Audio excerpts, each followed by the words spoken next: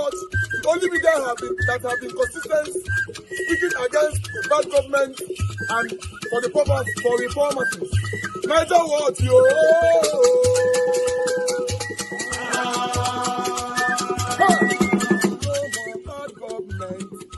No more bad government. Niger what? No more bad government. Niger what? No more bad government. The only media that have been speaking. No more bad government. The voice of the voiceless. No more bad government. No more bad government.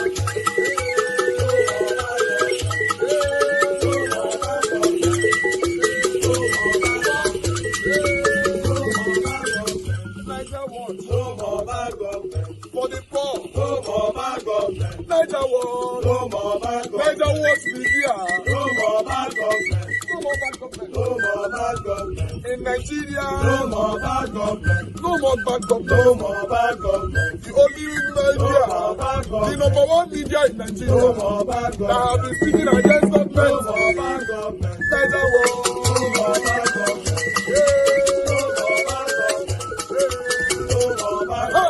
Niger what, yo? The voice of the voiceless. The voice of the voiceless.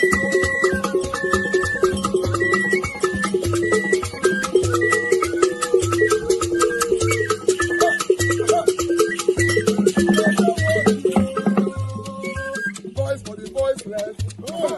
Voice for the voiceless. Niger what media? Voice for the voiceless. Niger watch media. The only media that have been speaking against bad government. Being consistency since 1944. Voice for the voiceless. Voice for the voiceless. Umuwame. Voice for the voiceless. Umuwame. Voice for the voiceless. Voice for the voiceless. Voice for the voiceless. Voice for the voiceless. Voice for the voiceless. Voice for the voiceless. Niger watch you. We have been seeing all you guys have been doing, and he recommending to everyone in Nigeria, saying that you guys are the number one. Niger what you.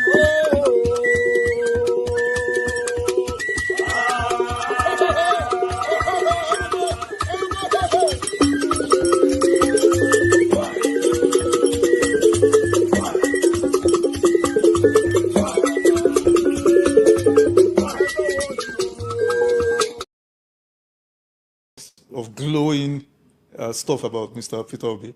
Can Peter Obi actually do it alone? Because the judiciary, the legislature, in fact, my biggest fear actually is the legislature, because the guys who are going there are not going there for anything but to amass wealth.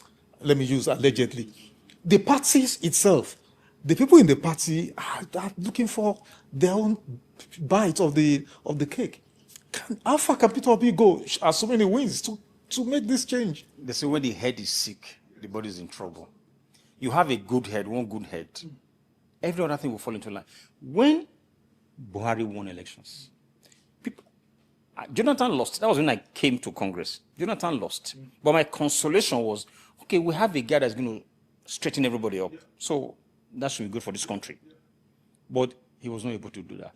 I even heard the civil servants. Most of them were sitting they were on their desk before 8 a.m. Yeah. The first 6 months, when nothing was changing, they went back to their old ways. So what does that tell you? So if you have one good head, that on inauguration day in that Eagle Square will say, my fellow Nigerians, I am not going to take bribe. My wife doesn't have any office in Aso Rock Villa. You didn't vote for my children. So nobody will come to you in my name. Not party, nobody. From execution of contract and all that. Be rest assured that I will not take a dime of your money. And he goes to Aso Rock Villa and nobody will hear any such thing. Everybody will sit up. So if you are a civil servant and you bend anything, they take you to court, charge you to court, and jail you. Just example with one or two people. Which Obasanjo tried to do. So till date, Obasanjo has been the best president we have produced. If Obasanjo could do it then at that level, why can't any other person do it? So let Peter Obi get there. Most of us will rally around him. And then he will succeed. There are so many Nigerians that want Peter Obi to succeed. More than those that do not want. Because those that want the status quo to be maintained are those that believe they're benefiting from it.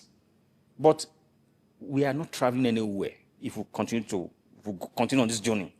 So that's how we need somebody that will set the record straight. And let's begin to do the right things for once.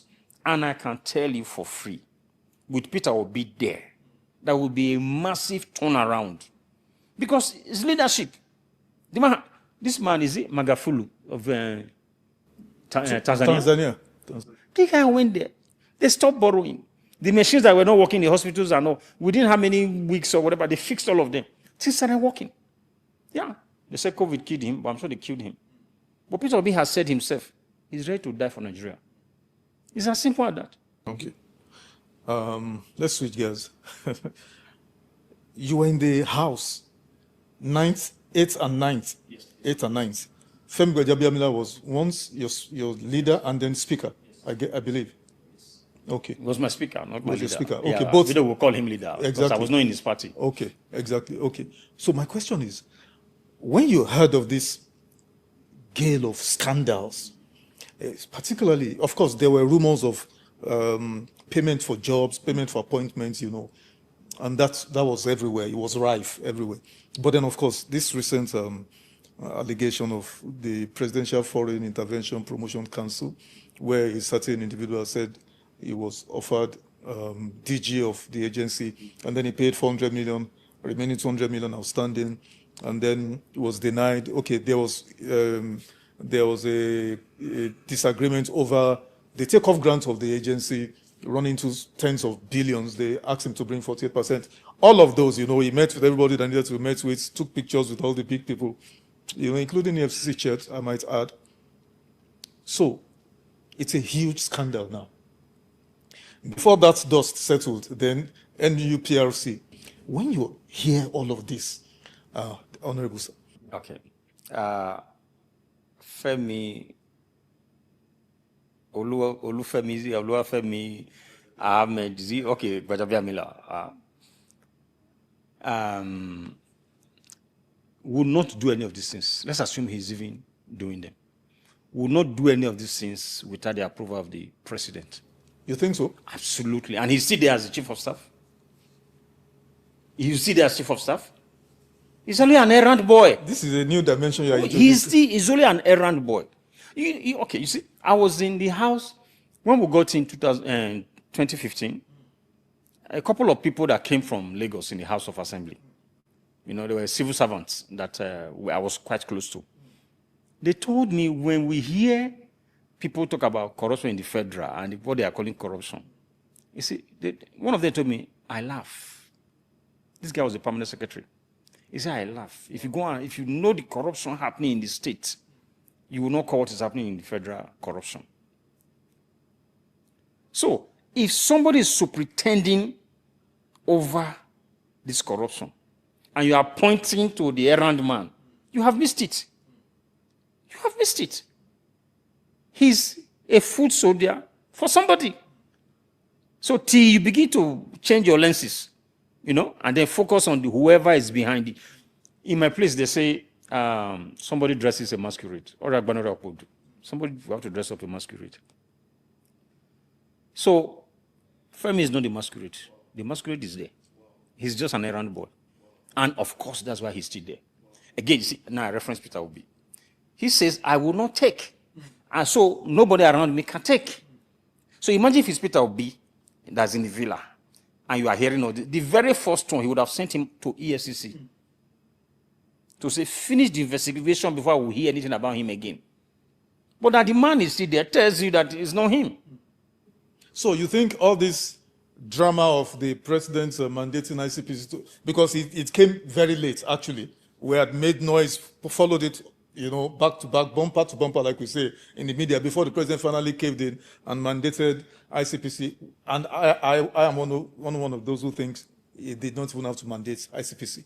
ICPC, FCC, they should be triggered automatically when there's a whiff of scandal. Anyway, so he did that, and the ICPC were to submit there. So you think all of that is just drama, nothing is going to come out of it?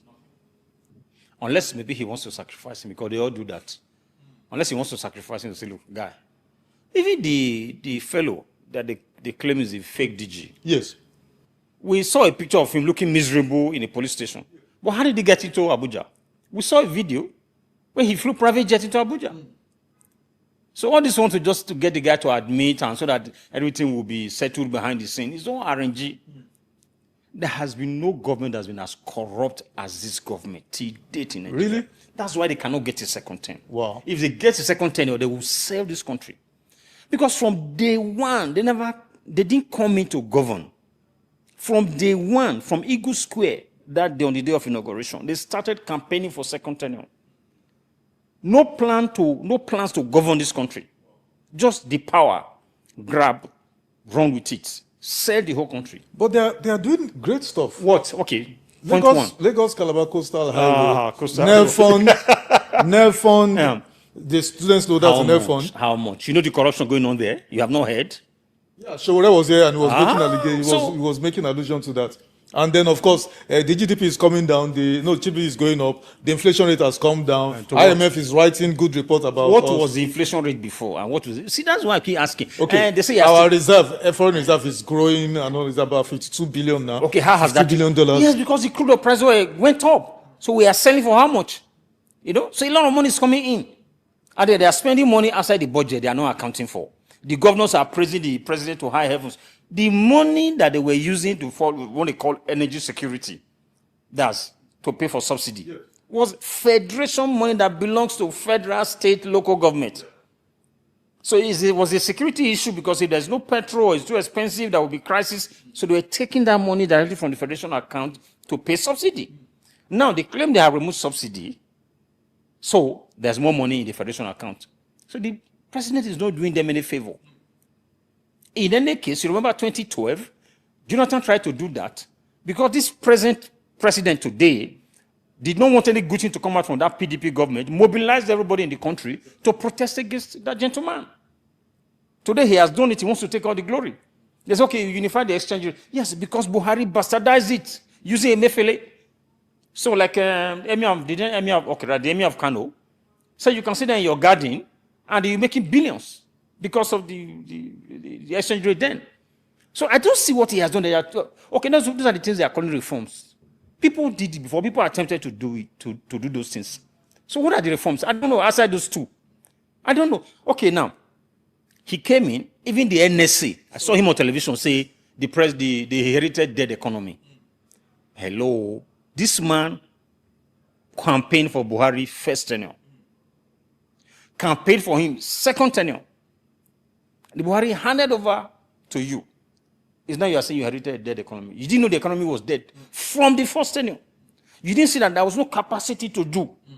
You campaigned for a second tenure because you had a deal to succeed him. It's now you are crying.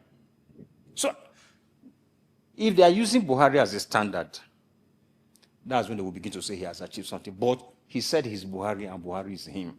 So that shouldn't be any standard. Exchange rate was $150 naira to the dollar for a long time.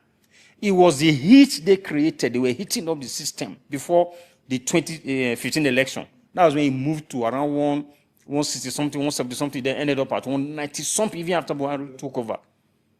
And because he couldn't manage anything, it started going up.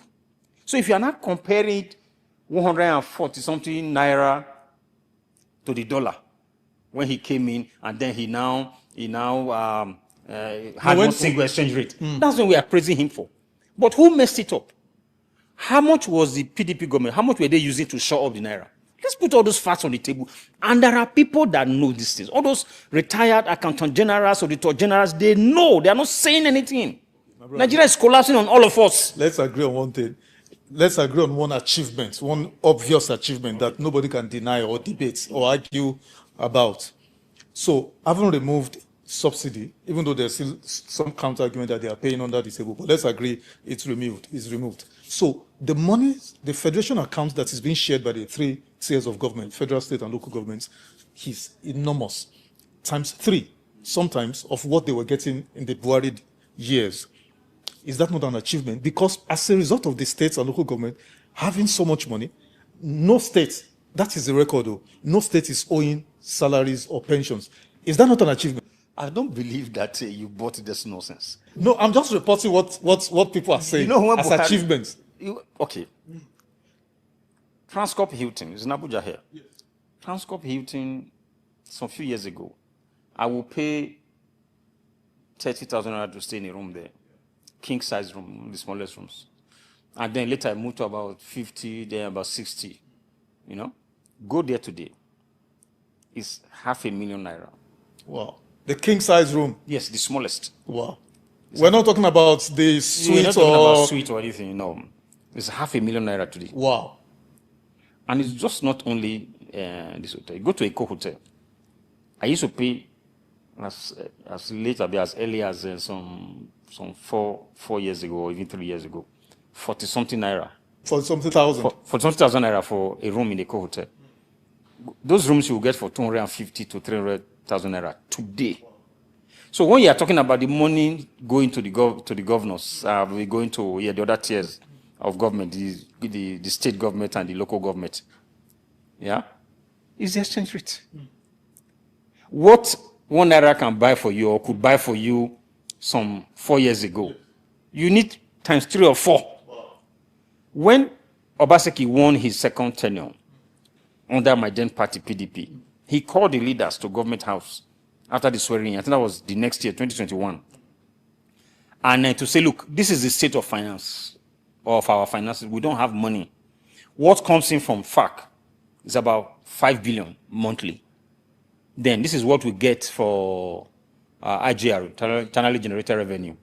So by the time we pay salaries and do that and pay pensions and all that, there's almost nothing left. So I have come to report to you, leaders of the party, that we don't have money. And if you have a solution, advise me.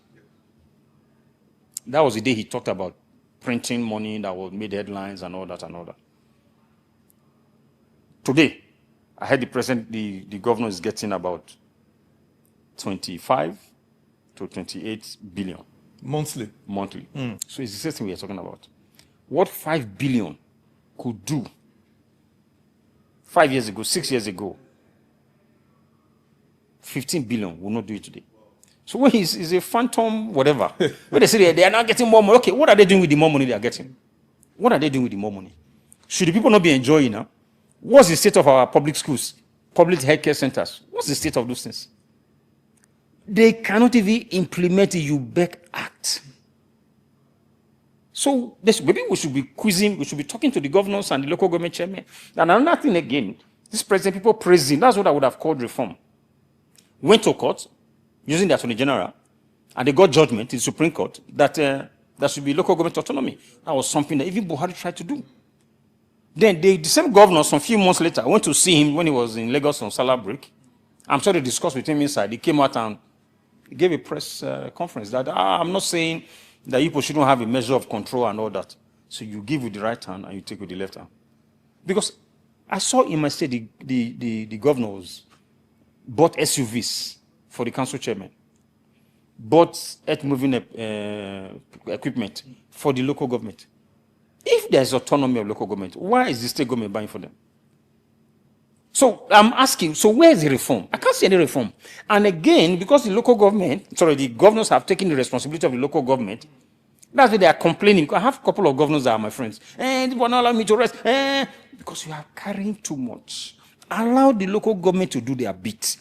When Professor Soba was the governor of Edo State, every month, that money goes into JAC, the joint account. The local government chairman will come to Benin. The commissioner on local government, who was my friend too, he's my friend. Then the deputy governor and the governor and his team, they will meet with them. So give us the project you have to use this money for. When they give them, they will review it and release the money. At the end, when you're coming to collect the other one, they will revisit what you brought before to make sure that you actually utilize the money. If you have long-term projects that some money will be going to that project every month or every quarter, they know. Mm-hmm. But they're not holding your money. They just want to be sure that you are using the money judiciously. Exactly. But that's not what is happening today. Something about, that is this administration is being criticized heavily for is the what is called fiscal recklessness. Not my word. That's what analysts, experts are saying every day. And they cite examples of I'm sure you saw Senator Adamu Aliero, Senator Monguno on the floor of the Senate. Telling off the And those are finance APC minister. members. And they're APC minister. In fact, that's what actually worried me. Because they are APC members. And this maybe because all of us have shouted, have hollered that, okay, this Senate is worse than rubber stamp. Maybe now they suddenly they've come out of their maybe enchantment or spell or whatever is finally broken. They were telling the finance minister pointedly that this is an impeachable offense. I saw them with my own koro eyes, like we say here in Nigeria, that 2025 budget, capital component of it has not been performed, maybe 30%, and they've shifted it up to September. That 2026 appropriation, capital component of it has not even been touched at all. So the question everybody is asking, the question on everybody's lips, where are these huge savings from the subsidy? Where is it going to? Well, you said earlier, I know that's no way, you are just asking me. Of course. You don't believe of course. in that. No. That the reforms are achieving That's what something. the APC, Daniel Bola comes there, Sunday Dare comes there, they say they're achieving great stuff. And and they're all of working this. for their Exactly. paymaster now. So what do you expect them to say? You have already talked about removal of subsidy and the savings from there. But there's also removal of subsidy. Okay, well, they were subsidizing the Naira dollar for themselves when Buhari was there. And then they have supposedly closed that gap now. So a subsidy has removed there too. And then power. Hiking tariff. Yeah, we are band A now. Everybody's band A. Aha. So they have also removed subsidy there to some extent. So the big question is where's all the money? And then we are still borrowing massively.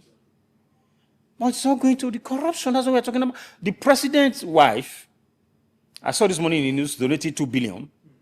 Then the president's son, city boys, they are the only people doing philanthropy in this country today. And we have anti-graft agencies not inviting them. The other day I saw they were inviting Mama P and Peter Akan. Like the Peter Akan guy said, you're inviting people that have to borrow money for T-Fare to take Uber to come and meet you. The people snatching away the billions, you're not inviting them. So has EFCC bothered to check? They have SCUMO. Then so that they check monies that are coming to our account. Can they tell Nigerians the money the first lady is spending? Because it's not in the budget, Nigerian budget. Same thing with the son of the president. That they are buying vehicles, where is that money coming from? It's all corruption. I'm not just talking about the son and the wife. Everybody around them. You are borrowing so much, we don't know where it's going to. When they say, okay, we're going to remove subsidy on this and on that and on that, a serious government will say, okay, fine, let's tighten our belt.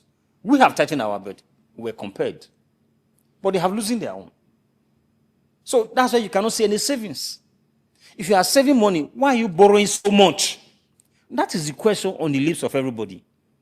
But the few benefiting from it are clapping their hands and say, oh, they are doing well.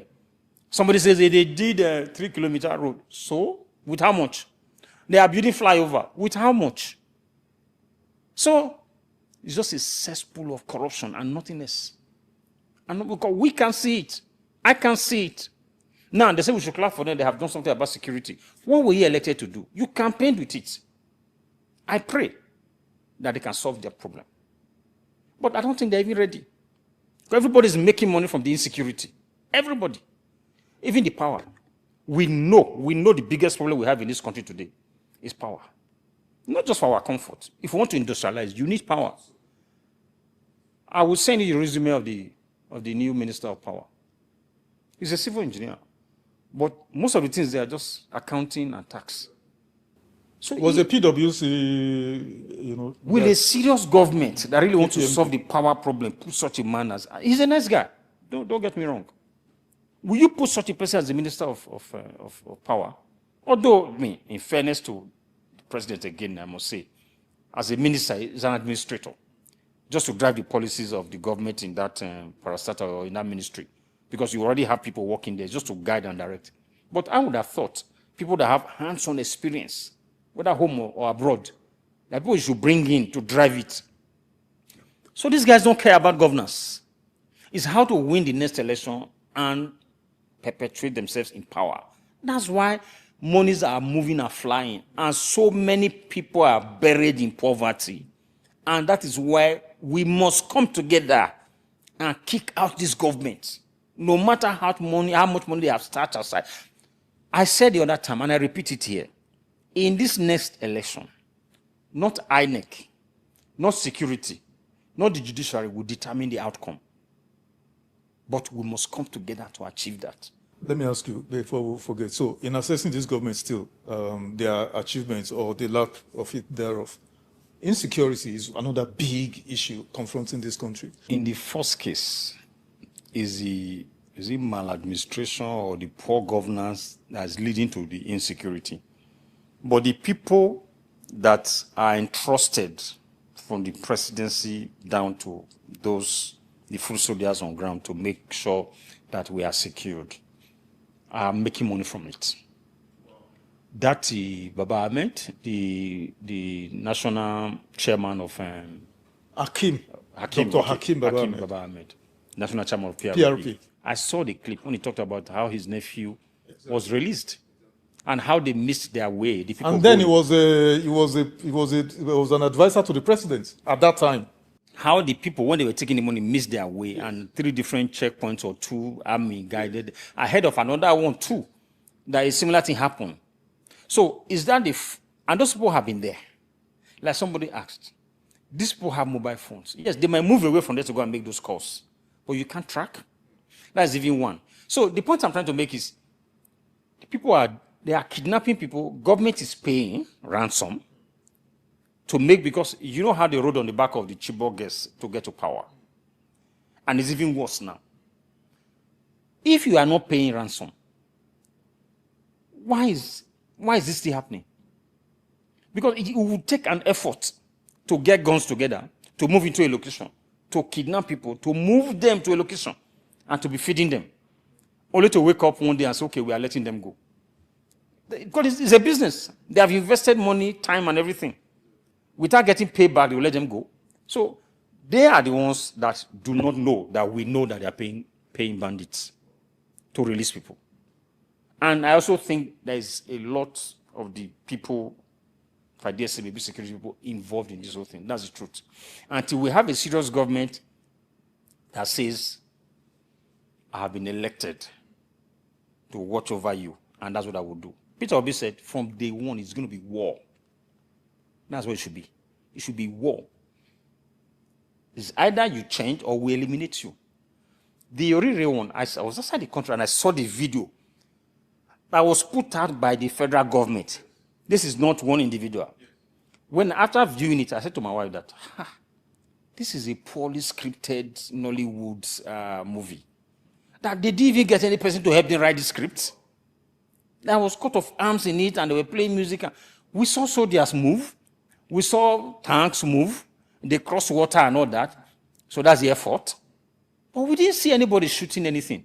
A helicopter moved. The next thing, the people were in the place that looked like a primary school or something. And they were entering buses. No, we didn't hear any gunshot or anything. So that was not recorded. If you ask me, there's not even a military man. You knew where those people were. That's what I was telling my wife. So you cannot surround the place and go up with a helicopter and be announcing, you are surrounded. Give up now or we'll do something to you. If you do that for 2-3 days, those people will give up.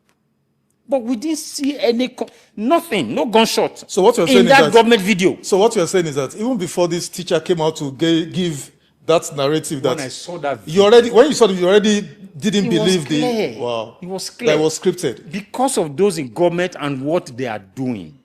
That is why they will be doing this nonsense. Because all they are doing is just basically eating our money. So let's give them any story. And this is beginning to make us look very unserious. In the era of Buhari, we see the way those people will give, his spokespeople will give, just give one flimsy excuse that, okay, they believe them will be, in a couple of days, this whole thing will die. So just put out something there. One, Garba Mohammed then said Shehu said that Buhari came back, whether there were roaches in the villa, and that they had to fumigate to be working from home. Just come out. Buhari was very upfront with his health then, even though they didn't tell us what was ailing him. But we will go to London Hospital for treatment. This one goes to France. He doesn't tell us, say midweek, I'll be mid-month, they're going to review holiday and all that. The president is back, but he's still not strong enough. So the vice president will continue, to govern. Simple. Tell us that they say they rescued. Then the other minute they will say that they were freed. They were not rescued. You paid ransom. Simple. And those people that died, I think was in the course of some of the, I think the military men or policemen. I think it was the initial time maybe they were trying to get information or move around close by another. It was not in combat situation. I also understand that if you have your son or your daughter there or your wife or your mother, you will not want the military to go there in a commando way and begin to shoot and all that. But if you didn't have any solution and you paid ransom, let us know. Don't lie. Okay, with all of this, Honorable, with all of this, that these governments, in your own words, have failed to perform, to deliver, what is the opposition doing to capitalize on it, to take advantage of? Because I've sat with people here who tell me, well, they just flip the roles. Imagine if a Bola Tinubu-led opposition is in opposition against any other person, Jonathan, whoever, Atiku, whoever. What do you think? And I get the picture. Why is the opposition not latching on this powerfully, forcefully? Because everybody believes the opposition has dropped or is dropping the ball. There's no one opposition political party today that's not in court. Is that not the problem? Okay, that's not in court. It's part of the problem, not one. Yes. A viable one. Yes. Because they are battling with how to finance the party. They are battling on how to even keep their members because the APC are still buying members from them. So they are not even, as much as they are coming out to say this and say all that, they don't have deep pockets like he was with Lagos Resources funding the opposition then. They don't have that kind of person today. And more so, they have one problem or the other. So most of them are not even sure they're going to be on the ballot in the first case. So whatever they have to say, they just go and put it out there. But no one political party, a viable one today, can tell you they are sure that they will participate in the 2027 election. Because that's why you have said you are blaming the opposition and all that. Okay, for all he did then, was he doing all that for Nigerians? It was for himself. It was for himself. And now you use all the propaganda and all to get there today. Governor now, you are struggling. Like the Hausa people will say, Gafili Gadoki. You say a horse can run now. Look at the pitch, let the horse run. He's struggling badly. So you cannot win election with propaganda and govern with propaganda. That's where we are today. So when we are blaming the opposition, let's look back. The kind of freedom he had to organize things and do all that and the kind of money he had from state resources, nobody has that kind of money today. So, but that's why we'll talk about the people, because the office of the citizens is the highest in the land. If the citizens get up tomorrow and say, no more, they're out of that place. No military. No. But the people get up and say, no more. Because you go to the pool, and then you give you 20,000 naira. I heard they even say they are ready to spend 100,000 naira per person to get their vote. They give you that 100,000 naira. What will it? You cannot solve your problem beyond 2-3 days. Therefore, the remaining number of days in whatever is left of the 4 years, what will happen to you? The hospitals will still be there that you cannot afford. The schools will still be there that are not maintained for your children. So the best thing is to go out there, let them know that our vote will count. The day we elect somebody that knows that is the people's vote that took him there, that person will fear Nigerians, will listen to Nigerians, and will govern well. Let that be the place to start. Why is the opposition not coming? Because the starting point for opposition is them even coming together to present a unified front. Because the way they're splintered now, not only are their votes splintered, their efforts are splintered, their voices are splintered. In fact, they are fighting against each other. What do you say to that? Well, I don't think they are fighting against each other. To a large extent, I think they agree that this government should go. The ADC would have been the thing. And if you remember the Ibadan summit, yes. And that plan was to make sure all the parties come together. And you remember shortly after that, that didn't quite work. That was when Peter Obi and Kwankwaso moved out. And then Shea Makinde declared his interest. And of course, they pick up these girls,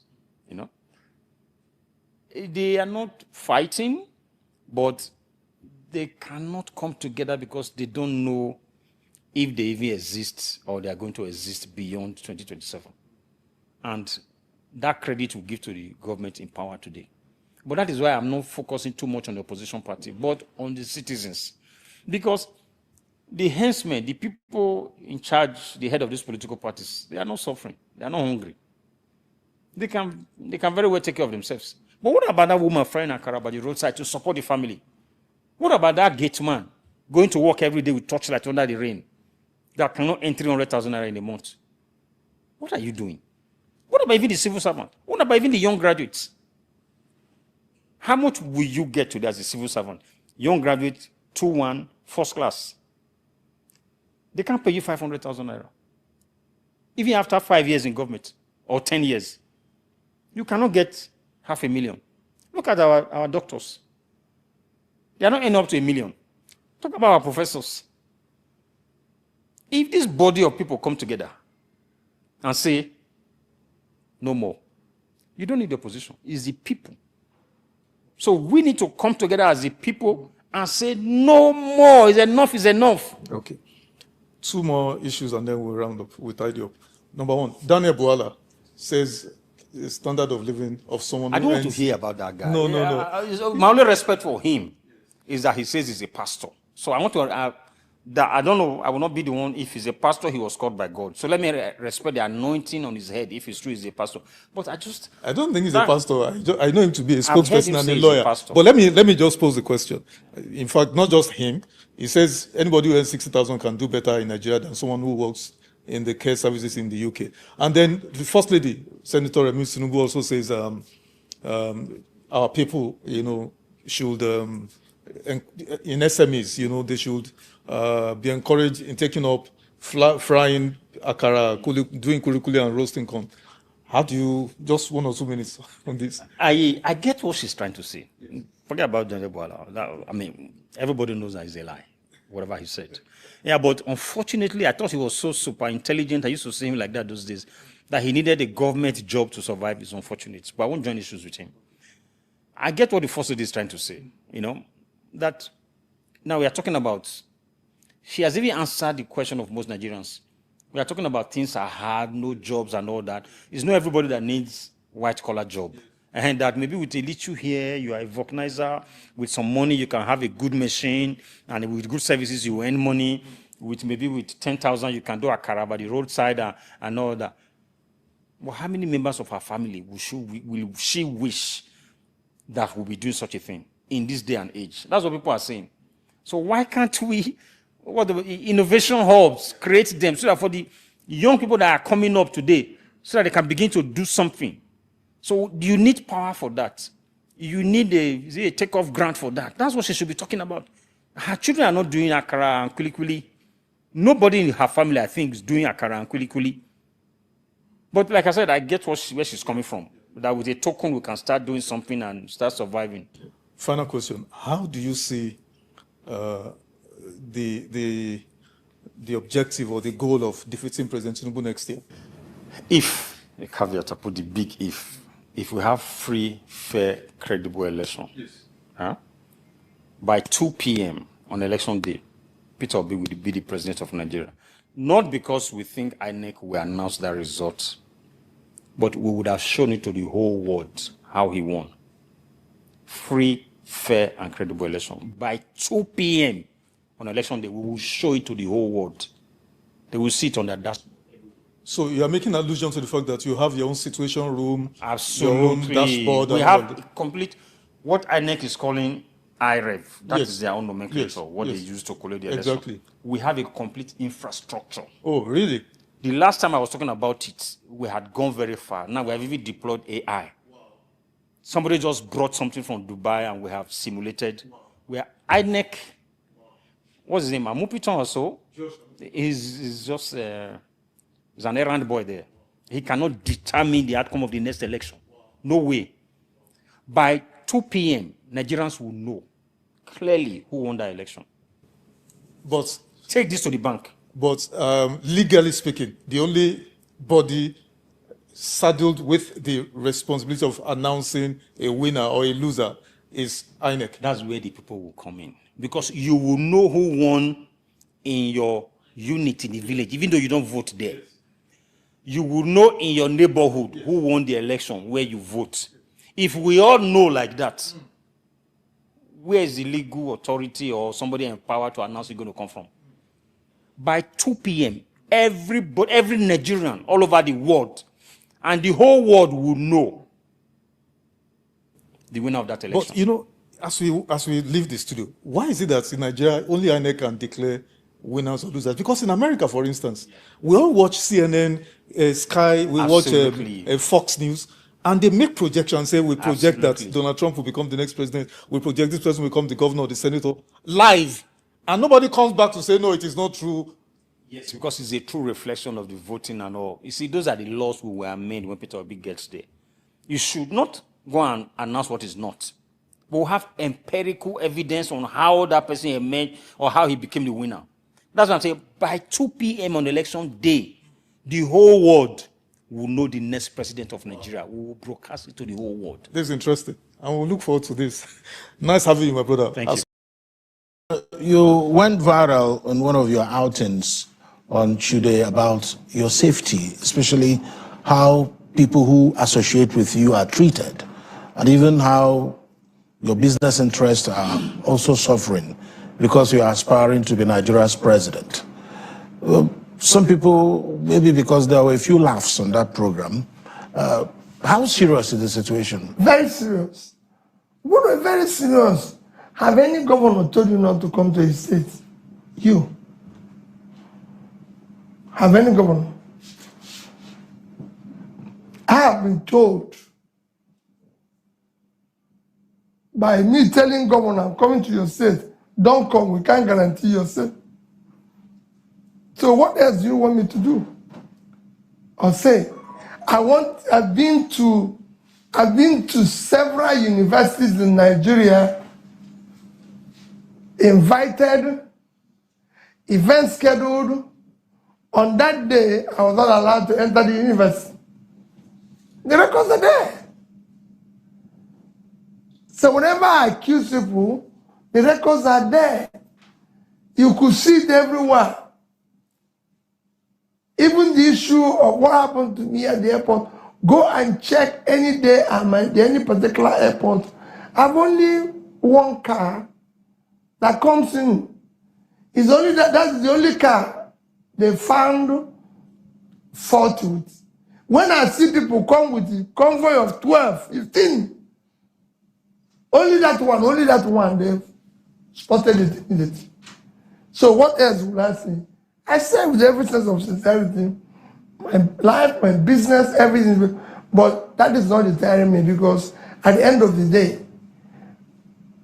we'll only pass through here once, not twice. Joining me on the Eastern Eye for the first time ever is the presidential candidate of the Nigeria Democratic Congress, Peter Gregory Obi. Okute, thank you for joining us on the Eastern Eye. Thank you for inviting me, and I feel very honored to be here today, because after several attempts, I'm happy to be here. It's been quite a number of attempts to get you to be on the program, but first of all, I have to ask you, you are always on the road. How do you do it? Well, you know, because you have so many obligations, and you struggle to meet as many as you can every day. And again, being involved in what I desire to, you need to move around and get a feel of the people, get a feel of the environment. I don't believe that of course, like I was telling somebody just now, that I've been to 3 states today. Tomorrow I'm doing 4 and everything, because you want to go around and see the people. You know, that's the only way you can serve them faithfully, because you know how they feel. You know what is happening to them. One of the things that's happening to most of our leaders is that they don't move around. So they don't understand what is happening in the society that's happening. So you believe in the maxim that the world is a book, that those who don't travel or move around may be reading only a page? That's it. A leader is supposed to be two things is critical for leadership: learning and listening. You learn every day. Once you stop learning and stop listening, you shouldn't lead. You were Anambra State governor, and in so many respects, some people will consider that your tenure, first and second, they will consider it checkered, because the House of Assembly checked you out, and then you checked yourself in through the legal process of the judiciary. And you also, had some inroad in infrastructure. I mean, what are the specific lessons from that experience that you can apply to the Nigeria's challenges? A lot of people argue that, well, Anambra is not Nigeria. But are there lessons as a governor of Anambra State that you can pull up to the national stage? Well, if you know Anambra very well, before I became governor, you will know that it was a case partially of where you can describe as the case of where, which is where Nigeria is now, where lunatics took over the asylum. And then, of course, a governor came in, was nearly forcefully removed, was what you can call kidnapped, and then had all sorts of running battles and everything, where government house, governor's lodge, State House of Assembly, everything was burnt. So it was a very a state that was in disarray. My predecessor tried to do some work to stabilize it when I came in. I would say I was checked out, and I checked myself in. Like you said, my impeachment, anytime, anywhere would have happened. Because when I came in, I was focused on turning the place around. If you bring change, you always have automatically enmity with those who live off the old order. So I was like a driver carrying buses full of passengers that have passed their destination. And I had no alternative, because yes, I was taking them to a better place. They didn't know where I was taking them to. But since they passed their destination, the only thing they could do is to throw out the driver and have to go back to where they used to be. But thereafter, when they found out where I was driving the vehicle to, they were with me. Is there lessons? Yes. Basically, the lessons are what you can apply anywhere nationally. First is that there was number one lesson, that the cost of governance is criminal and not unacceptable in our governance system. Mismanagement of resources, which is actually the problem we have today as a nation. There's non-urgent realignment and prudent management of our resources. It's missing. Following due process and ensuring that budgets and everything, promises made during election and everything are faithfully followed. We're missing. For example, when I came in, just to give you an example, we had more money in office of the governor than most of our ministries, including Ministry of Education. The governor's office had more money. You had more money, even in the office of First Lady, somebody nobody voted for. We had more money in that office than even some of our agencies. We were paying all sorts of bills. We had a lodge in Abuja. How could governor of Anambra State have a house in Abuja? He doesn't live in Abuja. And we have almost 80 workers, huge number of drivers. So there was too much waste. So when you see all this, so the lesson is something you can take from there.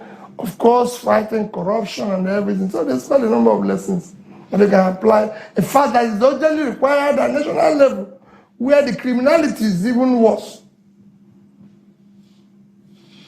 All right. Thank you for laying that out. Let's go to the political questions here.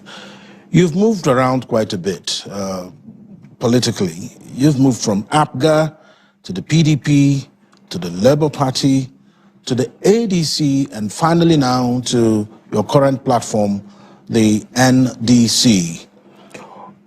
I go back to the lesson question again. In all these movements, maybe the movement from APGA to the PDP might not be the same from your movement from LP to ADC and NDC. Help us make the distinctions of the lessons you've picked up and the experiences of 2023 and what you are experiencing now as we build up to 2027. Well, show me anybody who haven't moved. Everybody have moved. There's no lesson in the moving, I can tell you. It wasn't, there's no, the only thing I can tell you about the movement is that it's more of a strategic intent that when I'm here, they put fire here, I have to move to the next place. And if I find out the vehicle I'm using are broken down here, I have to, because it's, and what does it mean you're going from Enugu to Onitsha? And by the time you get to 9th mile, you find out that the car can no longer move. Your destination is Onitsha. You jump into another car, and by the time you get to Oji, maybe you have met some bandits and they shot at the tire. So you can no longer move. So that's what is happening to me. That's strictly that. I would have loved to have a more structured party where we have actually some principles guiding the party and everything, like it's everywhere. And I keep saying these are one of the things I want to fix. For us to have a political system where our parties, opposition especially, are well supported to play their role. Because you can't have a democracy without opposition. And you need a strong opposition so you can interact with them. There's nothing wrong in interacting with somebody who is not in office. You asked me about my lessons in government. When I was governor, on occasions, they come back and say, Dr. Chris Ngige criticized this. Why will he criticize? I said, no. Let's look at what he criticized. I know what is right. He will even call me and said, I recall an occasion where he said he went to a school in his village, so and so is not there. And I said, I will come there. And by the time I arrived in the school the next day, he was there waiting for me. And when I came, he said, this is not yet, this is not yet, this is not yet. And people were like, why will he be directing me like that? I said, but he's telling me to do what I'm supposed to do. Is there anything wrong in it? I want to have a stronger opposition.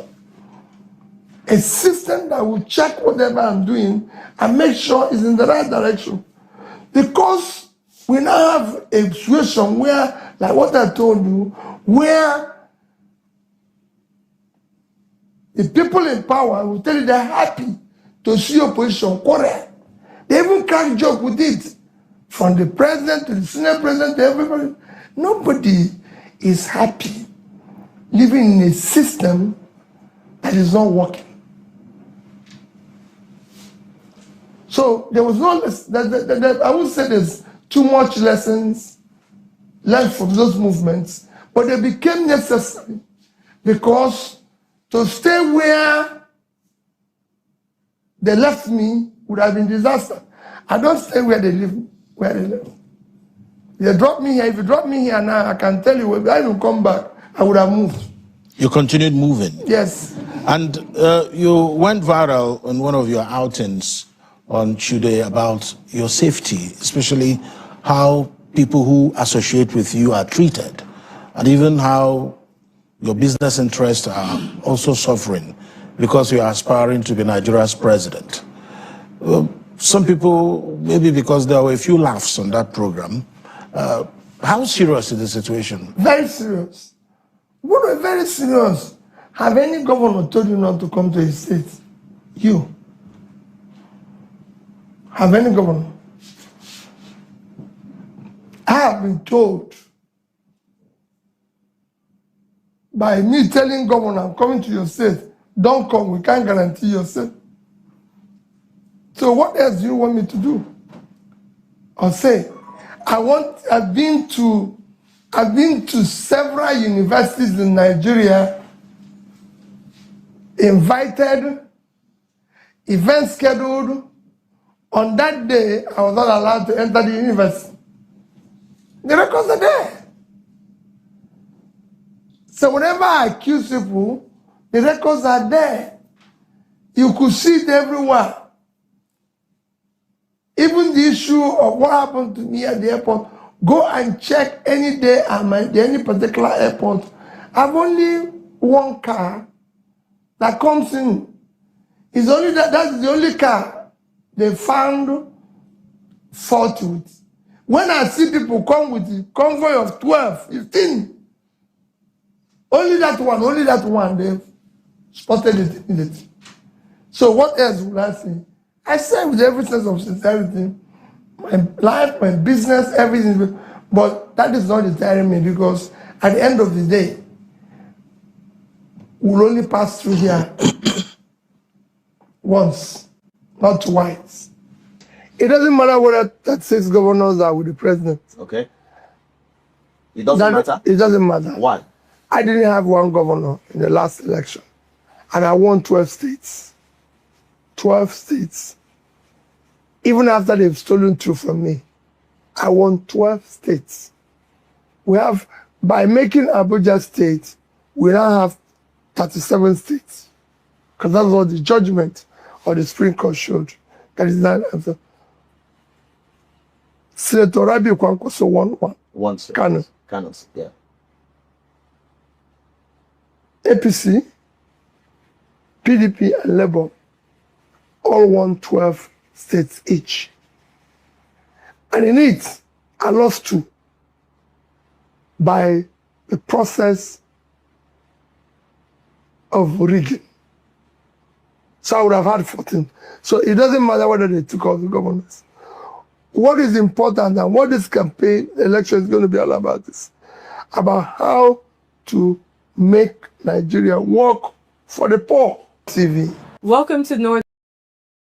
Gangster, though, Minister, the manner in which the federal government handled the case of Mr. Peter Obi incident at the airport, don't you think that was a politics taken too far? Okay, so I'll ask you a question, a rhetorical question. But really, Chewu, I do this with respect to you. Peter Obi was here, you interviewed him a few days ago. You did not ask him this question, why he lied. It's not fair. I think that's why we want the press to be very, very neutral. He was the one that complained that he was being harassed at the airport and that because of his opposition status, he was harassed. But Peter Obi was with you. You conducted a 2-hour interview. You are not asking me. You did not ask him. I'm asking you based on your action. No. Can you speak for your own action? Based on his own outcry first. He cried out first. Can you speak on your own action? Let me ask you. You work for the Nigerian but first of all, people. you agree that it's not fair for you not to have asked him. But did you do this? No. You have seen the... Hold on. You have seen the I'm video. not a third party in that matter. You have seen the video. This is between hold him on. and the federal Hold government. on. You have seen the video. You're handling you see, you are shutting me up because you know I want to because ask there's no time. Because no. there's no time. We'll leave it. We'll leave it. If there's no time, you don't put me into a situation where you don't give me time to answer. Please, quickly, can you answer it? I'm asking you, why didn't you ask him? I don't answer the question. I ask the question. But it's unfair. I'm not a third party in the Ask him matter. why he lied. Ask him, was that video you? Why didn't you ask him? Now you're asking me. And I want to ask one last question. This is a good question. Is it fair? Is it fair for an opposition candidate to make a claim that he was being harassed and you don't allow the Minister of Aviation that he was being harassed at the airport to verify the claim? Is it fair? I'm asking you. The Minister of Aviation that heads that sector that I will not question the conduct of my people at the airport. And give me the tape. Why did you harass him? And I saw that the man was lying. He lies like a fish drinking water. He lies. He lies for fun. Mr. Keyamo, Peter Obi lies for fun. I wish, no, don't say that. No, I will say that here because there's video. You are taking it too because you did not ask him. You are taking it too personal. No, because you were protecting him. It wasn't a subject so don't matter. Protect him next time. It wasn't a subject matter. Him why he lied. I have more important stuff to ask you. But I'm more concerned about how the federal government treats an average citizen. Okay, but, you can say now. You're asking that. You saw video evidence. My parting question to you, Mr. Keyamo. You spoke for this president, this government, correct? Your party, yes. And I've spoken back to back for 2 presidents. Yes. And I won. So I don't have a losing record. But I don't know whether you will win in the argument that you have laid.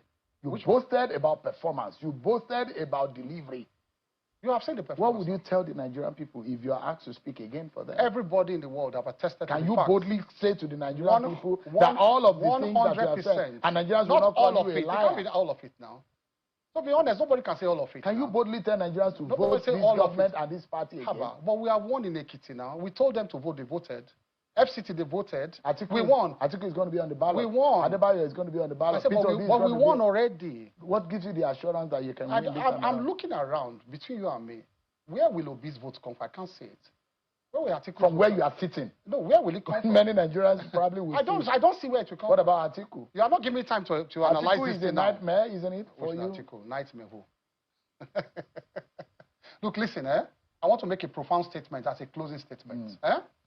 Not out of arrogance, not out of overconfidence, but out of pure demographic calculations. The 2027 election is a coronation, not an election.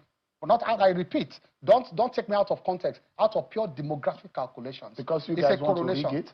You see yourself. No, I'm asking. I said, you heard what I said. I said demographic calculations. You are not taking it somewhere else.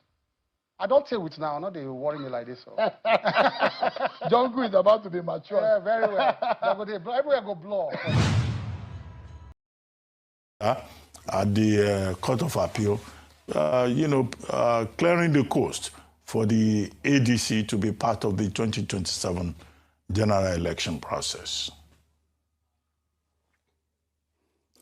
Thank you very much, Dr. Bati. But let me be very, very honest with you. As a Nigerian, I'm not excited by all this development because if you recall, as an advocate of the coalition and the unity of the opposition leaders, when we started about 2 years ago, the objective were basically 2: to get the opposition leaders united and to also factor the need to build a party that can hold elected leaders accountable.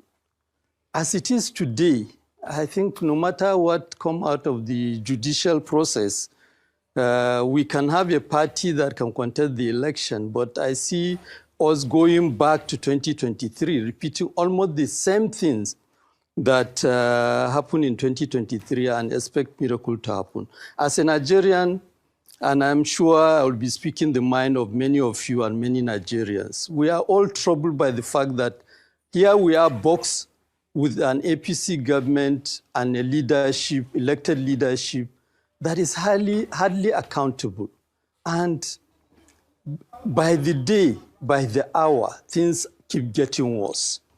The hope and expectation is that election will produce competition on the basis of which better new leadership can emerge. So far as a nation, it seems we are not approaching that at all. And the 2027 election, we may end up mismanaging ourselves as an opposition. And I am speaking very consciously with due respect to all our leadership in the opposition.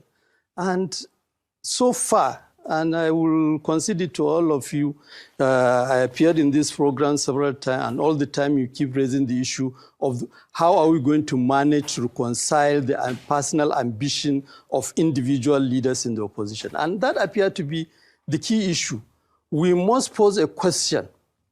Is the personal ambition of leaders in the opposition far more important than the destiny of the country, rescuing the country?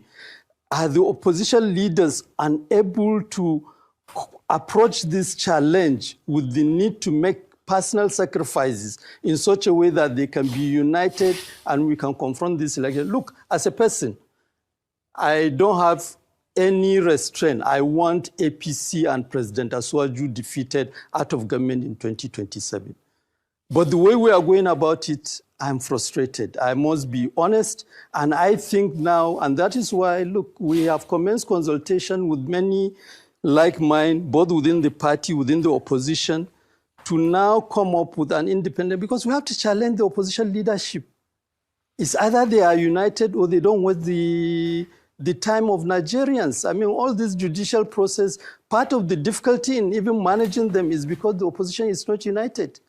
The same way we contested, opposition contested the 2023 election, they want to contest the 2027 election and get different result. I mean, look, let's not deceive ourselves. Let's not deceive Nigerians. And I'm here to say that many of us, as politicians, patriotic Nigerians, we are committed to start a new run of engagement with the aim of forcing the opposition leadership to come back to the negotiation table and negotiate a deal that is not about their personal ambition. This country is bigger than all of them, and we must move forward. All right. Thank you so much, sir. Now, when you talk about, you have been a strong advocate of opposition parties uniting if they have any chance of, winning an election in 2027. But I want you to speak about the role that the ADC hopes to play in this unity. Are you coming in as a leader to be for other parties to be, to work with the ADC? Or are you willing as a party to concede to whatever the concession is, meaning that your presidential candidate or other candidates will be willing, where it is possible, to work with other parties and step out of the race? Or do you think it's the ADC that should lead this coalition of parties? That's one. The second question I'd like to ask you is that we keep, opposition is not just about criticizing the government of the day. What people are also asking for is alternative ideas, alternative responses to security challenges, to economic reforms, to governance. What is the alternative that the ADC is presenting beyond just, we want this APC government to go? What is the alternative? Well, thank you, Ayo. First, let me clarify. I am not speaking here as an ADC member. In fact, about 2 weeks ago, out of frustration, I announced suspension of my membership. Because, look, we are faced with a serious challenge. Partisan affiliation will not get us out of this mess that we are facing now.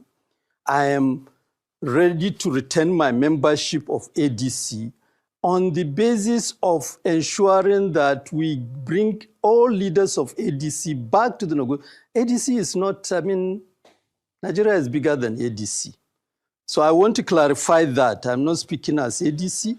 And I believe if we are to move forward and present new template in the 2027 election that will give confidence to Nigerians, it's not about ADC or NDC or any other party, but people must agree to come and negotiate terms on the basis of which, if it is the ADC candidate that will be adopted, there will be objective criteria that will convince everybody that is the right way to go. If it is NDC, there has to be objective criteria. Look, we have, when we started the advocacy for the coalition and for the unity of opposition leaders, the expectation was that the political leadership in the opposition are rational people. They will be able to see the need and the danger before the country.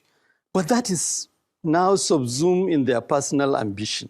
And honestly, coming to your second question, this is part of the frustration. If you remember, as ADC, there was a 50-member committee, which I was privileged to serve as the secretary. And we did a very good work. And I am aware that there are so many discussions around the need to get that policy even unveiled. But if it's taking us this long after concluding the work, we have produced candidates, and the candidates are still conducting themselves the same old way. The question of we can unveil, we can come and make declarative statement about policy commitment. the extent to which we can get our candidates and when they get elected accountable and regulated in such a way that they conduct themselves to implement those policies and what is contained in the manifesto is already weak. So for me, you are right, very much right. Are you part of the, and which is why, is it yesterday or, yeah, I think it was yesterday, I had to cry out that Nigerians are confronted with the choice between the devil and the deep blue sea. Yes, President Asuwaju and APC have, for all intent and purposes, you can say have messed up, you know. But the confidence with which we can look at ourselves and say our leaders are better is also weak. So we need to challenge ourselves. Look, we are faced with a very, very big challenge now. If 2027 is going to produce the kind of result that will begin to pull this country out of the mess we are in today, we need a new round of negotiation.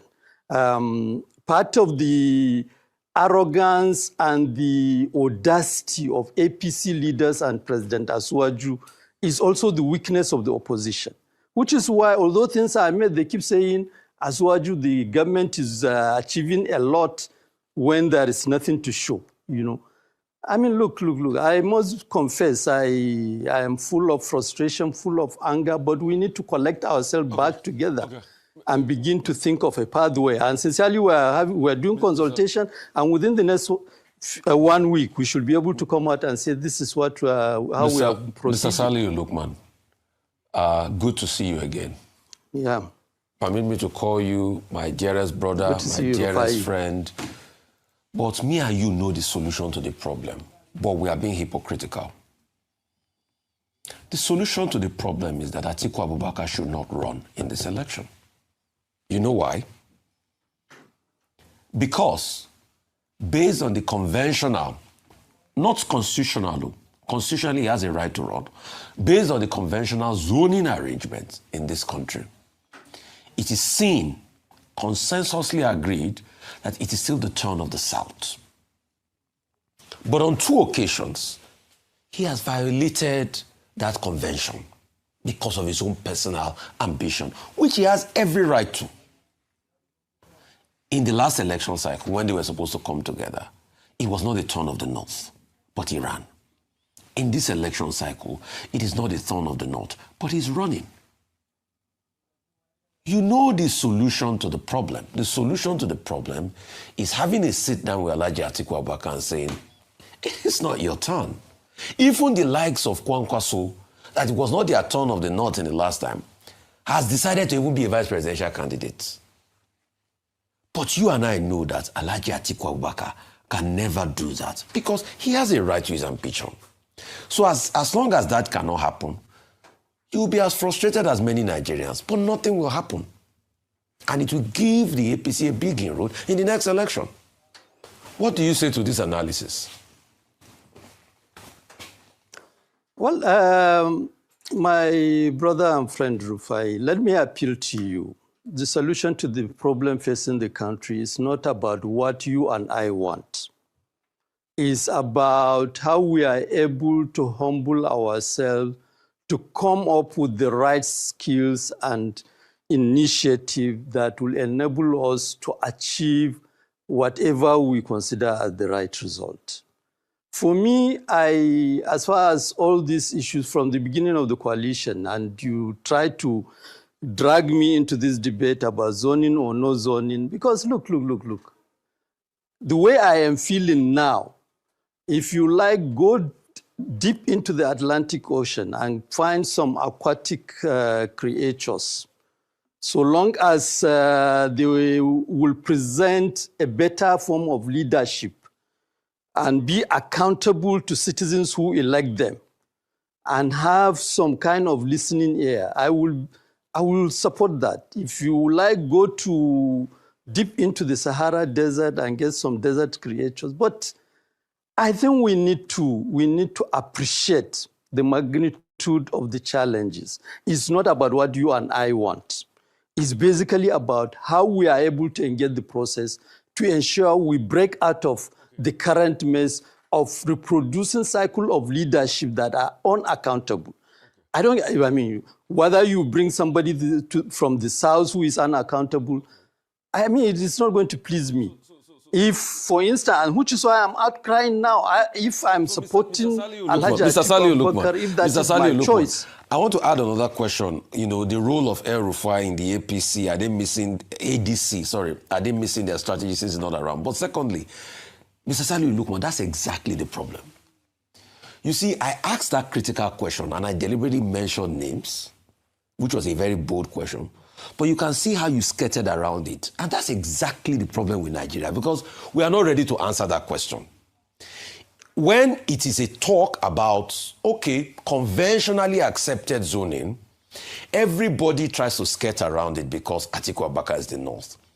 If you can skirt around it and we cannot tell the truth as it is today, and we come and start crying foul when President Tinubu gets re-elected, then the shame is on all of us. That's just it. Because you have just skirted around it. I don't care wherever people is from Mr. Rufai, and all of that. But the question is, can we tell Atiku Abubakar that it is not the turn of the North? Mr. Rufai. Yes, sir. Mr. Rufai, humble yourself. Okay, sir. For whatever it takes, you can tell yourself the home truth. You don't have the power to enforce that truth. As a politician and as somebody who understands that this thing needs to be negotiated, I don't think I will be helping the process to come and say, yes, that is the way to go. But we need to manage ourselves to find a way to persuade people to get to that point. That is the difference between you and I. The second thing you raise about El Rufai, yes, we are missing El Rufai, no doubt about it. You know, and sincerely speaking, the challenge, the way what El Rufai is facing now, highlight the danger before us. If at the point when APC and President Tinubu are seeking election, they could permit a situation where there is lawlessness, you can hold somebody in detention for more than 5 months now, getting to 6 months. I mean, you can imagine after they win second term, what is going to happen. Now, what that highlighted the danger of the possibility of having tyranny before us unfolding. And so no doubt about it, we miss El Rufai, but that is not the challenge now we have to now face, is the need to force a new initiative that will compel leaders of the opposition to come back and unite and present a better option to Nigerians. I don't want to discuss 2027 election in the vacuum of, and which is why I like the question Ayo raised about what is it different we are offering.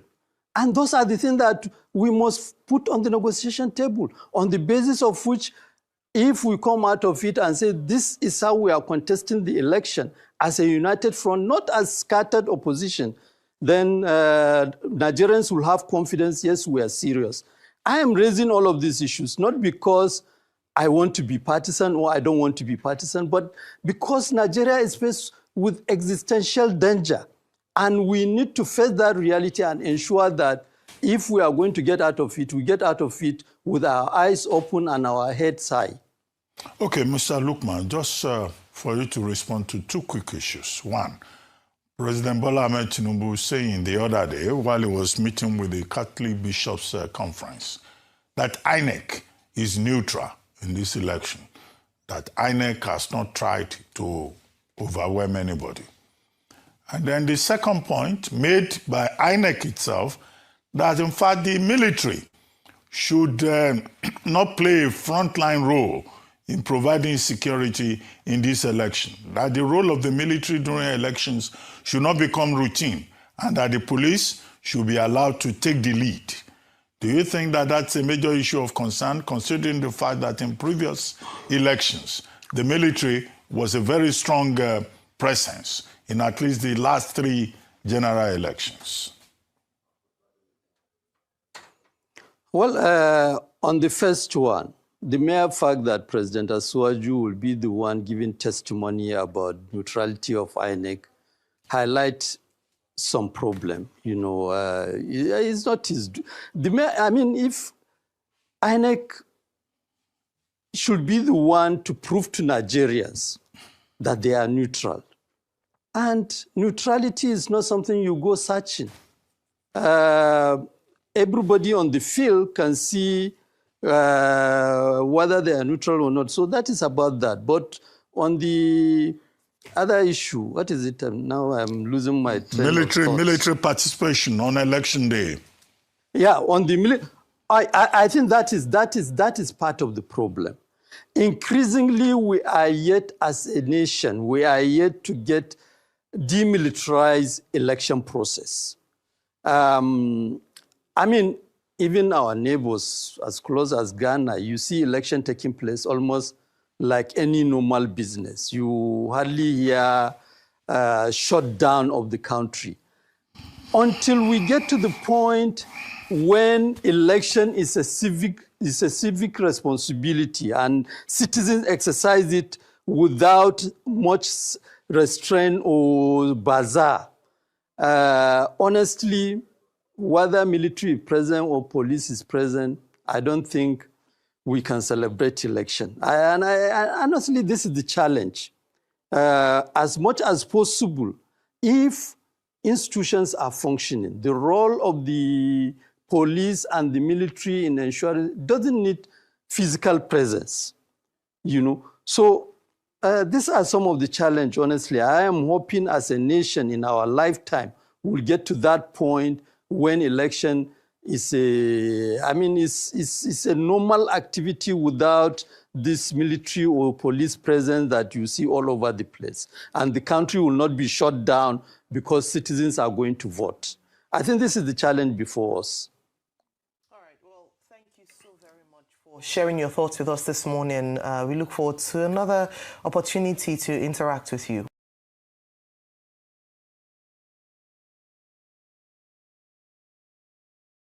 Live feed and of course Leke. Tell me which of these stories matters most to you, because for the next hour we're going into everything that has Nigeria and the rest of the world buzzing. But first, President Bola Ahmed Tinubu's directive to state governors to stop wasting state revenues on unnecessary flyovers and channel funds into road networks that actually improve lives has been met with mixed reactions. Let's watch. You have governed before as the governor. You need to help us communicate to these governors. Today, the economy. Okay, on this part, my people, I appreciate you all. Thanks very much for your time with us. Good morning, good afternoon, good evening to my wonderful people right there. I'm going to post out a link now because I have something to say on this particular part, which I was waiting for. But I'm posting out a link for those of you listening to us. Grab it, come in now or later, depend on when you want to come in, if we are still here. I appreciate every one of you, my wonderful people, mother for mommy diaspora. Good evening to you, my lovely mother. Good evening to you always. I love you so much, mommy. Thanks for always being there for us every single day. I'm a dear brother, Abu Azi. I appreciate you, my brother. Thanks for all that you do, for always being there. Thank you, everyone right there. Thank you very much, Mother Peggy, Mother Eugenia, Mother Stella, myself, Mr. Johnson, Emmanuel, Michael, and Emaro. Nena Ogbona in the building today. Teddy Osagi, Vitos. I can see you all right there. Thank you so much, my wonderful people. Nago bless you now. Ose, I can see you. Essay, rather. Razik Bere right there with us. Thank you. Thank you, sir. I appreciate you all. Guys, please help us to press on the like, help us to share. Also, press on the dollar sign. Encourage you. Today is the last day of the month. I expect you to at least tell us thank you with a super chat. That okay. I think we should be doing that. The last day of the month, appreciate us. Okay, thank you, Mr. Najawash. Just click on the dollar sign, $1, $2, $3. Encourage what we do here. It's very, very important for us. I appreciate every one of you, more people. And God bless you now. On this particular one right here that we're going to listen to right now. Okay, I already have a super chat from Mr. Joseph Oji, thank you very much, sir. God bless you. I'm very, very grateful. I can see you have a comment there responding to Mr. Johnson Emmanuel. Stephanie Ojek, I'm very, very grateful. Thank you very much, man. God bless you. Thank you, my people. Guys, listening to us right now, please do the same by encouraging what we do.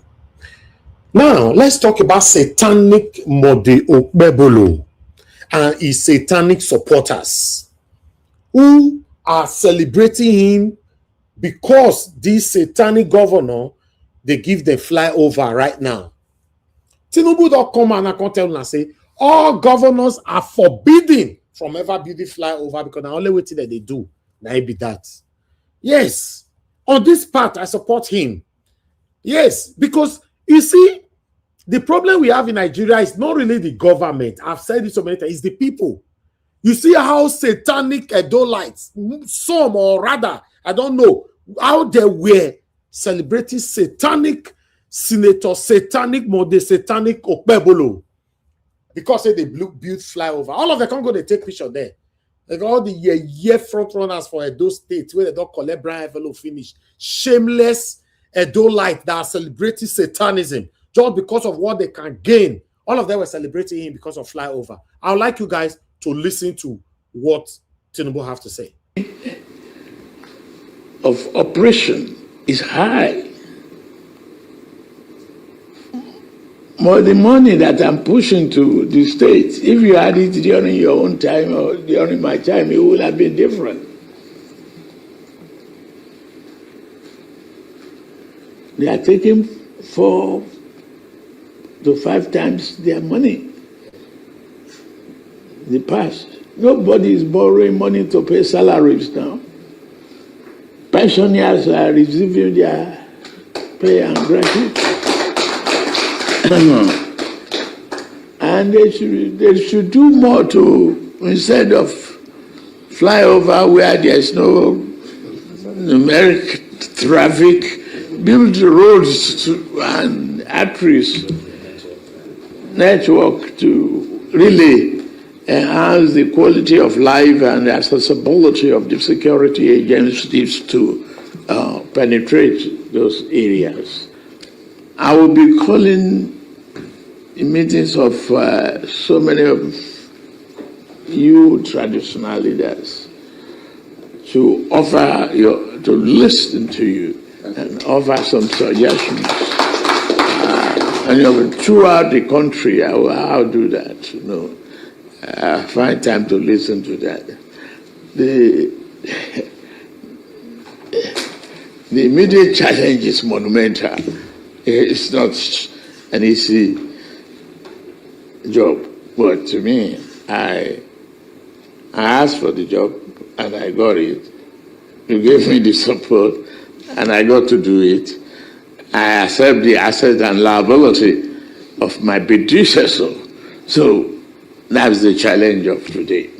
All right, the president was speaking at the Aso Villa during a courtesy visit by the Olubadan of Ibadan land, Oba Rashidi Ladoja.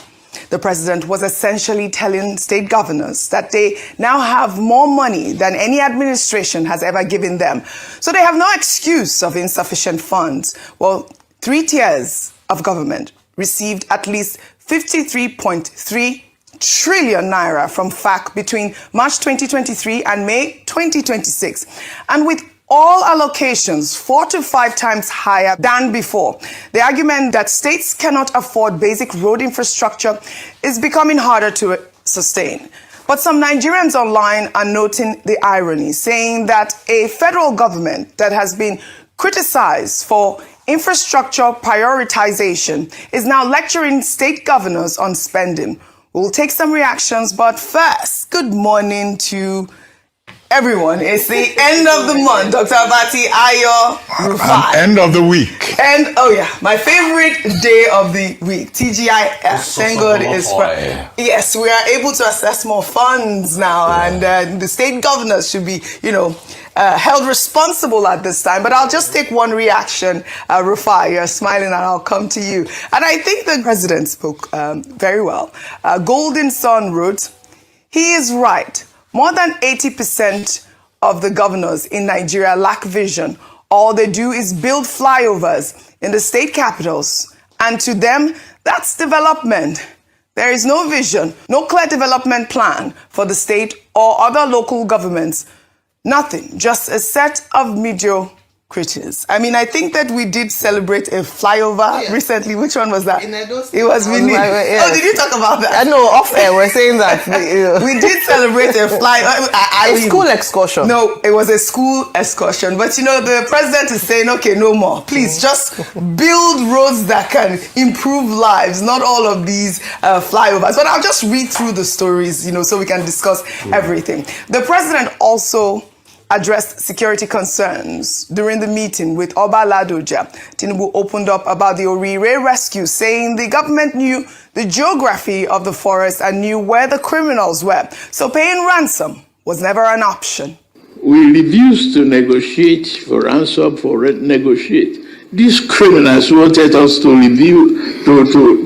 release from detention members of their criminal gangs that were already arrested. That was one of their conditions, outside of the money they're looking for. And we said, no deal. We are not going to negotiate with criminals.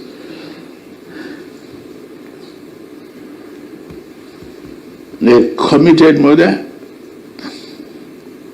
and we were ready to finish with their families and members of their own communities. So they go somewhere. Some of them that are non-Nigerians. You know, you see the problem of insecurity in Mali, Burkina Faso, Niger Republic is adding more fuel to our challenges. In fact, that is why we must enhance the capacity of the forest guards as well as create the state police. Meanwhile, Oba Ladoja praised Tinubu's no ransom policy, saying the fact that he refused to pay ransom shows that Nigeria now has a government that knows what it is doing. Let's take a look.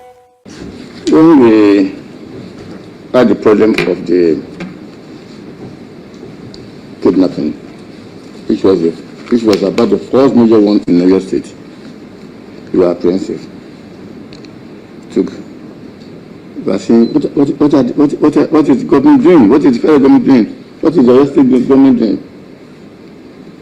But we now found that to you and your security people, to which I'm going to thank them. To be honest, that our Oba, I know hear what they talk. I was trying to hear what they talk. I know you're here, you know. So, but I have to stop that video right there.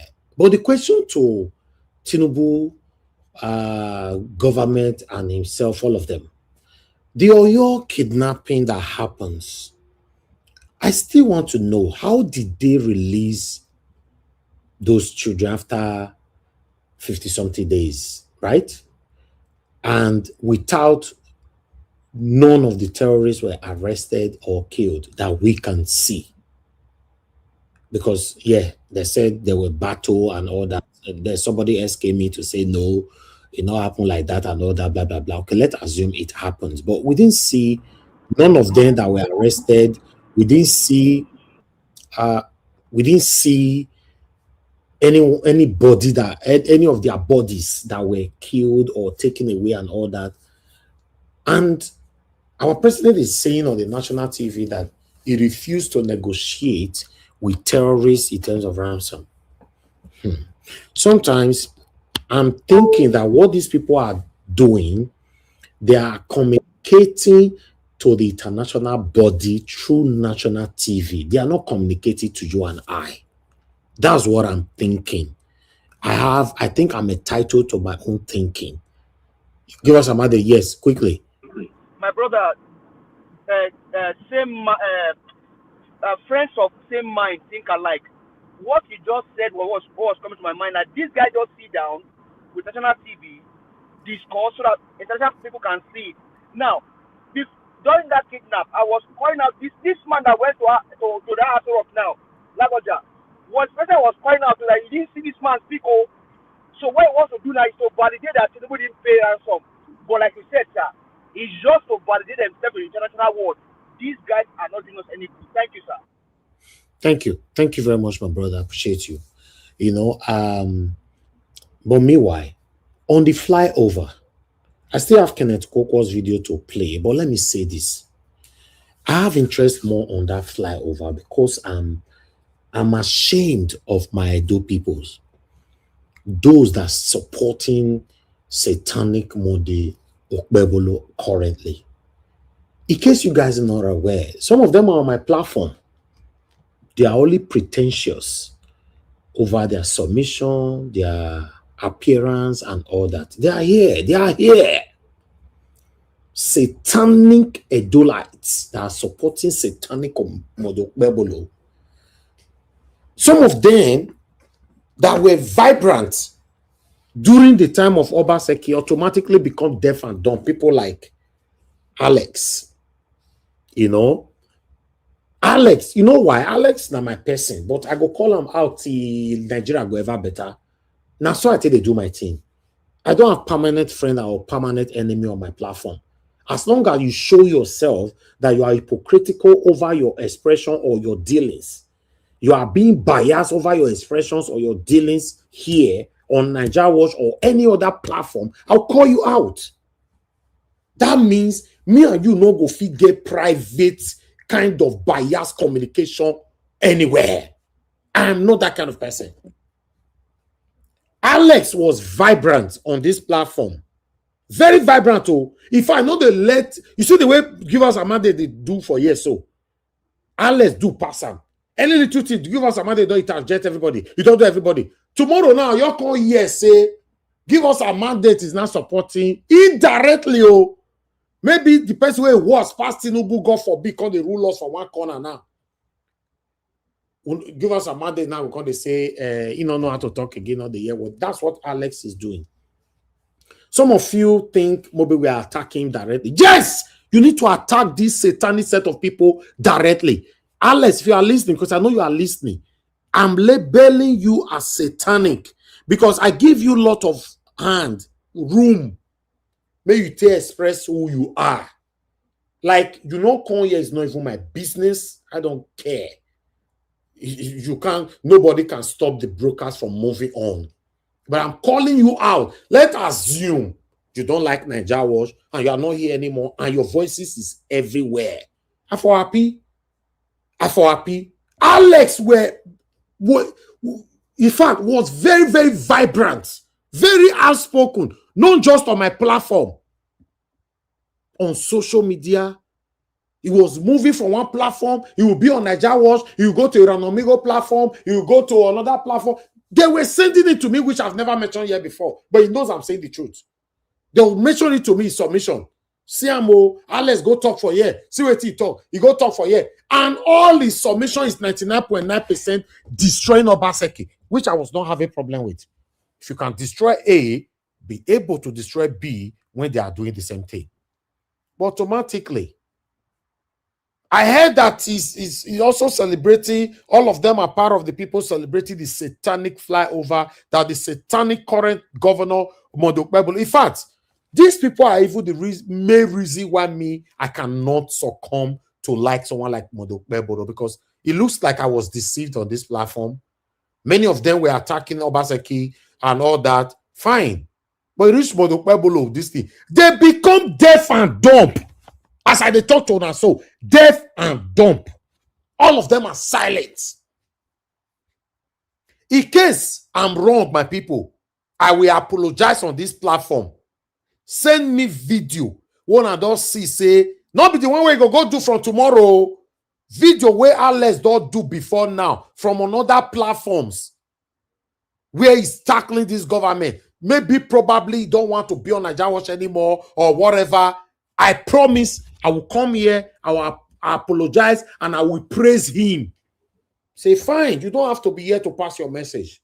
That's why it's called postmodernism. That's why it's called social media platform. Your voice can be heard anywhere. But do the right thing. is what I'm fighting for. Osakwe-Okwodi, Comrade Stanley Osakwe-Okwodi automatically become deaf and dumb. Comrade Stanley Osakwe-Okwodi supported Obaseki. He destroyed Okpebolo. Now he's now in Okpebolo camp. Many of them, if you want me to start mentioning their names, I say I am ashamed of my own people. I am ashamed of them. Because many of them are hungry to the extent that they can sell their children for money. I'm not even talking about integrity anymore now, because that one are water. They are disgrace on earth and in heaven. They will come, oh, don't worry, they will defend themselves on, in the coven. Now that was not going to destroy me. Now coven dead, they fit talk. They don't fit tell me directly. So if you belong to the coven where they for one talk and you are there, I categorize all of you now as satanic. You can't come if you want to talk to me. This is the only place you can talk to me. You can't tackle me here. I might be assuming, because sometimes we shouldn't embrace assumption. Somebody were talking to me today. Look what. Let me tell you something. Let me quickly show this. I'm not supposed to show it, but I need to show it because I like references when I'm talking. Let me quickly show this. Just hold on, guys. Is my somebody that is owing me some money and all that in Lagos? One of someone who worked for me. There's something that I wrote. I want to talk about something called some people that are saying, don't call me Nemo. I'm not doing this. So I want to tell you with this message that I wrote to somebody this afternoon, that one alone, will be enough for you to understand what I'm saying. Okay, how do I bring this one in? Okay, let me screenshot it. I think that one will be better. I'm going somewhere. Guys, be patient with me because what is right and what is wrong. Yes, I'm not perfect, but I cannot deliberately engage in wrongdoing. All my life, I don't. And you can never be close to me if you are one of the satanic people that deliberately, indirectly, directly, or stylishly, anyhow, engaging satanism. You cannot be close to me. God forbid you. You can never be close to me. Guys, hold on. Let me look for how to bring this thing in. My system is, God, I have so many things here to bring. I must bring it in. Just be patient with me. Mona, not just worry. It's a definite that I'll bring it here. Okay, let me remove this one for now so that this one can come in. Okay, let me put this one on the screen. I have a 2 screenshot for you. Let me read the first one. Then I sent this one, read this morning. I sent this one. I said, Shidera, today is Friday, and I have been calling you, not responding. Hope you are not trying to test my patience, which I can make you pay heavily for. Don't push me to trace you or declare you unavailable. He said, good morning, sir. Right? When I said, good morning, sir. Sir, the person hasn't got it to me, got it to the market this morning or is coming or whatever. I told you today is final day. He is coming. I already contacted him this morning. I don't have network in the market. I have to go outside to respond to you. Then I responded, I'm going somewhere before I come back to these satanic people. You must get where I'm going. And I said, I am gradually losing trust in you like every other category individuals with a criminal mindset.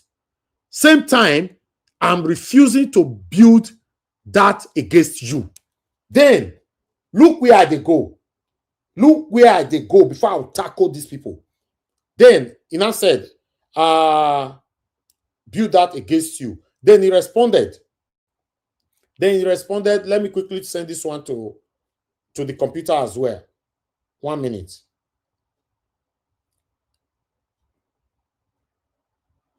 Just bear with me, guys. Bear with me. Just bear with me. We are getting somewhere. Let me take this one off the screen so that I have space for the other. Because my system, you overfull, not be small thing. Okay, let me put this one here. so you know where we are going, or rather where we are coming from. I not go put the same thing. Oh God. Okay, let's just try this. If it's the same thing, I'll re-upload again. Let me see. Okay, yes. Listen. After that, my last response, you can see it there. I'm gradually losing that trust in you, like every other category individual with a criminal mindset. Same time, I'm refusing to build that against you. In our response, they say, sir, I'm not a criminal. I'm still a young man trying to build myself up, and stealing is not something I will do. I've already spoke to the person is coming. Now look at my response. And I said, if you are not, don't act like one. Now there they go, sis. Now there they go, sis. You see that? I said, if you are not, it means if you are not a criminal, don't act like one. Of course, I want you to stand for what is right. If it was someone else, I would have declared him arrested long ago. Don't build negative perception in people's mind. Simple. He said, I understand, sir. I won't fail you today. Right? Then, in the afternoon, he write me an question afternoon. Now, this evening, just now, the way I talk to this person, I first receive, he sent me message around 3. I know say I come say around 5. Then he tell me say the person don't come. Because I hear the child my code. He said the person don't come and all that. Come say okay. Then he sent me at least 90% of the money. He said the person go pay the rest tomorrow. Now let me come back to where I was coming. For those of you that is saying, oh, don't assumption. Don't just assume. Don't just do this. Maybe he die. He can't wake up. Maybe they sick. He can't die again. He can't wake up. Maybe, you know, ask of him. Yes, I cannot just assume and blame everybody. But my concern is this. If you were vibrant during the time of Obaseki named the rain for your mouth. Like say, he kill your pikin. Which I was not having issue with. But I wanted that pace to continue from my platform or any platform, but let your voice be there. Automatically, as they also in Alice and many other satanic people that were not also on my platform at all of them vanish. They can't lie. In fact, do you know that during the time of election, now I tell no say Alice was a wayo human being. He said they kidnapped him. He lied. He lied privately that they kidnapped him. If you guys remember, I will not say Alex break light or anywhere. He said that I'm personally calling him out because I'm angry. I'm very, very, very angry with satanic people, deceitful people. He said they kidnapped him. Who be you where they'll your carry? Everybody will want to do election. They'll come go carry only you. Go hide for one call. Who be you? Who you be? Who you be? They kidnap you, your voice. They can't use threats to sew your mouth. So today they still kidnap Alice. Right? Listen, before I call people out, I don't know say you go verse forever. You not call my platform anymore. To hell with you. I'm not the kind of person. I don't give a damn. As long as you show yourself to me that you are fake, you don't need to be part of this journey. Because I can't trust you anymore. I can't. My people, don't get carried away. These people have a way of collecting brand envelope. I'm telling you, any of them that are automatic. Okay, how would you guys feel if you are listening to me right now? How would you feel automatically? I just become deaf and dumb. In fact, I'm not going to talk about Tinubu, talk about anybody again. In fact, I'm not going to even post link again. Maybe people join me for panel so that many people know interject how I want to present. How would you feel? My people, we only have one life to live. Fake people everywhere. Now, the Okpebolo one, they don't give out to una now. Fake people, some of them still there. Fake everywhere. They don't give una now. I believe all of them, they drink better wine now. When they celebrate them. I'm so ashamed of so many of you. Many of you are disgusting. You are worse than the Tinubu that we all are calling now. That's why you see, I always say that one thing we must understand is this. Nigerians, majority of Nigerians are worse than the current government of Bola Ahmed Tinubu. The only way you go know, now to force Tinubu Abbey put there for there, you see that there will be worse. But look where we did today. I respect people that will come to this platform, like Mr. Johnson Emmanuel now. See how they call him out every day, but I don't want to disrespect him. Why? Because he openly tell me, say, na Tinubu in the support. But he's with me here every day. But he supported Tinubu. So we are still tackling him. If you want to check comment section, now maybe they with me here, I never see and say, but he's there. He's there. What is wrong is wrong. Okay, what about you were supporting Okpebolo and you still join the platform or join any platform and you are still saying that, oh, I am supporting him, but what he's doing is not right or what he's doing is right. Like I did a video yesterday. I did a video yesterday on my Facebook page. You know, I said Okpebolo is doing a lot in terms of insecurity in Edo State. But is that enough for me not to call him out today? No. But I praised him yesterday. For those of you that is on my Facebook page, go check it. I did a video. I think I also posted the video on Naija Watch YouTube site. Yeah, I think I did. Yes, I did. I think I posted it. Fake people everywhere. That's why you see Nigeria to better go hard. Because in the journey, the guide you all of us, they say, well, they fight for better Nigeria, better for Nigeria. Some people are fake inside. They are fake. And one life we get. Many people like you were fake before. Some of them don't even do life again today. If you give them second chance now to come back to life, now the first thing that will change is to apologize that I wish I stood by what is right. I'm telling you. People wait, unless we go to talk, then go to come out for a head about Obaseki. Automatically, it's not deaf and dumb. Comrade Stanley Sazel Sakonokode is not deaf and dumb. There plenty. There plenty. The only reason why they call Leales out more is because he was like my right-hand man here. He was very vibrant. In fact, let me say this, waiting you don't know before, though some people can't reveal him. I was already planning how I want to sponsor this guy to House of Rep. Yes, I can hit my chest on that. How? I want to use my personal money and my platform to make sure that Alex is going for House of Rep or a Senate in Edo State. When I asked him, I told him that all we want is just bring yourself out. The funding is not your business. That's how you go trust somebody rich. This same person is not a deaf and dumb. Now this one, I know once I go House of Rep. That is not a deaf and dumb. OD for our Benin language. Alex, as we speak now, is not OD. OD. Now it be so.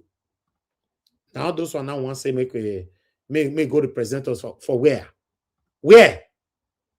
But let's continue, my people. Gears now to another major political.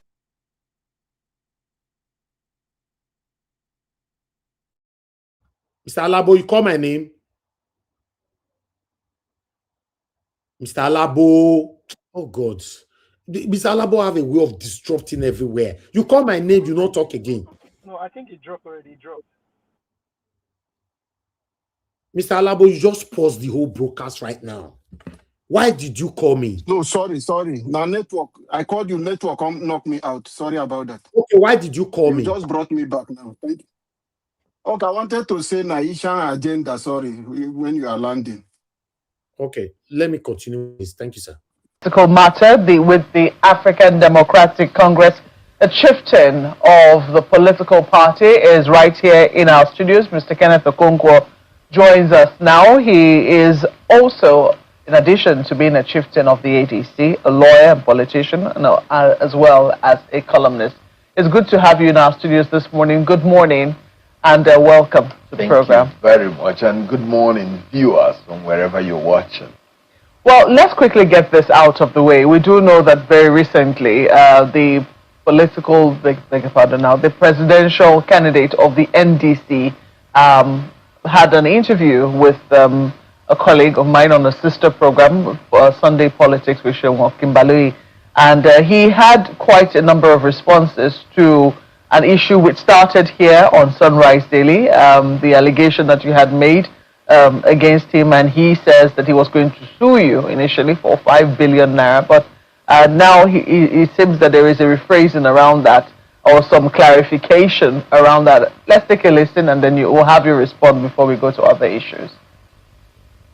I don't have any issue with Kenneth Okonkwo. You've taken it to court. You sued him. No! Cheryl, I sued Kenneth, not because of what he's saying. He said the things he will say that will be worse. So I'm only suing him to say those things. So we cannot continue to preach what we are not. I want those who have things that P2B have done wrong that will make him not to be president of Nigeria to bring it out. You know, I'm a Christian, I'm a Catholic. When we go to marry, we announce in the church, if you know what will not make this man to be a good husband, come and tell him. So that's Kenneth Okonkwo saying he has information that he will release to the public, and that will be the end of P2B. And that's, so you might even have some. So I want you to bring it out. Because otherwise, we vote people in. When they go in, we start saying, oh, they did this, they did this. This is time for everybody to come and say, what P2B did that is wrong. And if it's proven, I go home. So more or less declare what it is you have to say, or forever hold your peace. That's basically why he sued you to court. I do not know what your response to that is. You know, I'm really sorry to say this, but P2B is a classless, uncharismatic politician with little knowledge and zero depth. Okay. Look at just the lie that he just told. Just imagine somebody who did everything possible to promote Peter Obi in 2022-23 presidential election is now the person telling you and I today, trying everything possible, by all means possible, to convince you and I today that Peter Obi is classless. Just imagine. Just imagine. Kenneth Okonkwo, you fall my hand, cha.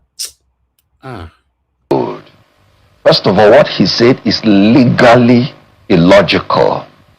Defamation suit is a suit you bring against somebody for what he has already said, which you are alleging injured your reputation. But look at him saying he wants to sue Kenneth Okonkwo for what Kenneth Okonkwo said he intends to say. Lie. No, that's not how I understand it. No, that is what I'm saying. He has already commenced the suing before I said what I said. And when you're dealing with a P2B, it's good to put everything you are saying in writing. What I said is on my X handle. And this is what I said. I said it is unwise for you to sue your spokesperson. Indeed. Because in the defense of himself, he may divulge some confidential information. I did not say anything whether it would destroy him or not. That is one. And I said it in response because he has started suing. Defamation suit commences with pre-action notice. Pre-action notice is telling you, you have defamed me. Give me all this. The 5 billion did not commence from the court. It commenced from his pre-action notice. Then the court you're going is just to use it to get those things you have already asked for, which the person said, no, you're not qualified for it. So just look at a man who wants to be president lying, both legally and factually. So what I said is there in the Instagram. Mr. Okonkwo, I'm trying to, draw the lines now. You say he's told a lie. But what I get from that is that he's given a reason why he's suing. No, just a moment. Yes. What I get, and I'm telling you, this is my own reading of it, of why he's suing, based on a statement that you made that it is unwise. Because some people will say that the implication of that is that you do have things that could be injurious to his own reputation based on how close you were to him when you were his spokesperson. And I am telling you, a defamation suit which he purportedly has brought, which of course is ill-fated, doom-fated, frivolous, and vexatious, which will come to naught, is not nonsense. Now, defamation suit is for what you have already said, not what you intend to say. That is why it is a lie. So, if you had gone to court, why didn't you go to court and just say, I'm suing him for what he intends to say? Check whether that was what is in what that he sued about. Let me tell you his real reason. I've said it before. He wants to destroy any rising star from the southeast. Showore said he's a package fraud. Has he sued him? Just yesterday, the Minister of Aviation said that he lies like the fish drinks water. Has he sued him? When I read him talk, he said, no, he didn't have face. He's faceless. That's why he didn't sue him. The Minister of Aviation has called him a compulsive liar. And unfortunately, I agree with him on that. He's a member of the opposition. Because he has lied against me openly. Okay. And he has displayed very little knowledge. His lawyers should educate him. You know, I believe that Nigerians can make up their minds on, you know, what it is that they've seen, and if indeed they agree that that is a lie. Because as I said, this is how I see it. But I wish that we could start on a happier note, because happy things did happen for the ADC, your political party. As always. This week. No, it's not always happy. No. Sometimes when you're in court, you do have these hurdles that you have to cross. But it does appear now that the Court of Appeal has cleared the way, and your party is set. There's no further hurdle stopping it or challenging its participation in the 2027 elections. Of course, you've hailed their lordships. I do not know if first this gives you confidence in the ability of the judiciary to adjudicate fairly in whatever disputes you could have as we go into the elections, pre the elections, in the elections, and post the elections. You know, thank God you were here with me a lot of times when I told you that ADC does not have any legal challenge. I boasted. And I said, because we know that the only challenge ADC has is APC trying to use some instruments in the judiciary to litigate us out of existence. And we resisted them. And they are failing and falling like pack of cards. Look at what Femi Gbajabiamila said. He didn't hide it. He said, Honorable Abejide, we don't want you to leave ADC. We want you to stay there, fight them, scatter them, destroy them. Call that to your friend Nafiu Balawombe. We will help you. This is what he said. That is what is going on. Yeah, but Honorable Abejide has since left the ADC. Because he is a wise politician. He knows that he would be in limbo now if he didn't leave. Because in ADC, he has become a mole. So he had to go to where he should have gone in the first place and left ADC alone. Now, what am I saying? The judgment of the court that purportedly deregistered ADC has been described as a display of judicial rascality and judicial impertinence by the Court of Appeal itself. Judicial rascality refers to a culture of lawlessness within the law, where the legal process is manipulated to achieve ulterior and political motives rather than uphold justice. This is what has been going on. And you can see judicial impertinence where the lower court brazenly disregard. Okay, I'll go and stop that there because I'm not ready to listen to everything that Kenneth Okonkwo is saying. But meanwhile, I would like to listen to what Kenneth Okonkwo said, about Peter Obi before now. Listen to this. Parliament and its capacity is incompatible with the requirement of Nigeria of today. So the ADC cannot possibly be missing anything. Recall that before he came to ADC in December 31st, his political career was already dead. He was losing his polling unit in his own state by the gubernatorial candidate that he chose by himself. Recall that even when one member of the House of Assembly of Labour Party died, they fielded his widow to know whether they can get the sympathy of the people. But because of the rejection of Anambra people to Peter Obi's leadership star, they still voted against the innocent widow. So recall that before he entered ADC, his political career was already dead. So dead that he could not even enter ADC from his own state, Anambra State. He entered ADC from Enugu State, my own state, where he believed that the toxic on the toxin will not overwhelm him. So ADC actually gave him a lifeline. Peter Obi needed ADC. ADC did not need him because we were already moving on without him. So when he came into ADC with his normal toxic followers, with their own penchant of not wanting democracy at the primary level or at the secondary level, obviously I knew he was going to go. Let me reveal one secret to you. The first day I was consulted in this coalition, and that was before the unveiling, they asked me, switching so how gears now is the and their wind has blown off their candle and they are in darkness. Take my words for it. Kenneth Okonkwo is right here in our okay. studios. Mr. Kenneth Okonkwo. I said I wasn't going to speak for him again. I said I will not speak for a man that I don't understand his position on important national issues. I say I will not speak for a man who, even if he wins and Nigerians give him his vote, he does not have what it takes. He does not have the capacity to even secure his own victory. So the issue of saying whether the coalition will be affected, the coalition will not be affected in any way. Peter Obi, within 6 months, changed parties 3 times. You could recall, since he defected to NDC, I've not taken it as anything serious or anything relevant to bother myself.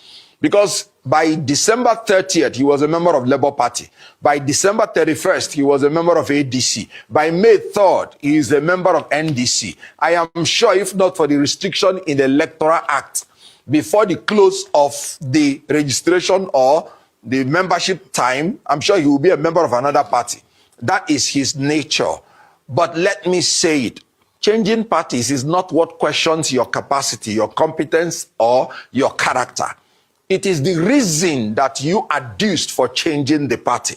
Peter Obi said, I don't have a problem with David Mark, meaning he didn't have a problem with the ADC.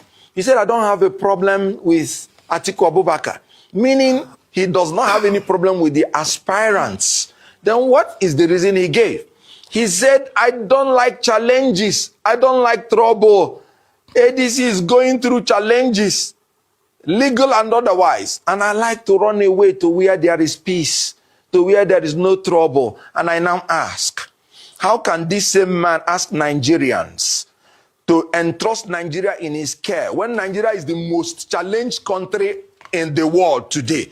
Nigeria is both physically and mentally challenged in all capacity. Nigeria is the 4th most terrorized nation on earth. Nigeria has borrowed itself to bankruptcy. Nigeria, as I'm talking to you, the bandits tie people on the tree and put fire under them to burn them. In Kwara, in Kogi, in Niger. So how can a man who says he's running away from challenges be able to face the challenges we are facing in Nigeria today? I am sorry. The Peter Obi's temperament and his capacity is incompatible with the requirement of Nigeria of today. So the ADC cannot possibly be missing anything. Recall that before he came to ADC in December 31st, his political career was already dead. He was losing his polling unit in his own state by the gubernatorial candidate that he chose by himself. Recall that even when one member of the House of Assembly of Labour Party died, they fielded his widow to know whether they can get the sympathy of the people. But because of the rejection of Anambra people to Peter Obi's leadership star, they still voted against the innocent widow. So recall that before he entered ADC, his political career was already dead. So dead that he could not even enter ADC from his own state, Anambra State. He entered ADC from Enugu State. In fact, if we have to continue with this guy, now, between this guy and Peter Obi, who is now lying now? Now, you know, easy. When hungry lions are supporting you. They are not supporting you based on how the country can be rescued. That means Kenneth Okonkwo supporting Peter Obi back in 2023 was not because Kenneth Okonkwo actually want Nigeria to work. He supported Peter Obi based on his own selfish, satanic career. And that is what he's doing for Atiku today. Tomorrow he will also destroy Atiku, even though he destroyed Atiku at that time heavily. It's very unfortunate. This is it. But I would like to round up my presentation with this short video here with the situation of the country and the money the Nigerian doctors are earning compared to the money the doctors abroad are earning, because our doctors are complaining as we speak. I came across this particular video on Instagram and I had to pause and think. And I would also like to hear your thoughts, about this video. I'd like to, hear what you think about it. So you can watch the video here on my screen. This is the salary of a medical doctor. Yes, this dropped in the group that I am in, that a doctor is needed for 3,000 naira per hour. I have a car. If I carry that car and go and do both, is it not better? The insults that we are receiving as doctors, especially in Abuja, is, in fact, this 3K that doctor in Nigeria earning 3,000 naira per hour. Hey God, Salobua. This one shocked me. Oh. Listen. You are seeing is generous. Many places you'll be seeing 1,500 per hour. 1,500 per hour, 2,000 naira per hour. Kai, man. See, even if you carry keke and drive keke, you will make more than the 3,000 naira per hour that they are talking about. I'm telling you, do you know how much keke is collecting now? So a keke driver is any more than you in Nigeria. Now you can see what it has come to, that you are beginning to compare the salaries of medical doctors that spent 6-7 years studying in school to keke riders. Medical doctors are earning 3,000 naira in that country. Guys, you need to wake up. You need to wake up and start thinking. Now look on my screen. This is one of the positions currently recruited in rural Australia for a healthcare assistant, aged care workers. They are offering to pay over 100 Australian dollars. We are not even comparing this yet to medical doctor salaries that are over 300 Australian dollars per hour. A doctor somewhere in one particular country is earning 1,500, 2,000, 3,000 per hour. I want to hear what you guys think about this. I want to know your thoughts on this. So it's up to you to decide if you are just going to continue like that in the struggle. If you are going to continue in the struggle, or if you are going to take matters into your own hands and say, I want a change. I want something different for my life. Look at aged care workers. You don't even need to go and study. You don't need to study for so long to be able to get this kind of job. Just a little certification and you are good to go. So guys, let me know what you think. Madam Alao, they are not ready. Many of them that are fighting, like I stated earlier on, are fighting for their stomach. Many of them are supporting satanic leadership. They obviously know that there will be nothing good that can ever come from this particular leader they are supporting. But they are obviously supporting it because of what they can gain. That is why to rescue this country, we need to tighten our belt, because 2027 must not pass us by. I'm telling you, because the way they go, so where many people are very, very hypocritical how to rescue the country. They say we'll rescue the country. Okay, let everybody be deceiving ourselves that we are rescuing the country. I'm telling you, a lot of people are very, very hypocritical. Very, very, very fake everywhere.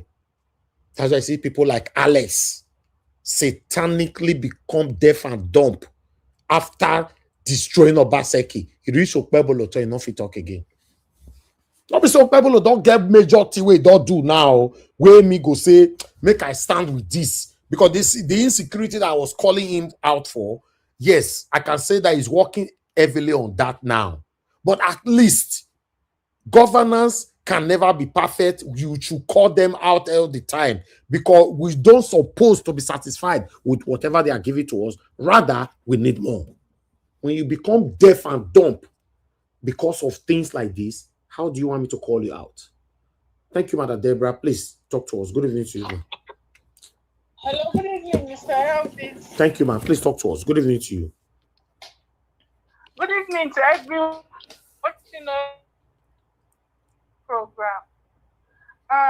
Addressing Kenneth Okonkwo, honestly, it's just shameful. Whenever I listen to Kenneth Okonkwo, once he come out, just know that he's coming out to talk about Peter Obi. And I'm 100% sure that that's the reason why Atiku put him there as a spokesman. And even the news people, they know, because he has been close to Peter Obi. The only thing that he talks about whenever he comes is only Peter Obi. If he's going to talk about 100 topic, know that 99% of what he's going to talk about is That's Peter what Obi. it was paid for. But my you see, it's shameful. It's very, very shameful in the sense that he's an Igbo man trying to destroy his fellow Igbo man. But my question to him is this. You see, this is a problem sometimes now. What does he stand to gain, if not for his own personal, whatever personal interest that he wants to benefit? But what does he stand to gain now even if Peter Obi does not win, or Peter Obi does not become the president? What is Kenneth Okonkwo's gain? But in my own opinion, I think this is high time that the Igbo people should sit down, and if there's anything that they would do in order to prevent this kind of things from happening. Because honestly, if they miss this opportunity, I never would have believed that we have an Igbo man like Peter Obi that is coming out, and he's gaining all the support from so many Nigerians, and then his own person is now the one trying to destroy, trying to put him down. Very sad. If they miss this opportunity, honestly, if Peter Obi, this opportunity of Peter Obi, if the Igbos miss this opportunity, if I hear in the next few years any Igbo man coming, any Igbo person coming to say, oh, we are being marginalized, oh, yeah, this, if I hear it, they are the ones that are responsible for their own misfortune. I'm sorry.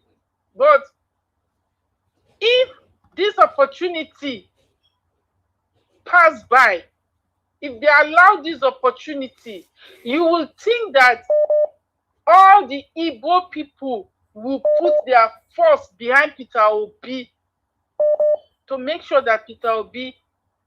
No, they go tell you Peter Obi is not contested to be Igbo president. Now that one they tell they defend themselves. He's contested to be a Nigeria president. You also hear right now. Let them be deceiving themselves now.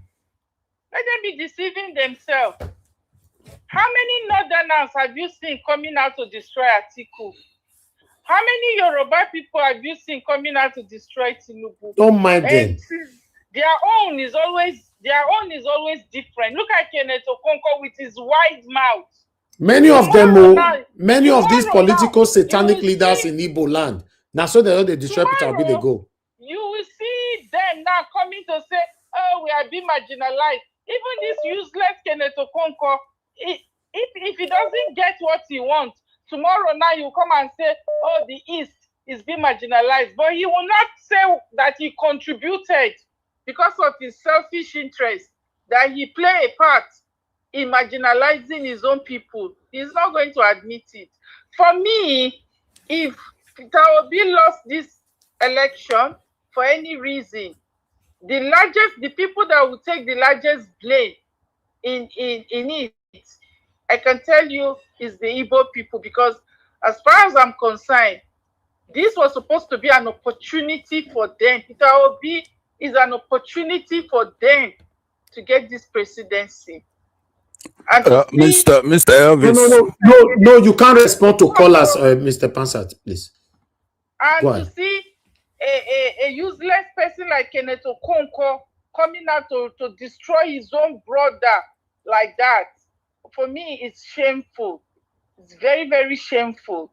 And if they miss this opportunity, I don't think in the next, maybe before they will smell that presidency by any chance, maybe in the next, maybe 50 years or maybe 40 years before, or maybe 30 years, if at all they can produce anybody that would be able to be like Peter Obi in the near future. Thank you, ma'am. So let me just round up with which I think the northern man that you see a northerner.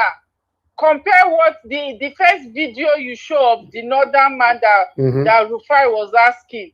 Compare his response and compare it with Kenneth Okonkwo. Did you see the northern man? Even when Rufai was asking him, can we agree that this is not the turn of the northerners? Mr. Elvis, did you see his response? Yes. He was still diplomatic. Even if they know that their own person is on the wrong, you will see another person will still try to defend. They will still try to defend their own. Did you see how diplomatic he was in his response? But if it is Kenneth Okonkwo, he would destroy his own person. He will say what, even the one they didn't ask him, he will say it. But the northerners, despite they know that this is not the turn of the north, an article is coming out. How many northerners have you seen on Arise TV or on channels calling article out? How many? Why is the Igbo case is always different? Why? Why in the whole Nigeria, why is their own case different? Why are they the ones always destroying their own? Why? That is my question. Why is it like that? I want an answer. Why is their own different? Hausa man will not go, Hausa man or Fulani man will not go to Arise TV. Madam Deborah, you will soon hear that they defend the indefensible soon. Don't worry. We not go to Arise TV and destroy Tinubu, but why their own is always different? No, because he's not contested to be Igbo president. I don't have the talk him. Yeah, I don't. It's very, very shameful. Oh. You see that Hausa man that came out. He did not even. How many times did you see any northerner that come there and start bringing down article? Or so how many? Or how many times have you seen any Yoruba person that will come out and start destroying? Even though they are doing it, they still do it diplomatically. They don't do it openly. Like the way this wide mouth Kenneth Okonkwo will sit down shamefully, and tomorrow they will say, oh, we are being marginalized. We are being marginalized. This is an opportunity, a lifetime opportunity to put all your forces behind your own. But instead. No, if you say me, you look at Madam Deborah, apart from Oga seeing him that is consistent, maybe one or two, who is really fighting for Peter Obi? They are fighting for their pockets. It's so shameful. That's why at times when I hear, oh, we are being marginalized, the only people marginalizing them is they themselves. Otherwise, in a country where the most richest billionaires and millionaires you have in Nigeria from the East, if they all put their forces together behind Peter Obi, tell me who will be able to marginalize them. But instead, even some of them are even using that billions you are talking about to support Gadaban or Gbadaban, as we are talking about now. Because of their selfish interests. Because of Thank their you, ma. selfish interests. And it's so shameful. This topic will go big so now. I not go get super chat again today now. I don't still offend people. Oh, how are we full? Don't finish. I apologize. Anytime I see Kenneth Okonkwo, it's just so annoying. Oh yeah, let's go. Thank you, ma. Thank you. You see an Igbo man coming on air all the time. He will spend all the time destroying his own person. And he think, how does that even make him look? How does that even sound to him? Is it not shameful and disgraceful? For how much are they going to pay you? For a region that has never produced even a vice president in a country. Then this opportunity you have, instead you choose to... in fact, I'm short of words. Thank you so much, Mr. Elvis. Okay. Thank you for your work. Thank you very much, ma. God bless you. Thank you. Okay, let me quickly take Mr. Joseph Orji. Okay, Mr. Joseph Orji, please talk to us, sir. Good evening to you. Yeah, Mr. Everett, I greet you and I greet everyone on the platform. Thank you, I greet sir. your mom. Thanks for coming out again today. Thank you, Mr. sir. Everett, you see this problem that Madam Deborah is talking about now. Mm. You know, remember when that election came up, that Anambra thing, I was complaining, saying all these things, the way these people are behaving towards Mr. Peter Obi. Dr. CM was telling me, I shouldn't bother myself about it. That until when Mr. Peter Obi is on the ballot, it's going to be a different kettle of fish. I said, no, that's not the issue here. The issue here is that here is a man who has come out himself to present a candidate, particularly that widow. And again, he went to that same polling station, of his own polling station, his own, because some APC leader, some APC candidate is sharing 30,000 naira. I mean, where is the loyalty? This is Mr. Peter Obi's polling station. And in Igbo land, where he hailed from, it's a shame. You know, it's a shame. Who says the trend won't be, this thing won't continue? Because these APC people, they're going to splash money. They will splash money when it comes to that general election. It's a shame, you know. Where is the loyalty to Mr. Peter Obi? Where is the loyalty? And you call yourself an Igbo man in Igbo land. And look at all the leaders. Look at them, look at all the governors. What a shame. No, it's no section of the country that this kind of a thing is happening. And guess what? Here we are witnessing Mr. Dr. Alex Oti meandering. Look at Dr. Alex Oti meandering. Of late now, he's saying that Mr. Peter Obi to come and put any billboard or campaign, he has to pay. Look at the bill is giving to Mr. Peter Obi. What's all this nonsense? I don't understand. To be frank, I'm perplexed. I don't understand. I tell you what, Mr. Elvis, if they miss it, I will celebrate. I will celebrate if they miss it. The Igbo man will not get any presidency in that country because the next one is going to be Northerners, and the next one is South to be asking for their own. And before you know it, it will even reach a Yoruba man. Before nobody will even talk about any Igbo man anymore. I will even campaign against any other Igbo man that shows up again after this. If they miss this one, there is no Igbo man again that will show up. That I will say I will seriously campaign against him. I'm telling you, this is crazy. Do you know? Let me be honest with you, Mr. Joseph Orji. Anything that make Peter Obi to be out of this way, nobody go support any Igbo man again. We go come out again the next 100 years. God forbid, you can never see me come say I'll support any Igbo man. Where I know all of them were against Peter Obi. It's not possible now. Dr. Alessoti is baffling. He's playing unnecessary politics. You can't stick your waiting. They will withhold the money they're giving to you. So let them withhold it now. Let them withhold it. Let the whole nation know what is going on. You can see what he is afraid because what Adeleke is going through in Adeleke is going through in Osun State. Yes, it doesn't matter.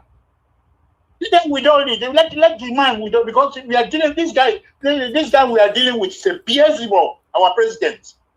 Beelzebub. I'm telling you.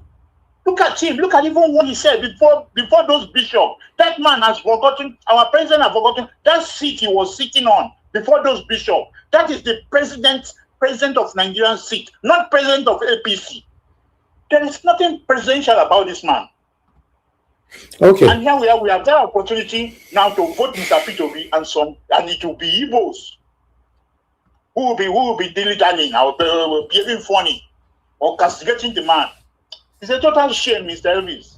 It is, but this one when I don't talk now, they don't give me super chat again. I don't offend people. The issue I wanted to talk of before Madam Deborah brought that thing. It was on what Mr. Tinubu did. The President Tinubu did that seat. You are the president. You are not president of APC. Thank God, Mr. Elvis. Another thing this guy missed.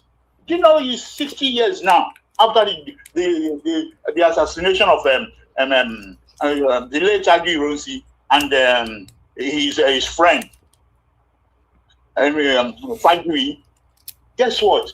We have a president in this country and he cannot address the nation. At least address the nation and correct that notion, amend that notion that look, that about that coup. Address the nation and address the nation and play down the whole, not even playing that, say the truth as to what happened about that coup. Anyway. What a shame. It's a total shame. Thank you, sir. Thank you, Mr. Joseph Oji. God bless you, sir. Thank you. Thank you. Now, when you start switch this Igbo thing inside now, it's now. We'll go down affect people now already in advance. But meanwhile, I want to switch because I'm coming to my panelists quickly. Let me face Mr. Johnson Emmanuel because I see some debate that is going on between you, Mr. Johnson Emmanuel, and who again? I think who be the person again? Teddy Osagie. Mr. Johnson Emmanuel, you are misleading people. The Teddy Osagie is very right, but I'm coming with the facts. 1 minute. Mr. Thomas, please talk to us, sir. Good evening to you. Good evening, my brother Elvis. Thank you, sir. God Almighty will continue to bless and lift you up high for all your struggle, all we are doing. Amen. Every day I'm going up. But that stupid basket mouth man, all that your presentation, when he was saying stupid things this evening, make me so annoyed. That is why I call you. Ooh. Which is white basket mouth. Who's that? Why did you not tell all the whole problems? Why did you not tell Tinubu to solve it? Who are you talking to? Who is basket man, sir? Mention name. Mention who is basket man. I'm talking Kenneth Okonkwo. Okay, good.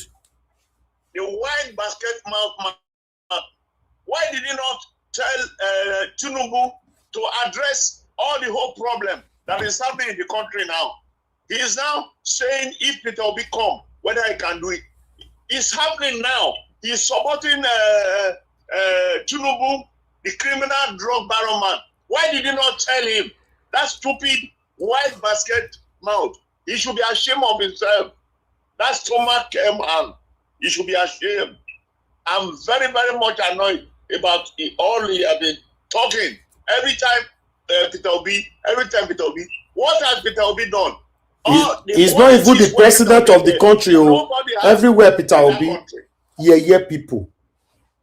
The qualities where Peter Obi gets, no any of them. None of them. Transparent has the quality where Peter Obi gets. Educationally, everything. Everything, know your name, everything. Everything. Nobody can compare himself. He was a director of banks. He was a director in Nigerian Stock Exchange. Who is that person who can compare with him? Educationally, statistically, who is that person? Is it the drug baron man that is going like somebody who they are pushing? The white basket mouth man should be ashamed of yourself. Kenneth Okonkwo, you should be ashamed of yourself. You should be ashamed. Thank you. Go and sit in the dustbin. You should be ashamed of yourself. Thank you. Man. Thank you, sir. Thank you, my brother. Thank you very much, sir. God bless you. Yes, sir. God bless you. Comfortably sit down to destroy your own brother. And Mother Deborah says something that is very, very, very important. That have you seen a Yoruba man where you all sit down and destroy Tinubu like that? Even though he did, what's the statistic? Have you seen how Osama will go come destroy Atiku? Even though he did, what is the statistic? Then compared to the Igbos that are destroying Peter Obi, the best politician in the history of Nigeria we've seen. The best in the history of Nigeria. The best. Now me talk him.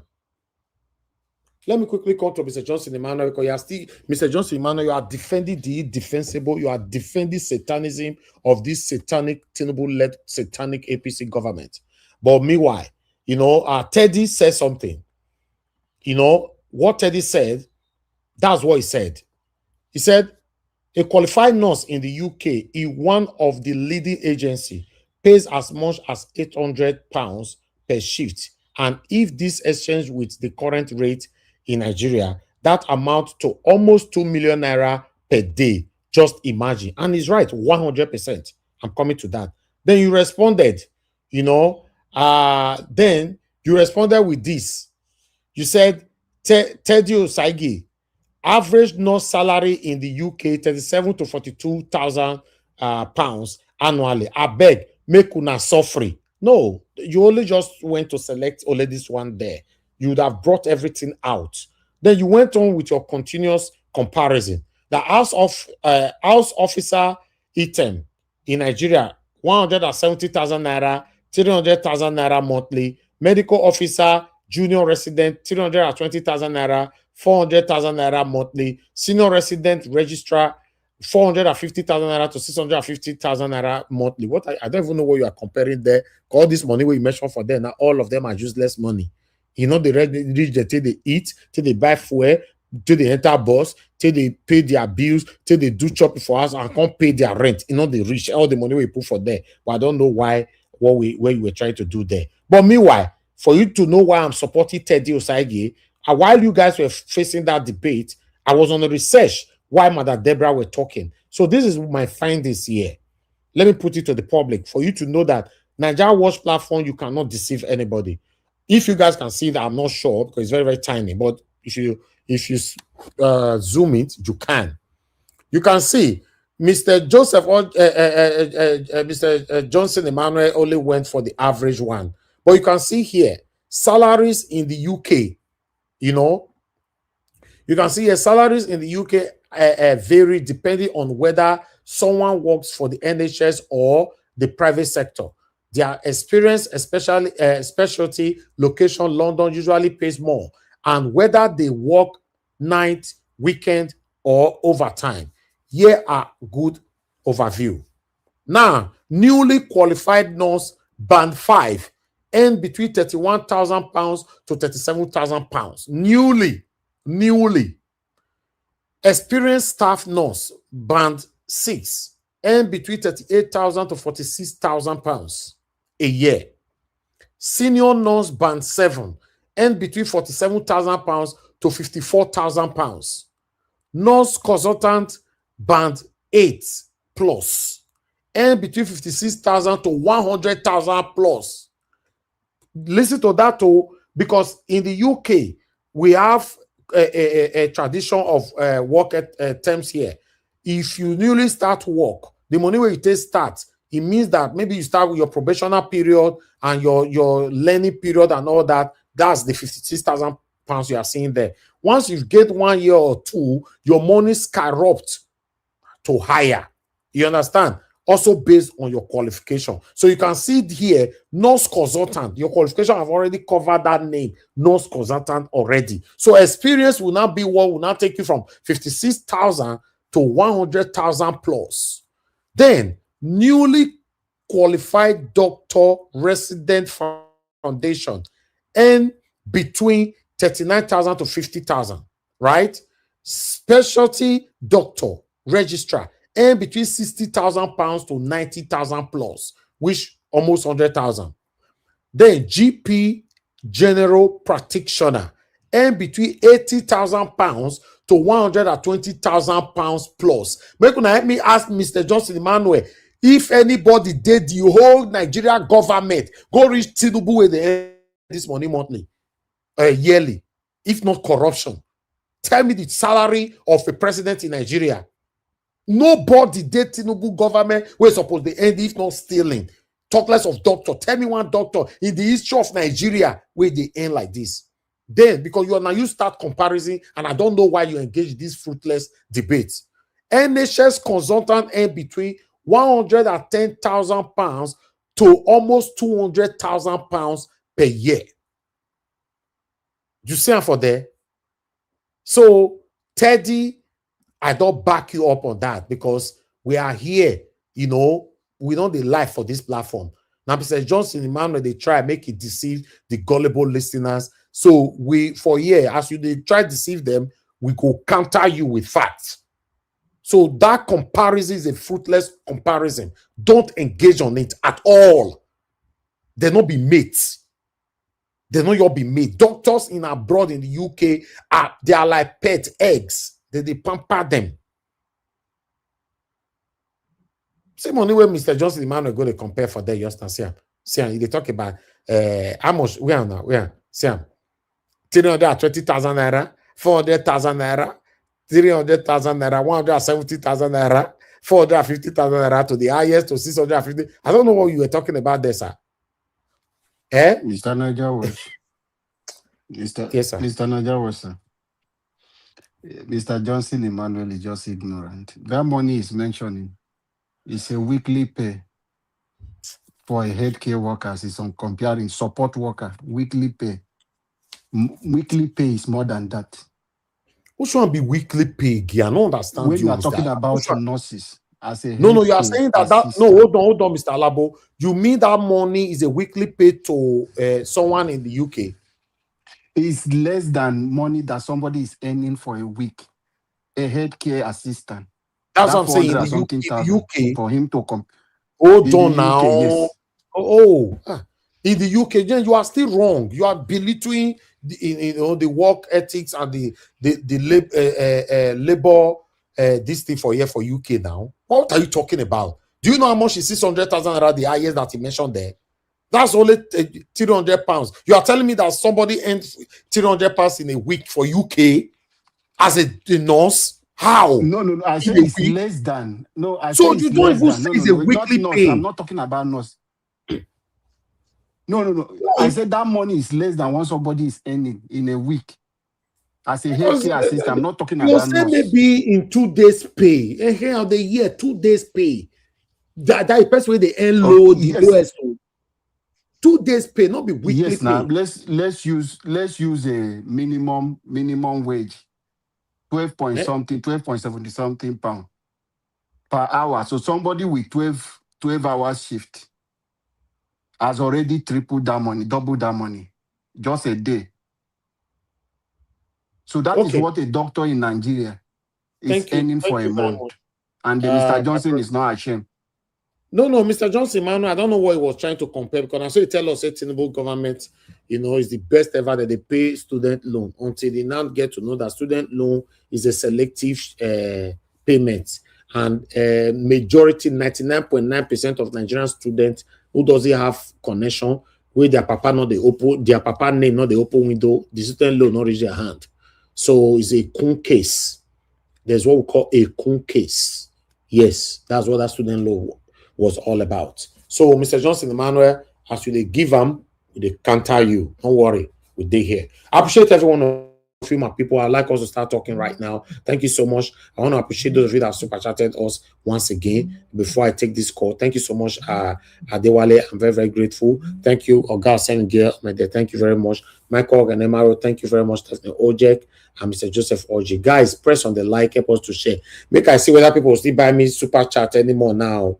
Click on the super chat, because I know I don't see offend people now. Nobody go click again now. Click on it. Click on it. You do the verse. Thank you, Madam Baby. Talk to us. Good evening, back. Good evening, Mr. Elvis. Talk to us. Happy Friday, everyone. Good evening to those in the panel. Be like say your audio. Be like say use hand cover your audio. Not they hear you like that. You are not vibrant. Too. Hold on. Can you hear me now? Now you they talk. Be like say the device will be they use. If you don't talk, help us through where we don't need them. I beg. From the station, so I had my headphones on. Yeah. Okay, talk to us. Thank you. Sorry about that. Yeah. So good evening, everyone, and good evening, Mommy Diaspora. Thank you so much for bringing this to us, for us to put our voices. I just want to say something to Nigerians, and I'm very, very disappointed that even our monarchs, they are the biggest disappointment, which they're supposed to be advocates for the people, and the people should trust their monarch. But at the end of the day, what happened in Ibadan is a total disgrace to that Olu Ibadan. Is a disgrace to his generation to come. There was kidnapping. We didn't hear anything from him. Is this that he planned with Tinubu to disgrace the governor? And now, even for the fact that they are still lying to the public, it has backfired that they are all a bunch of idiots. People died. A monarch could not even come out to give a statement or to have solidarity with the people. It was as if it was not even in existence. Now, Tinubu called them. Is that telling Tinubu thank you? Is he going to say the man that said that it was not a rescue, that they actually released them? Has he not heard about that man from his community to call that man to the palace so that they can see how that people can be free from the hands of this wicked government? They are all playing politics, because nowadays in Nigeria, all the monarchs, they are all educated, they are all elected by the politicians. So we don't even have monarchs anymore. That is why our jazz, they are not even working anymore. You know, they use the gogoro as normal as people used to do the normal. They don't do that. They don't do this normal ritual, because they are all Gen Z and how am I going to call it now? Refined monarchs. So now, the traditional way of life is actually taken away from Nigerians. Nothing is working. Our monarchs that is close to the people, that should be advocates, they've actually joined. Even Tinubu has the guts to call the bishops, because he knows Obi is a Christian. He's trying to do things to buy away Christian voters. And again, if you listen to Baba Chair the other day, that Tinubu actually paid so much to bring in Osibanjo. So Redeem Church is a cult on its own. Tinubu's wife being a pastor, these were all planned by Tinubu for election purposes. Because when Osibanjo was going for the vice president, all Redeem Church were doing sell, do this, they were all working for Osibanjo. So for Osibanjo, all the work they did now, and didn't they see the hands of wickedness, these Redeem people? Didn't they see the hands of wickedness, Osibanjo that actually came to be vice president? What did that bring? Because at the end of the day, Tinubu actually used Osibanjo for his own purpose. Everybody, Tinubu is so wise that he's using all of them, pocketing, because once you are corrupt now, unfortunately, you can't talk anymore.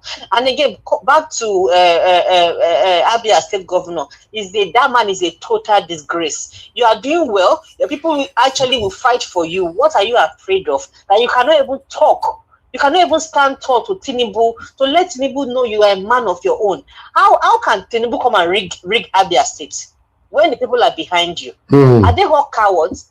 When Tinubu was the governor, he did not leave his party for anybody. He was so stubborn, taking a Obasanjo to court. If all the governors in Nigeria could actually do the same, Nigeria would be a better place.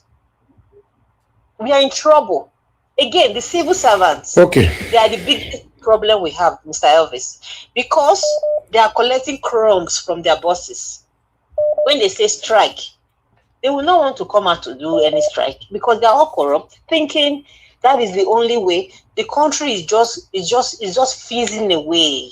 Everybody is just watching, because they are eating from the crumbs. Even Tinubu has actually collected another loan again. All they do is collect loan. I'm tired. I don't even know what to do. Because even the people in the Senate, don't they have eyes? Can't they talk? Is it that they've used jazz to jazz them? That they don't know it's their country? Mr. Elvis, I have not been to Nigeria for the past 20 years. I'm telling you the obvious truth. I don't go to Nigeria.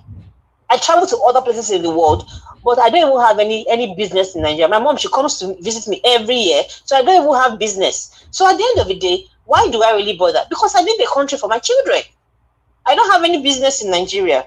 Exactly. But it's very unfortunate that everybody there, they are just watching the country fizzle away, and nobody cares until when they will start having problems like the way South Africa, the way they're treating Nigerians now, that the whole world now see Nigerians as stupid people that don't have sense, cannot fight for their right. They will now start telling everybody, go back to your country. Go back to your country. Yeah, it goes so happen. Don't worry, it goes so happen. You see? I am telling you. Thank you very much. Thank you very much. Nothing is working. And again, last word, Mr. Elvis. Please, I'm actually talking to the obedient and Obi supporters. The same framework Boala used to expose Tinubu, those words were the typical Tinubu, a criminal, everything. Please, obedience. and the spokesperson of Obi should copy that same template to remind Nigeria who Tinubu is. The same words that Boala used about APC people. Once they join APC, their brain stop working. Everything, how Tinubu, everything about Boala. Please, obedient Nigerians, you should copy that same template to remind Nigeria who Tinubu is, because that is the true reflection of who Tinubu is. Thank you very much. Thank you, ma. Thank you so much. Okay, Madam Deborah, you are calling back again. You only have 1 minute this time. You don't fair talk since a lot of people are waiting for me on the panel. Madam Deborah, you have 1 minute. Go straight to the point, ma. 1 minute. Yeah, I just wanted to support what you were trying to clarify earlier on about what Mr. Johnson Emmanuel was trying to say about salary of doctors and nurses. Talk to them, because I know they talk, so talk to them. It's always good not to mislead people. I've worked in Nigeria, both in private and federal hospitals, so I know very well how much. My sister is even a doctor in Nigeria, so I know how much doctors earn and I know how much nurses earn in Nigeria. You see that figure that Mr. Johnson Emmanuel put there for doctors? Those are doctors that probably working in teaching hospital or government hospital. But I can guarantee you that the ones that are working in private hospital earn less. They earn less than that, what he's putting out there. So even the salary of nurses, that salary he put there out there is just the basic salary. I work with the NHS. That's the basic salary of NHS. About 5 nurses 30. But it varies. If you work with agency, you do bank shift, it's very, very different. They pay more. Private hospitals even pay more in the UK here. So it's always good to put out very good information, not haphazard information. And then to crown it all, Mr. Johnson Emmanuel, if you think the salary in Nigeria is good, then why do you think all the doctors are running away? Or you think they don't have sense? Let me tell you one thing. If almost all the doctors in Nigeria have opportunity to leave, I'm telling you, they will all leave. Okay, thank you. Except the ones that have their own private practice, maybe they have their own private hospital. Thank you, ma'am. So what are you talking about? It's always good to put out right information. Don't mislead people because you're supporting your satanic government. Thank you so much, Mr. Elvis. Thank you, man. Thank you. Mr. Johnson Emmanuel go collect in the election, go finish. I can't. Anyway, thank you very much, my people. I appreciate every one of you. Now, God bless you. Now, I would like us to start talking from the panel right now. You know, the first person on the panel is Mr. Alabo. But Mr. Pastor, you wanted to say something earlier on. There's a submission, you don't have time. Who muted? I come before Alabo now. Oh, now you be first. Let me be first now. Now give us a mandate, but if you put message saying no, give us okay, a mandate. yes. Now give us a mandate be first. Oh, yes. Now be first. Network no good. You know, say US network, they good. Leave network matter. Leave network. Now he be first. Not take her from him. Okay, give us a mandate. Okay, go ahead. Talk to us. Thank you, my brother. Good evening to you. I don't even the one goes on that level yet. Well, thank you very much. I greet you. Greetings to you, Mr. Elvis. Happy Friday. Panelists, I greet you, Mr. Labo, Mr. Jonathan, Mr. Chris, Mr. Pansat. Welcome, brothers. We appreciate you. Hopefully, the Okonlawo of this panel will come and join us. Okonlawo in Yoruba land means the opposite sex, and that person is a Madam Rita. Hopefully, you come and join us, and then we can have a balanced and robust panel. Thank you very much. Comment section, I greet you all. The real human beings. On comment section, I greet you all. You can, if you like, you can type there. You can greet the AIs that are there, but the real human beings there, you know yourself. Aboaze, Mommy Diaspora, of course, that's how much that we greet you. Michael Gwenemaru, these are real human beings. Hey, Black Panther, I know you are there. You are a real human because we know you. If you like, you can address AI Emmanuel as Mr. That's your own, but those are AI. So if you like, you can also say AI to AIs because those are AIs.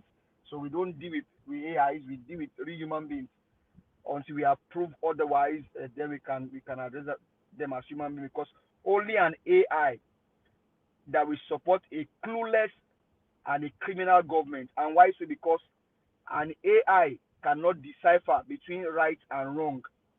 Only an AI. And even yesterday, they even told us that AI cost $8 billion or $8 trillion. That's how criminal minds. That's how they reason and they operate. So it is only an AI that we see this evil that is happening in our country, and then they will support it. Because why? The real human being is behind them.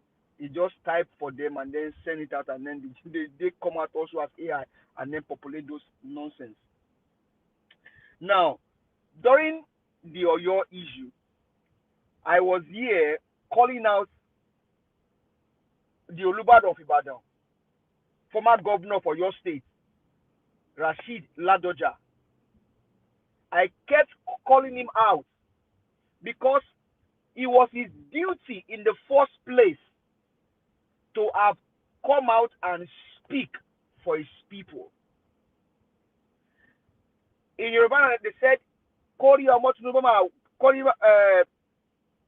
Mama, like Bashenwa Loja. That means you have elders in the market so that the baby's head will not be treated wrongly. More so, these are the people that are in charge. They are the custodians of the traditions. And so every citizen or everybody or every dweller or settlers or every indigenous people of a place pay respect to the traditional rulers. More so, this one is the Olubadan of Ibadan. You know how big that throne is? The Olubadan of Ibadan. It is not the Olu of Oyo, Olubadan of Ibadan. That's like, I don't know how to reason this because it's so painful that when a teacher, a mathematics teacher, Mr. Michael, was beheaded, Rashid Ladoja did not come out to say anything. And I had the reason why I was calling him out. I just have my reasons. Part of the reasons being that he was supposed to come out and speak for his people, show empathy, compassion for his own people. But you never see him. This was a man that the late Amala Politics man almost destroyed his career, almost ruined his career. But here is he today as a governor for your state, former governor for your state, and now a traditional ruler of a state. Did not come out when they kidnap your people, but when Tinubu wants to spin evil narrative, he sat down with Tinubu on the same table. Tinubu spilled his narrative, even though all of those were false claims. And I will remind Mr. Oji again about this because he came out and told us that day that one Yoruba boy was in the forest with them and they were rescuing those people. He was taking video. I said, no, that's lie. At least you now see it. You now see it. That Yoruba boy that said that he was in the forest with them. Now where is it today? And you can now see Rashid Ladoja and Tinubu sat down on the same table, trying to spin the narrative. But Mr. Elvis, honestly, what you were thinking was what was in my thoughts, that these guys were just sitting down. Because now, Olubado of Ibadan, whether you believe it or yes, is educated. So he will have some foreign friends and all that. Tinubu, even though we know that he was spending on white powder, he traced on white powder, traced on snatch it, grab it, and run with it. He still has some criminal white friends. So they sit down with Nigerian media, spin some false narrative so that it can go internationally. And people now, some will say, oh, maybe it's true, maybe it's not true. It's a lie. The Nigerian government paid ransom. Those people were not rescued. As a matter of fact, one even said that the kidnappers will help them wash their clothes. And Mr. Common Sense said that, okay, so you only had one clothes in the forest. If they help you wash your clothes, which one did you that was the ones that were dirty. That means all of you, both your principal, that means all of them, they saw their principal, well, no. This how these people, they reason. Thinking that Nigerians are fools. We are not fools. We are intelligent people. And that's how we tell the unintelligent Tinubu supporters and the AIs they are using, open your sense. Open your sense. Don't let these criminals use you. They use you and dump you. Where is Onokpasa today? If you don't learn anything today in my speech, learn. And know that I had this question. Where is Onokpasa? Onokpasa said, and I quote, he said, they are the one that brought in Tinubu, and they will show Tinubu the way he will come out. Onokpasa has gone 6 feet deep. Tinubu is still there. Where is Onokpasa today? He has jet out. He has gone. Onokpasa has gone. Whether you are a real human being or you are a fake human being, on the comment section, remember that there was one man called Onokpasa, Desutega Onokpasa, a staunch Tinubu supporter. He even told us that they brought in Tinubu, that they knew how they did it. The man that knew how they brought in Tinubu, he has gone. And you are here typing nonsense. And Rashid can sit down and the ones who deceive Nigerians. You cannot save your people. You cannot help your people. Tinubu is now telling Nigerians that they know the topology of the forest. Hey, Mr. Tinubu, come on. Man, you are in a bunker. That's what Mr. Greg will be saying. He said you are in a bunker. Then how do you know the topology of the forest, Mr. Tinubu? The last time I checked, in the US, my president can see, he can see things as they happen. You, who played the topology of the forest for you? Who showed you how they were resting those girls? Stop deceiving yourself. You are an elderly man because of your age. You told Nigerians and that lie yesterday that hunger has been ever before you were born. It's a lie. If you are truly a Nigerian, when people like you were born, it was free. If they truly born you in Lagos or Osun, it was free. Medical, it was, they don't pay. Free. It was free. That's another lie. Is it now not clear that people supporting Tinubu are criminals and liars like him? You can sit down and deceive Nigerians. Those people were not rescued. The army intelligence was not said they were rescued. They paid ransom, and that's why Shey Makinde is attacking them. He's asking them, show me the receipts. Even though I don't support that one, I'm not in support of him, because he himself is as clueless as the president and the Oba and the Oluba of Ibadan. Because how can you tell me that you bought a surveillance plane and those planes will not be ready? The reason why you bought surveillance plane, you needed it, and those planes will not be ready until August. And those planes now they said it's ready. Have you seen the video of where they have flying those planes? This how these guys, they deceive Nigerians and they lie. They steal in drones. They steal in drones. Now on the issue of Kenneth Okonkwo, that's what he's paid to do. It is only sad that because of politics now, people have lost their conscience. Anybody can, almost all Nigerians now have a price tag. Show them the receipt. This is how much it will cost. This is how much you will get. This is your benefit. They jump for it.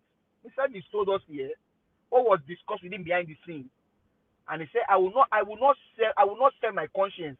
I have built this platform for a very long time. Your G-Wagon will not make me sell my conscience."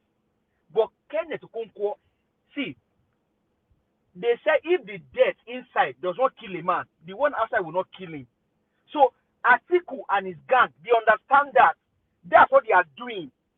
They are basically bringing a man from Mr. Peter Obi's roots to come and destroy him. If the seed inside does not kill you, it's not going to say the insect that destroyed the leaf is within the leaf. That's what Atiku hired Kenneth for. Come and destroy your brother. And that's why it's so passionate when Mr. Elvis and most people are calling here, my fellow Igbo people, speak for Mr. Peter Obi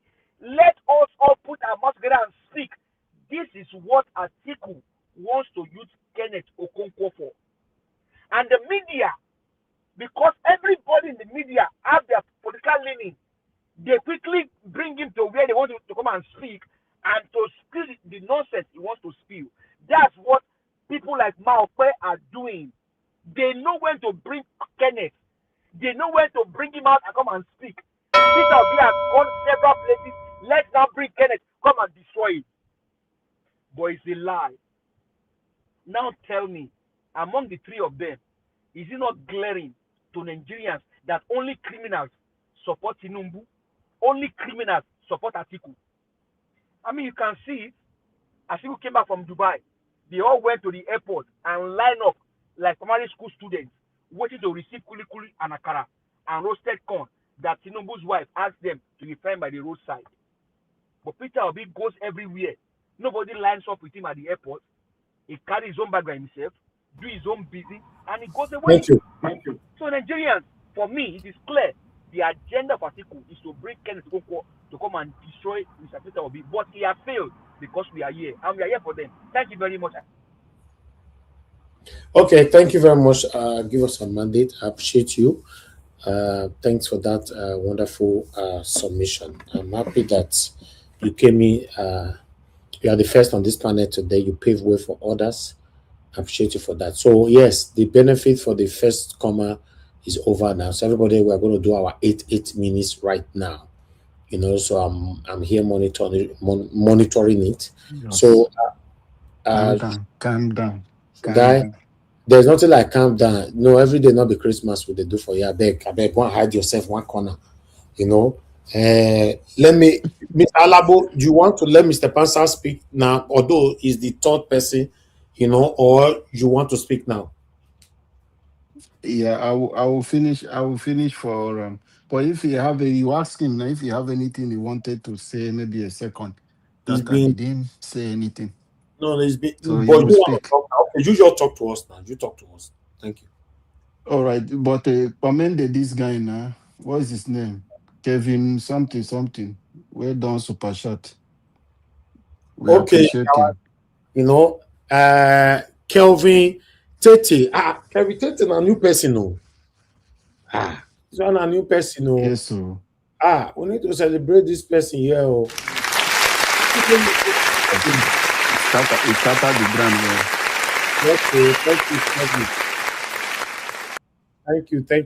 Thank you. Now God bless you. New super chatters, we will celebrate them.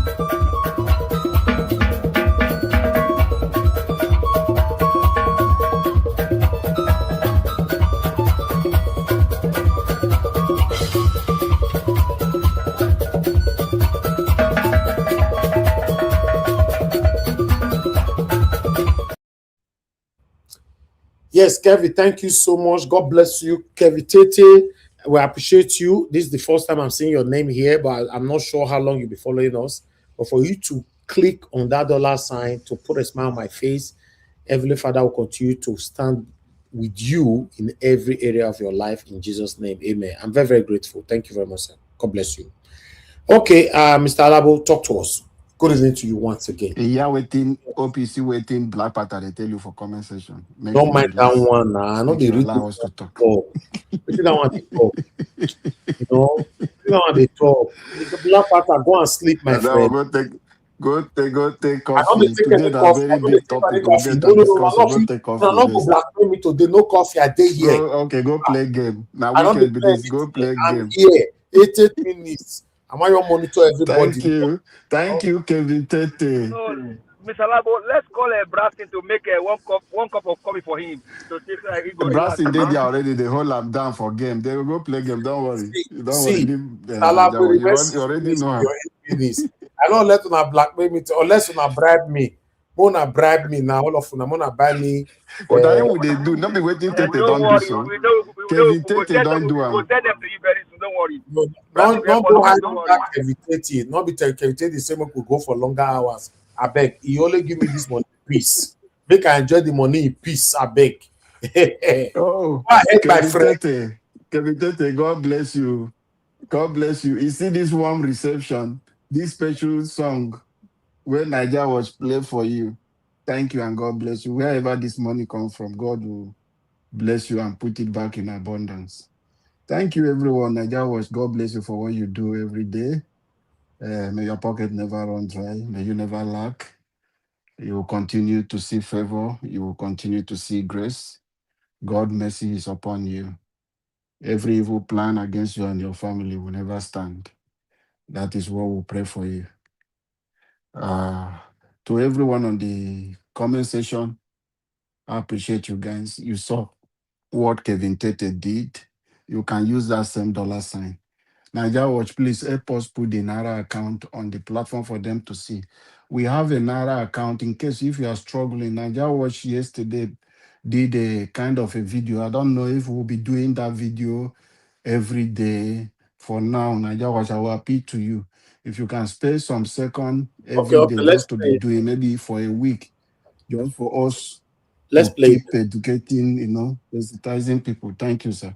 Welcome to Niger Watch Media. Today, how to super chat on YouTube and add your bank card. First, click the dollar icon under any live stream. Then, choose your amount and type a message. Next, add your bank card to authorize the payment. That's it. Thanks for watching Niger Watch Media. On the computer version, here's a live stream, okay? You see this little money icon right here? You click on that. It gives you two options, super sticker or super chat. If you click on super sticker, you get all these little options. There's a pear man, this little alligator, cat, people. There's different options here. It's different limits. Each emoji has their own money amounts. So super stickers, you can only send up to $50 at a time. And then what that does is it puts it at the top of the screen here. At the top bar is where it will be. So your channel, your name, will show up at the very top for a certain amount of time. So the more money you send, the longer it will stay. Now, it won't show you how long on the super sticker, but I'll show you here the difference between a super sticker and a super chat. So super chat, if you click on that, you see a little thumbnail and it says 0 seconds, okay? Anything under $5 will have no time, meaning it will go through the chat and it will just disappear. If you want your message to stay at the top, you have to send $5 or more. So the least you can send is $1, says 0 seconds. $2, 0 seconds. $5, 2 minutes. $10 for 5 minutes. $20 for 10 minutes. $50 for 30 minutes. $100 for 1 hour. $200, 2 hours. $300, 3 hours. $400, 4 hours. And the max is $500 for 5 hours. Now, there's also a limitation for your words. So if I wanted to say, this is a really cool live stream, you see as I'm typing at the top right, there's a limit. There's a 350 character limit. Let's get it to 350. I'm going to show you something real quick. All right, so 350 characters for 5 hours. If I bring it down to 4 hours, look what happens now. It limits how much I can say. Now I'm down to 330 characters. Take it down more. 3 hours, 310 characters. 290 for 2. 1 hour, 270. 30 minutes, $50 is 250 characters. So the lower the amount of money, the less you can say for a super chat message, and the less it will stay on the screen. The higher the amount of money, the more you can say, and the longer your message will stay on the screen. All right, and the Nigeria bank account that you requested as well, you asked me to put that. There you go. You can just screenshot it and put it on your phone in case whenever you want to support what we do here. Remember, Don't worry about that. Naija Watch.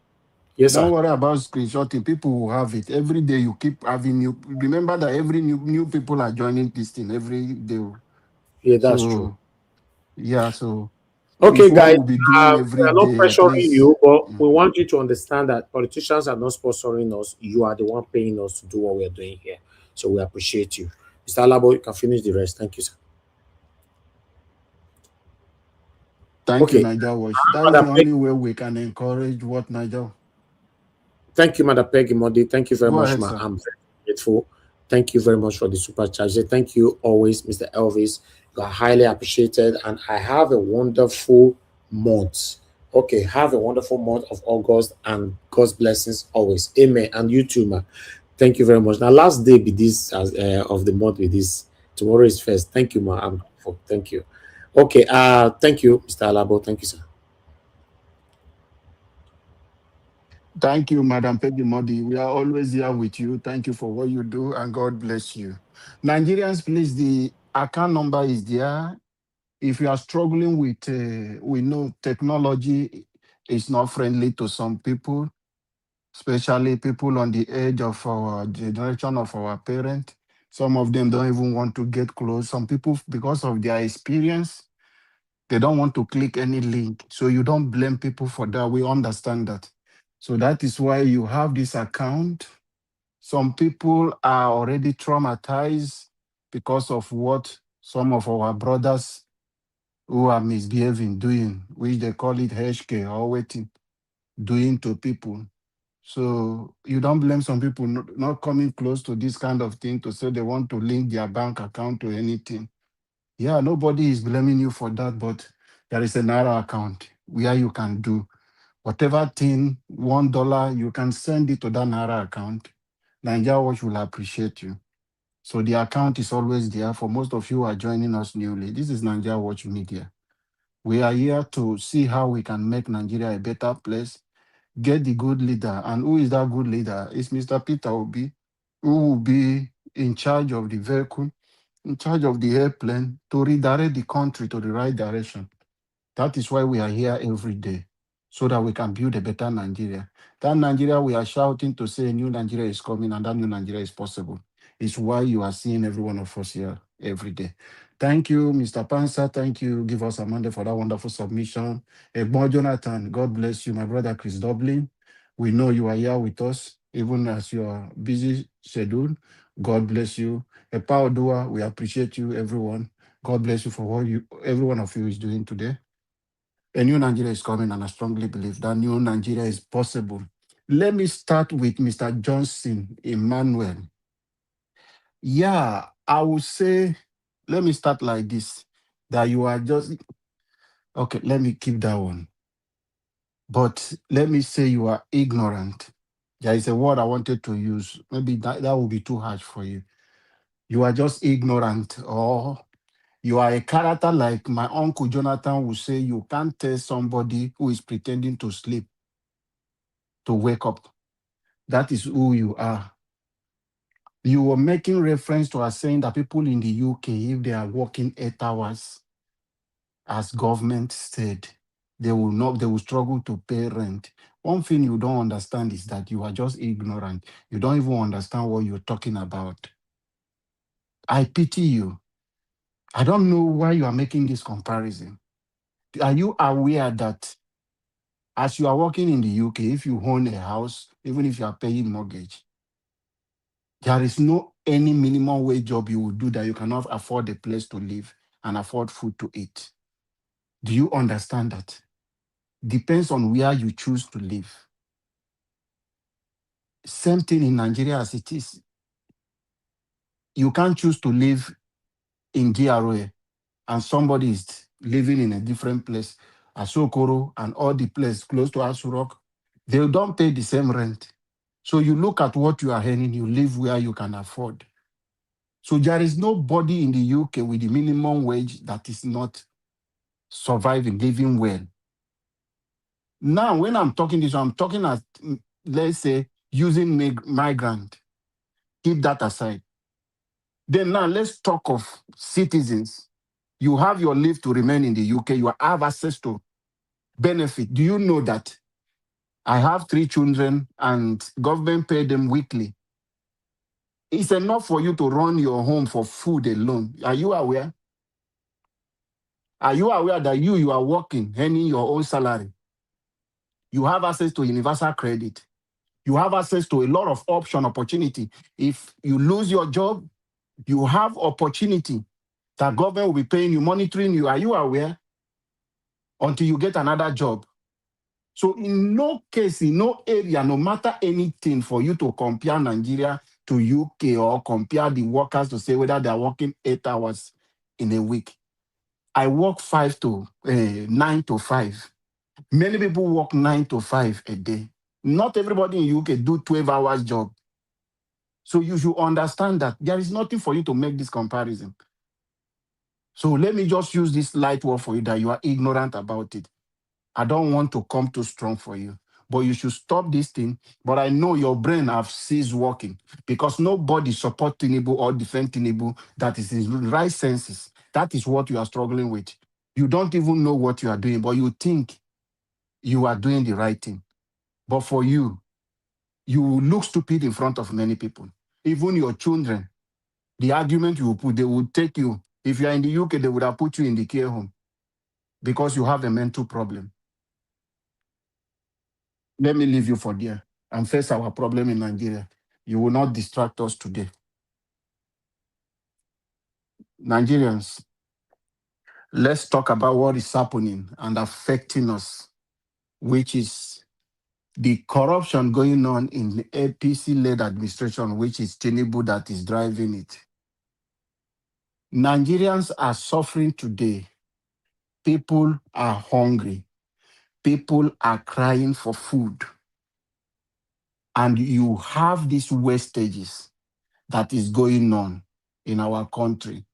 You see people asking Peter Obi question is, what can you do differently to Tinubu? It's simple. Peter Obi have told us several times, stop the corruption. People will say, you said you're going to remove subsidy. Yes. People said I will remove subsidy, but not in the manner which Tinubu did. And even if I remove, I would have put some contingency, make a plan like something that will cushion the effect of that subsidy removal, like Goodluck Jonathan did in 2012. We are buses and some scheme for graduate and youth, SME, all those kind of things we are put in place to cushion that effect of the subsidy removal. But this man just came in and removed subsidy without plan for the people of Nigeria and taking that money, putting it in a pocket, increase. Before Buhari left, it was around, I think, 500 or something naira to dollar, $1. But Tinubu enter, it got to 2,000 something. Now it's within 1,000 something. So the value of 5 million naira in 2023 today is like 500,000 naira. So you hear him talking about, governors have so much money, local government having so much money. So the value of it have dropped, so it's not the same. So it's just the same thing you are saying. The same thing. Which market are they going to spend the money? Is it not the same place? Somebody was giving that this thing, talking on what that honorable talking. He said it all. The hotel you used to pay so amount then. Today, go to that same place. And these are politicians. Because they are looting these resources, they can go to that Eco hotel and they will still afford that. They won't feel anything. But this price hike is across the country. So you, a common man who is earning 70,000 a month, 50,000 a month, nobody care to know how much you are earning a month in Nigeria. So the price that is high, the transport fare and everything is telling on the common man who used to manage well with that little money he used to have. But in this system, everything is high and the government don't have time to control price or control the market and monitor how people increase their prices of their goods. Nobody's concerned about the common man on the street. And people are suffering. So when Peter Obi will tell you, I will remove the corruption in the subsidy. So people in government today, Tinubu is not willing to take out the corruption. And he will not. You cannot give a criminal something or power and think that he will get to power and repent. It is impossible. As near as Wike is today, Akpabio is today, you can't give them power and think they will change. They will not live the lifestyle they are living. If they are used to those kind of things they are doing, oppressing people, and you think with power they will now repent with it, it's impossible. So when Daddy Gio is organizing prayer to pray for characters like this, people who are not willing to repent, who are thinking of the strategy on how they want to be more evil to Nigerians, are the people you want to pray for. So when you are saying what will Peter Obi do differently, take out corruption alone from our country. We are not going to borrow money anywhere. Money we're going to recycle from the corrupt politicians, stop from the civil servant. It's enough for us to build hospitals. It's enough for us to have a better healthcare system. The money is enough for us to create jobs for people. Stop corruption from Nigeria today. If not that Tinubu came into power and Malami did not align with him, would Nigeria have known how much that an attorney general, a minister of justice, had stolen to an extent he cannot account for building houses that worth billions of nairas, running into trillions? That is one individual. Go to a Mefele, a CBN bank governor, what he has taken. This is the one that did not align with Tinubu. The ones that align with Tinubu are still in government. Let Tinubu administration end. Let Peter Obi enter. Then you will know that the corruption in this government is worse than any other government. Abacha did not do least to what this government is doing. Money they will recover from Tinubu administration, year in, year out, your generation will continue to receive. One bank will bring come from Shagori Bank, from this one bank, from Bank of the President Macron. All of them will return one day. You hear one is coming from France, this one is coming from Switzerland, this one. Just stay and wait. We are in Nigeria. So the one you will be praying is that let him not return. If you allow Tinubu return, Nigerians, you will suffer. What you are seeing is the list. You will drink water, you will need Tinubu permission to drink water and his family. You are already treated as a slave under Tinubu administration. What else do you sign? Do you need Tinubu to show you that come 2027, if he succeed, you will be in danger? And all of you are just fence-sitting. You are not thinking of how you can kick these people. Yesterday, I mentioned one thing. Nigeria was sorry, 10 seconds. I mentioned something that Nigerians don't beg. I have even appealed to my principal. Don't beg Tinubu again to give us free, fair election. We don't have to beg him. We have institutions that run election, which is INEC. So Nigerians, we are the one that will say, you will give us. It's by force. It is the law that you conduct free, fair election. So INEC will give us, which will let them know. You don't ask Tinubu. So I pity those bishops who are calling him for a level playing ground. We don't need Tinubu to give a level playing ground. He's just a president. Our INEC will do the right thing. We, the Nigerian people, will make the INEC to work according to what Nigeria wants. It is our power within our right. We have to exercise that power. The power of a citizen is too strong. So we must wake up from our sleep and fix our country. Enough is enough. A new Nigeria is coming, and I strongly believe that new Nigeria is possible. Thank you, Mr. Nigeria, for your understanding, and God bless you. Okay. Mr. Alabo, thank you, sir. Thank you very much for that submission. God bless you. Guys, press on the like, help us to share. We are still here. I have more people that you're going to hear from. Let's start with Mr. Pansat. Mr. Pansat, it's good to have you on the show. Good evening, sir. Good evening. Thank you very much, Mr. Elvis and fellow panelists and those who are in the comment section. You know, today is an opportunity for me to practice what I was saying the last time I was here. How to deliver my message calmly, make the point, without bringing rancor and stuff like that. It's very hard today to do that, but I'm going to try the best that I can. Because what I notice is that, for example, a very good participant on this program who calls all the time and makes salient points, Madam Deborah, she calls in here and you just want to hear from her because she's passionate, she's a patriot, and she says the right things. But she's fallen into one of those, what do you call it? So some of the things that are painted on the Igbos. So I hope Mr. Elvis will indulge me because I will need some props by giving you I'll give you some website so you could then put up the data so we could deal with data. It's very important to do this because we cannot be going to the water to go fetch water with empty basket or woven basket. Every time you carry basket, you go all the way to the stream, maybe half a mile away, carry water, they come home. By the time you get home, all the water don't fall. Because that's what we're doing on this platform. We have a lot of brilliant people, but our discussion today is the same discussion a week ago, a month ago, a year ago. It's the same thing that we'll come here to talk about. We know who the bad actors are.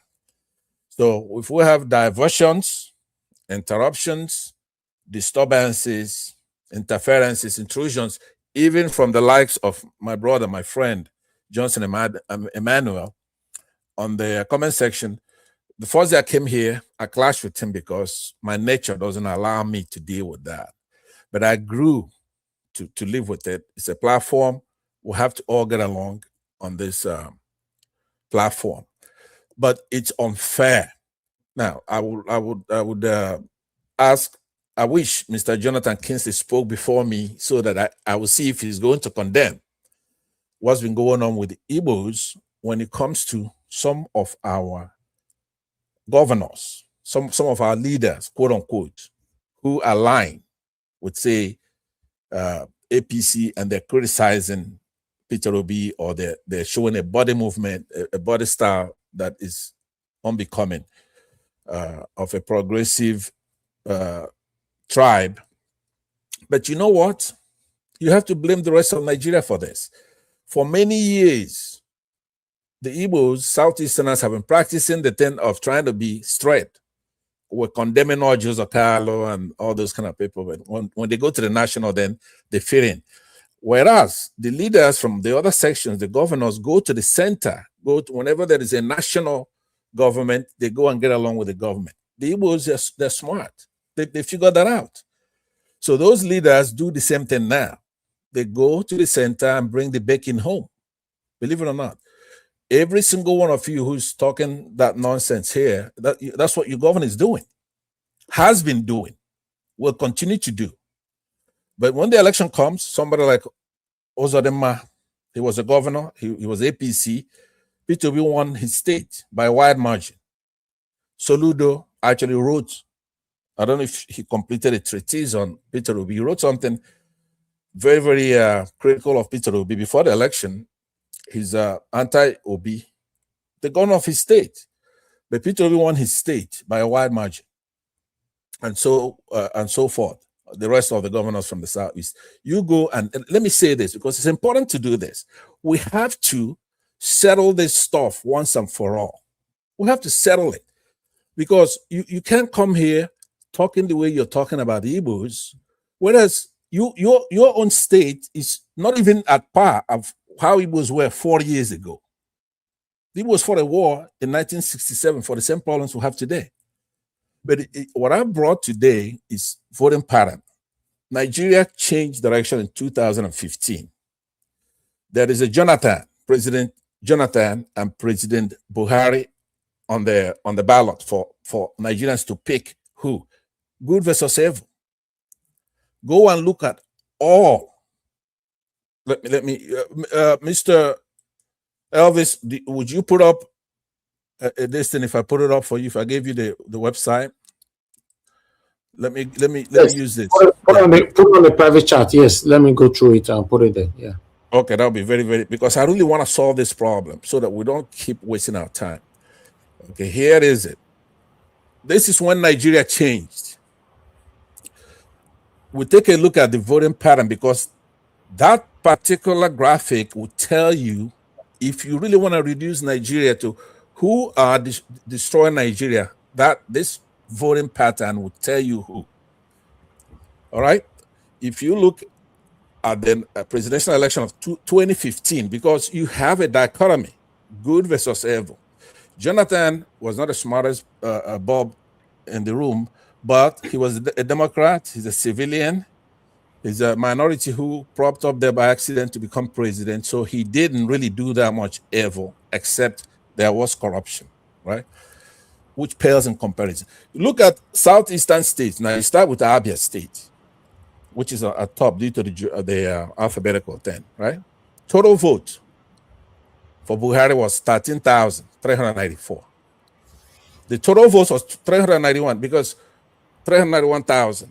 We know they rig elections, because I will get to eventually the 2023 election. I know I had this debate with Mr. Elvis before. He said, but it was rigged. But I want you to go all the way even further back than this 2015. But let's start from 2015, when our country just went to hell. You're going to notice that Mr. Jonathan, President Jonathan, got 94.1, I don't know if that's 1.18%. and Buhari only got 3.4%. So we could skip and just go Anambra, 0%. Anambra State gave Jonathan 98.52%, more than his own state, Bielsa, which comes a couple of rows down there, of which they gave 98 as well, but it was 1.42% to Buhari. So you look at every southeastern state, how did they vote? Now, Edo State, because Mr. Elvis is from Edo State, so I'll use it as an example. Okay, Edo State maintains the same pattern. It kind of got a little better in 2023 because they brought Peter Obi to everybody, right? They're the one who brought Peter Obi. But look at the percentage. Edo State gave Buhari 41% and only 57%. Now, this is somebody south from, like they say, from their section. You think they'll do better? So you go to Enugu, right? There's 2% to Buhari, 95%. Imo State, the same thing. Now, I am saying that it's the same pattern for all elections, by the way.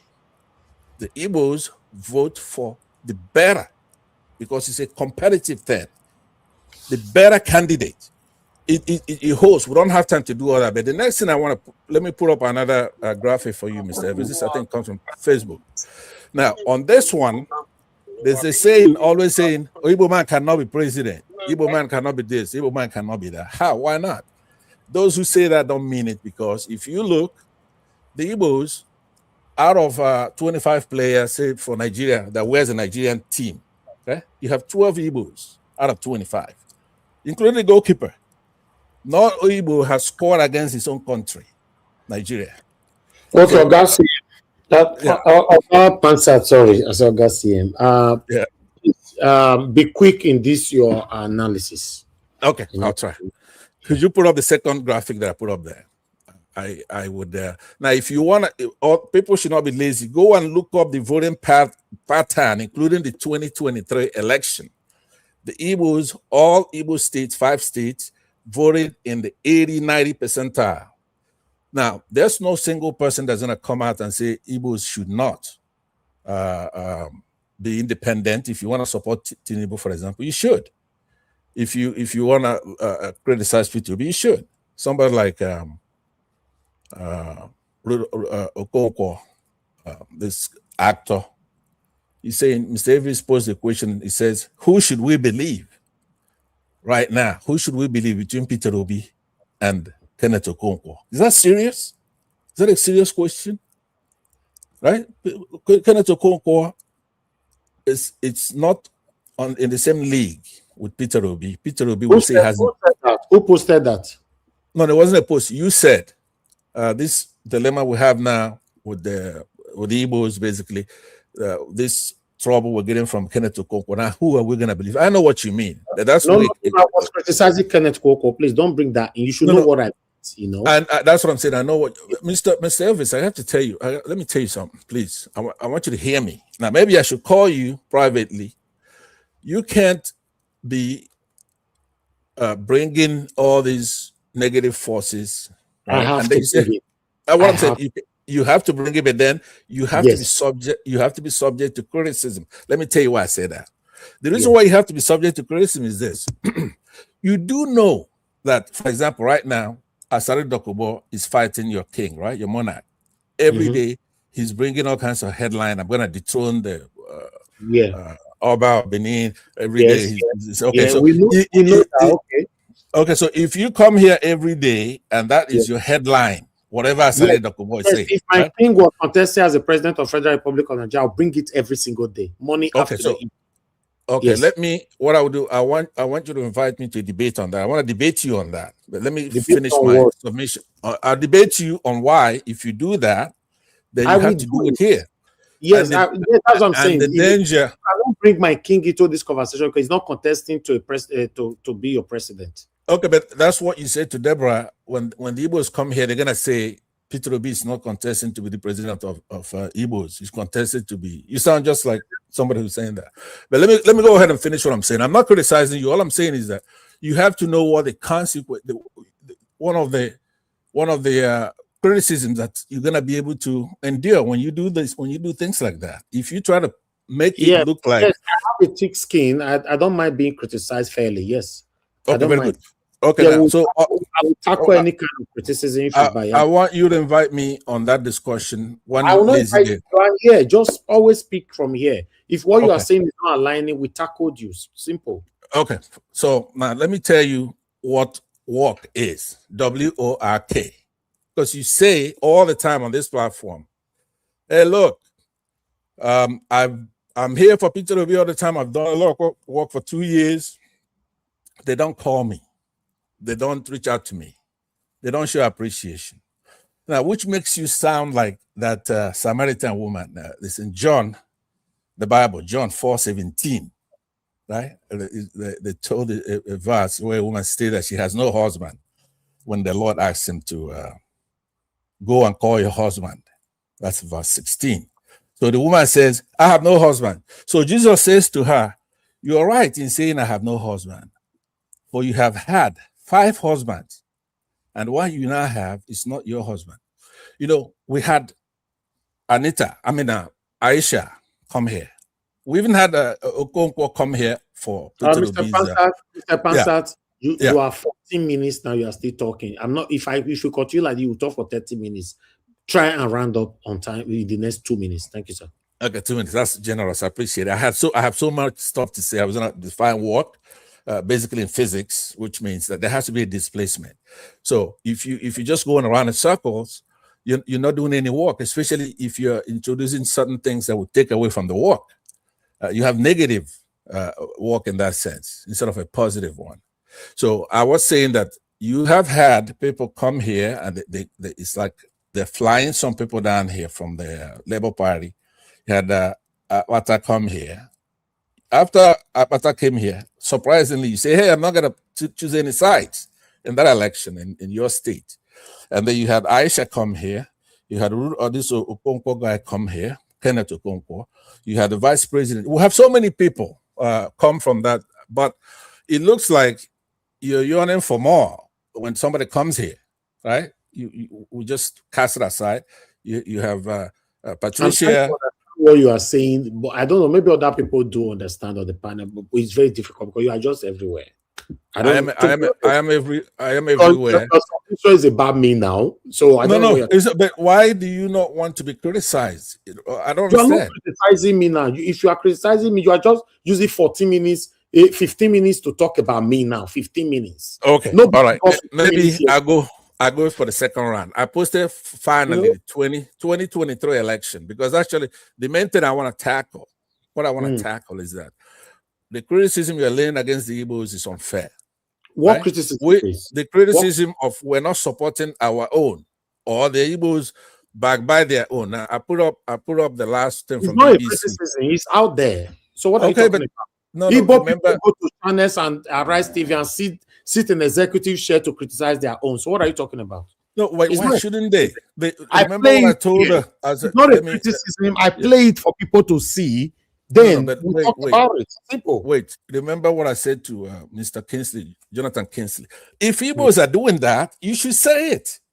You don't even have to do it, pass it out. What I'm saying is that the data doesn't show that.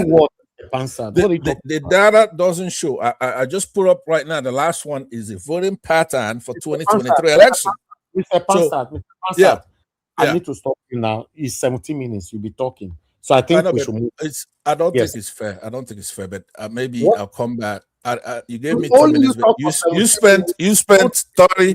You spent 57 seconds of the 2 minutes you gave me. You give me 2 minutes to round up. Then let me talk for 2 minutes. Okay, go ahead. Okay, so what I'm saying is that I put up the last one. Now I'll be around to go the second round, so I could then actually talk about why I'm here, right? Because a lot of ignorance, I forgive that. People in the comment section, like Mr. Johnson, somebody says he's ignorant. I don't think he's ignorant, but if he is, then I forgive that. But we have to make sure that when we're dealing here, if you claim that you're working, you can have a lot of stuff on the spokes. You know, let the spokes. Let's move forward. Transfer energy to a higher form. Let's go the distance. Don't let distractions come into play here. It's, you know, the Igbos, like I said, The records are there. I have put up some. I'm gonna wait and put up another one. So you're supposed to say to me, no, those didn't vote that way, right? Or this data is not correct. You have to counter what I'm putting up, not just talk. Yeah, thank you very much.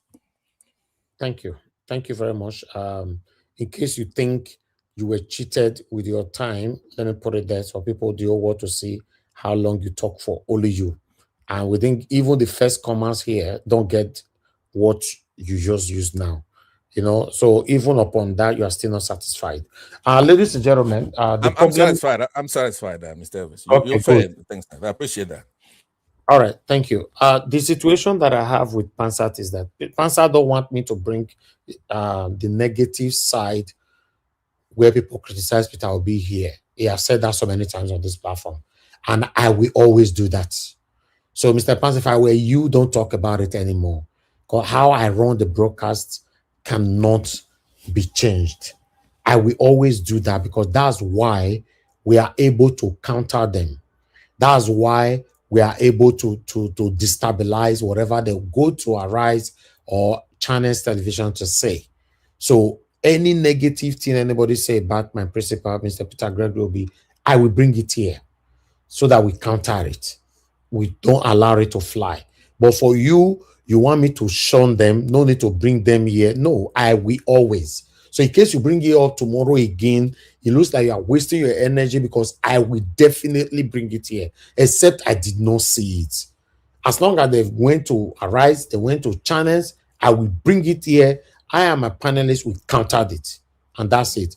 And Black Party, say you are with Pansat on this. Please tell me which area you are supporting Pansat on this. Because I don't like people who give submission that doesn't make sense or write statement that doesn't make sense. Anybody can digest. Mr. Pastor said 2 million things. The voting pattern. And then, so why did you have to give on this? That's what I'm saying. The voting pattern. People will comment. Everybody is categorized at the same thing. But you did not put it there now. It's on the screen. I'm with him on this because he brought the data out. That's what I'm saying. That's what I'm saying. If somebody come into this panel now, in the next 3 minutes, we don't understand what your statement stands for. Mr. Pansa mentioned 778 something here. You just say on this. Always learn when you want will ask a question now. You will ask a question. Why? Then I'll answer you. Everybody might not have opportunity to ask you the question. That's what I'm saying. We are not here to sleep here. In case of next time, because you are good in arguing something instead of you to accept blame. In case of next time, I'm with Mr. Pansat on this voting pattern. Simple. Let your sentence finish. Don't abbreviate it.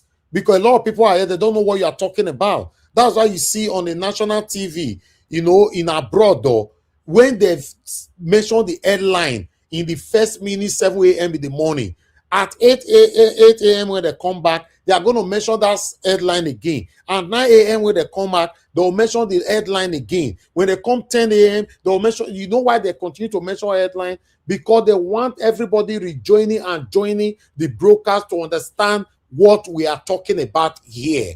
But if you are just talking about the body of the headline, and headline have been missing, people will not understand what we are talking about here. That's why you see people like Madarita who come in here sometimes, and many others will say, I'm not sure what you guys have talked about since because I was not here.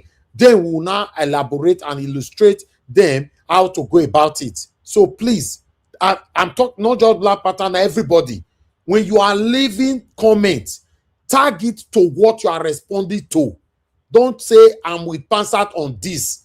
Pansat almost criticized my monarch. People can immediately put you on that level that you are with me. Pansat on that area.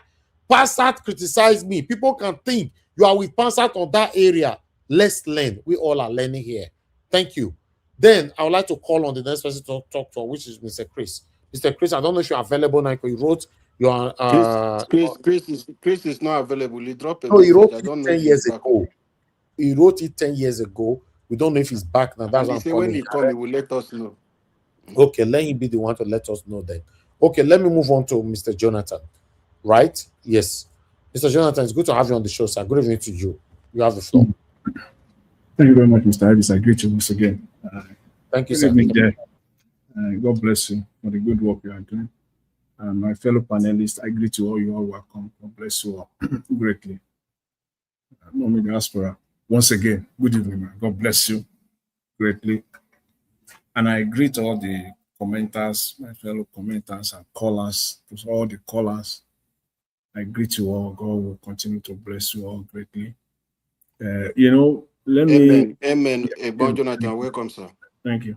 Thank you very much. You see, let me just say this. Let me spend a minute or two on the voting pattern of the Southeast Nigeria. You see, the issue, don't let us conflict what people are saying now and where they are coming from. Why some people are even saying, and I'm also in that school of thought, that it will be very difficult for an Igbo man to see the presidency. On my own part, I would say in the next 3 to 4 electoral cycles. Some people even are saying even more than that, because this is a tide. It has to run its course before it will take shape again. If there is still a country called Nigeria by that time, we all will agree, talking on voting pattern, and you look at data that are all out there, even the one presented by Mr. Pansa today. See, I will even go back. I will not even start from 2015. I will start from the current dispensation, 1999. The southeastern Nigeria, the Igbo people, I will say, have been the best informed electorate in Nigeria. They always go for the best candidates. They have been voting when you look at the ballot, the Southeast Nigeria, always, consistently, Obasanjo was, for me, as far as I know it, Alex Ekweme was there at that time. They voted for Obasanjo. They voted for Yaradua. They voted for Jonathan, Goodluck Jonathan. As per data now, as per voting pattern now, they voted. And for me, which I will agree, those are always been the best candidate on paper, not on performance. On paper, when you look at it on paper, those are, throughout all this electoral cycle, those are the best candidates. And they always, they backed up those candidates. The question now is this. If you want to be honest, here's the question. If you, in one breath, agree that Peter Obi is the best candidate now, Peter Obi is the best candidate now, and then in another breath, you are now saying, then you now see Southeasterners, especially, because I don't want to be misconstrued at all on this one. I'm saying facts based on data. If you agree that Peter Obi is the best candidate in this current dispensation that we are in right now, it baffles anyone why the Southeasterners will not back him up fully. And now I'm laying emphasis on the political leadership of the Southeast. I'm not just talking of the general electorate now. 1999, the political leadership of the Southeast, under the auspices of Chief Alex Ekweme, a man that I have huge respect for, they all backed Obasanjo, the PDP. Egbon? Yes? Before you go further, maybe, let me bring this up.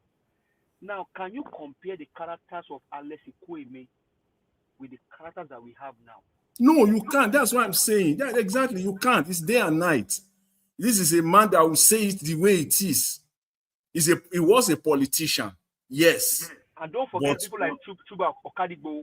Yes, they will say it the way it is. They will say it the way it is. See, now when you look at the political class now, please, I will want anybody, if you're on the comment section, please write it down there.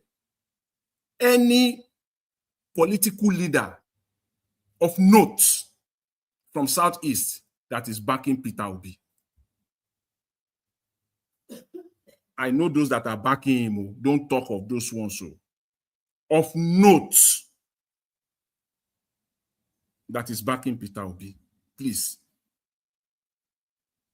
Because so you cannot eat your cake and have it here. You have been consistent in going for the best candidate on paper. Why now? Why the shift now? Even this same Okonkwo, who is only working for his belly, was an APC member. He supported APC now. He supported APC because he was a man for his own belly. This Okonkwo. But when you talk of politicians of note from the Southeast Nigeria, consistently since 1999, they backed the best candidate on paper. Unless you will now tell me that Peter Obi is not the best candidate now, that you are still going on the same trajectory as you have been since 1999, that Tinubu is the best now, Atiku is the best now. That's another discussion. Because it baffles me. In 1999, they have ABGA won some states. They consistently, apart from ABGA that has been giving them issue in the Southeast, PDP, they've given PDP as in even PDP will just go to sleep. They take all the votes. The same pattern at which Peter Obi won in 2023 as was the same pattern PDP was winning the Southeast. Even the data that you presented to us now, 80%, 90%, that was it, to the point where they even took the Southeast for granted. It took them for granted. So I don't understand why now it's so difficult for people, especially the Southeasterners, to back their own.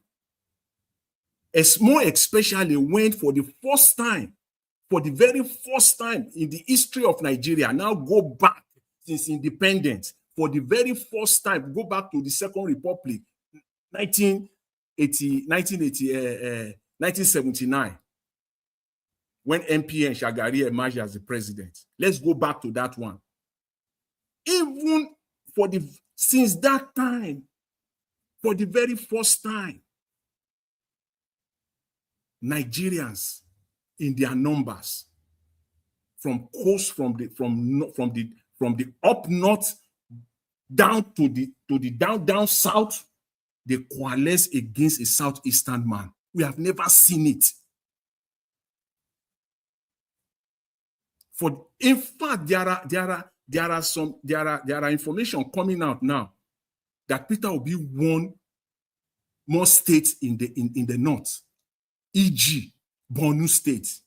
How could you believe that Peter Obi? That was when they have to call it quits, that Glitch must come out. They must do something. When the numbers were coming in,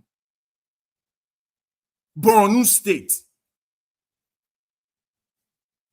for the very first time, Nigerians stood up in their numbers and supported a man from the east, from the Southeast Nigeria. And it is the Southeasterners themselves, those who have the clout, the political clout, they are the ones that are weighing every other person down with their power, with their stolen money, with everything. That is the problem. That is the issue for me, as I know it. But Mr. Jonathan, yeah. Will it be fair to now say that are the ordinary people, are they with this criminal elite that we now? No, they are not. They are not. They are not. The thing is that you know the way Nigerian politics. Well, I started by saying Nigerians' electorates are not well informed. They are not enlightening. Nigeria. That's just So majority of the Nigerian electorate, most of the voters, they are not educated. These are the rural people. Oga Jonathan. Yeah. The fact you laid on, I so much respect that those facts you laid on the floor.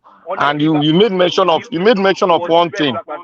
Wait, you made mention of one thing, that the Southeast are the most, let me put it this way, they are the most educated kind of set of voters we have in Nigeria. And that qualifies that brings about and throw away every fact many people have been calling in to take this. And you specially demarcated.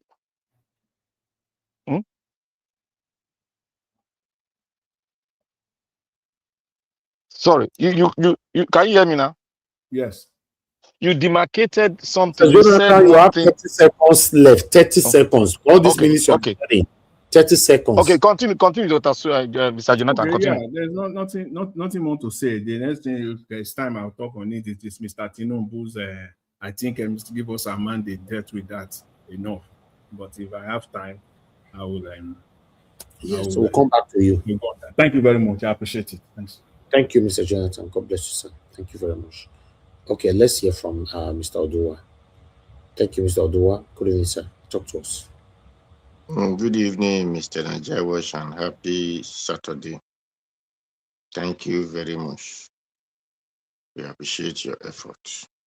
A new Nigeria is possible. Saturday, we are sitting Friday now. But you don't enter Saturday. You don't enter Saturday, Oga. Go ahead, sir. We can hear you. Thank you very much. Well, good evening, everyone in the panel. Thank you all. Happy Saturday to all of us. Thank you for your concern and your view. New Nigeria is possible. Thank you, Mommy Diaspora. God bless you, man.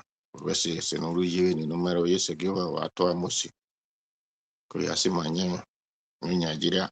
Nigeria money, Magamio, wa enjoy Kakabo. Good evening, commenters, listeners, and viewers, and the passerby. New Nigeria is possible for all of us. You see, Kenneth Okonkwo is living in bondage. So, a man that is living in bondage, I asked the other day that so that if it is Benin man, so that Maseri and so that is just the truth, because he said you cannot sue a spokesperson because they make you a spokesperson, then that is where you will not go and lie against person. And you say Peter Obi have sued you before you start your talk. That tell you this so-called group of liars that they make their spokesperson, according to them, talkative. They are full of lie. He forgot when he was talking about the coming to ADC, that how he said he will not associate himself, he will not do this, he will not do that. Those were the time he said if he say what he know about Peter Obi, this or that.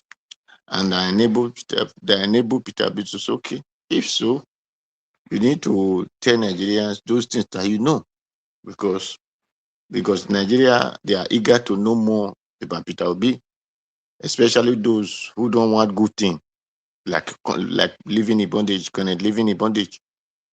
They don't want to make Nigeria good for people to live on. So that is where Peter Obi take him to court, according to what the journalist said.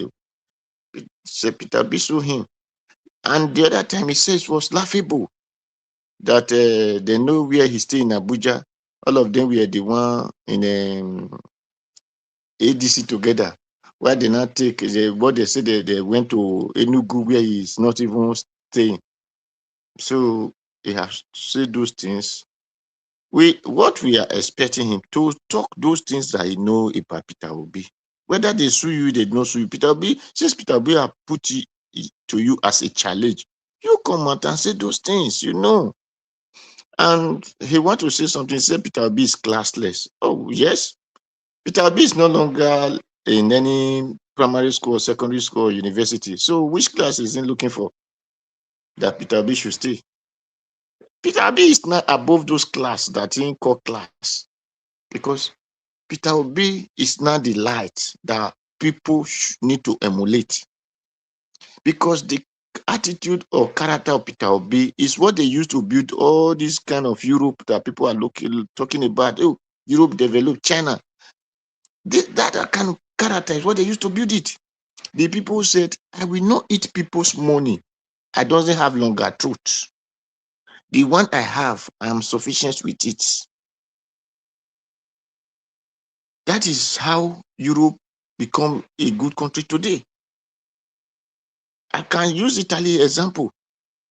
The people when they were using their monarchy system in Italy, according to Italian, they suffered. Until they had to rise up and say, no, this thing, they don't want it again. Then before they now have relief, when Berlusconi, when he came to power, so there was things that people can only have relief when they said this kind of thing that is oppressing us, we don't want it. But like Kenneth Okonkwo, since he's in bondage, he wants to drag everybody into that bondage. Peter Obi is well satisfied. The one he have is still giving it to people. How many people have Kenneth living in bondage?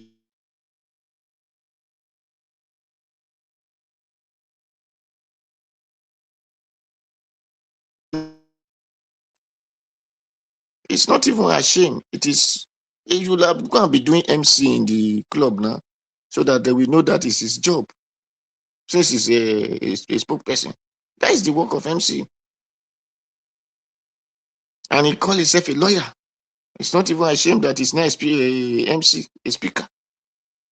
Well, it is painful to see that those people will have respect on, people will have look onto.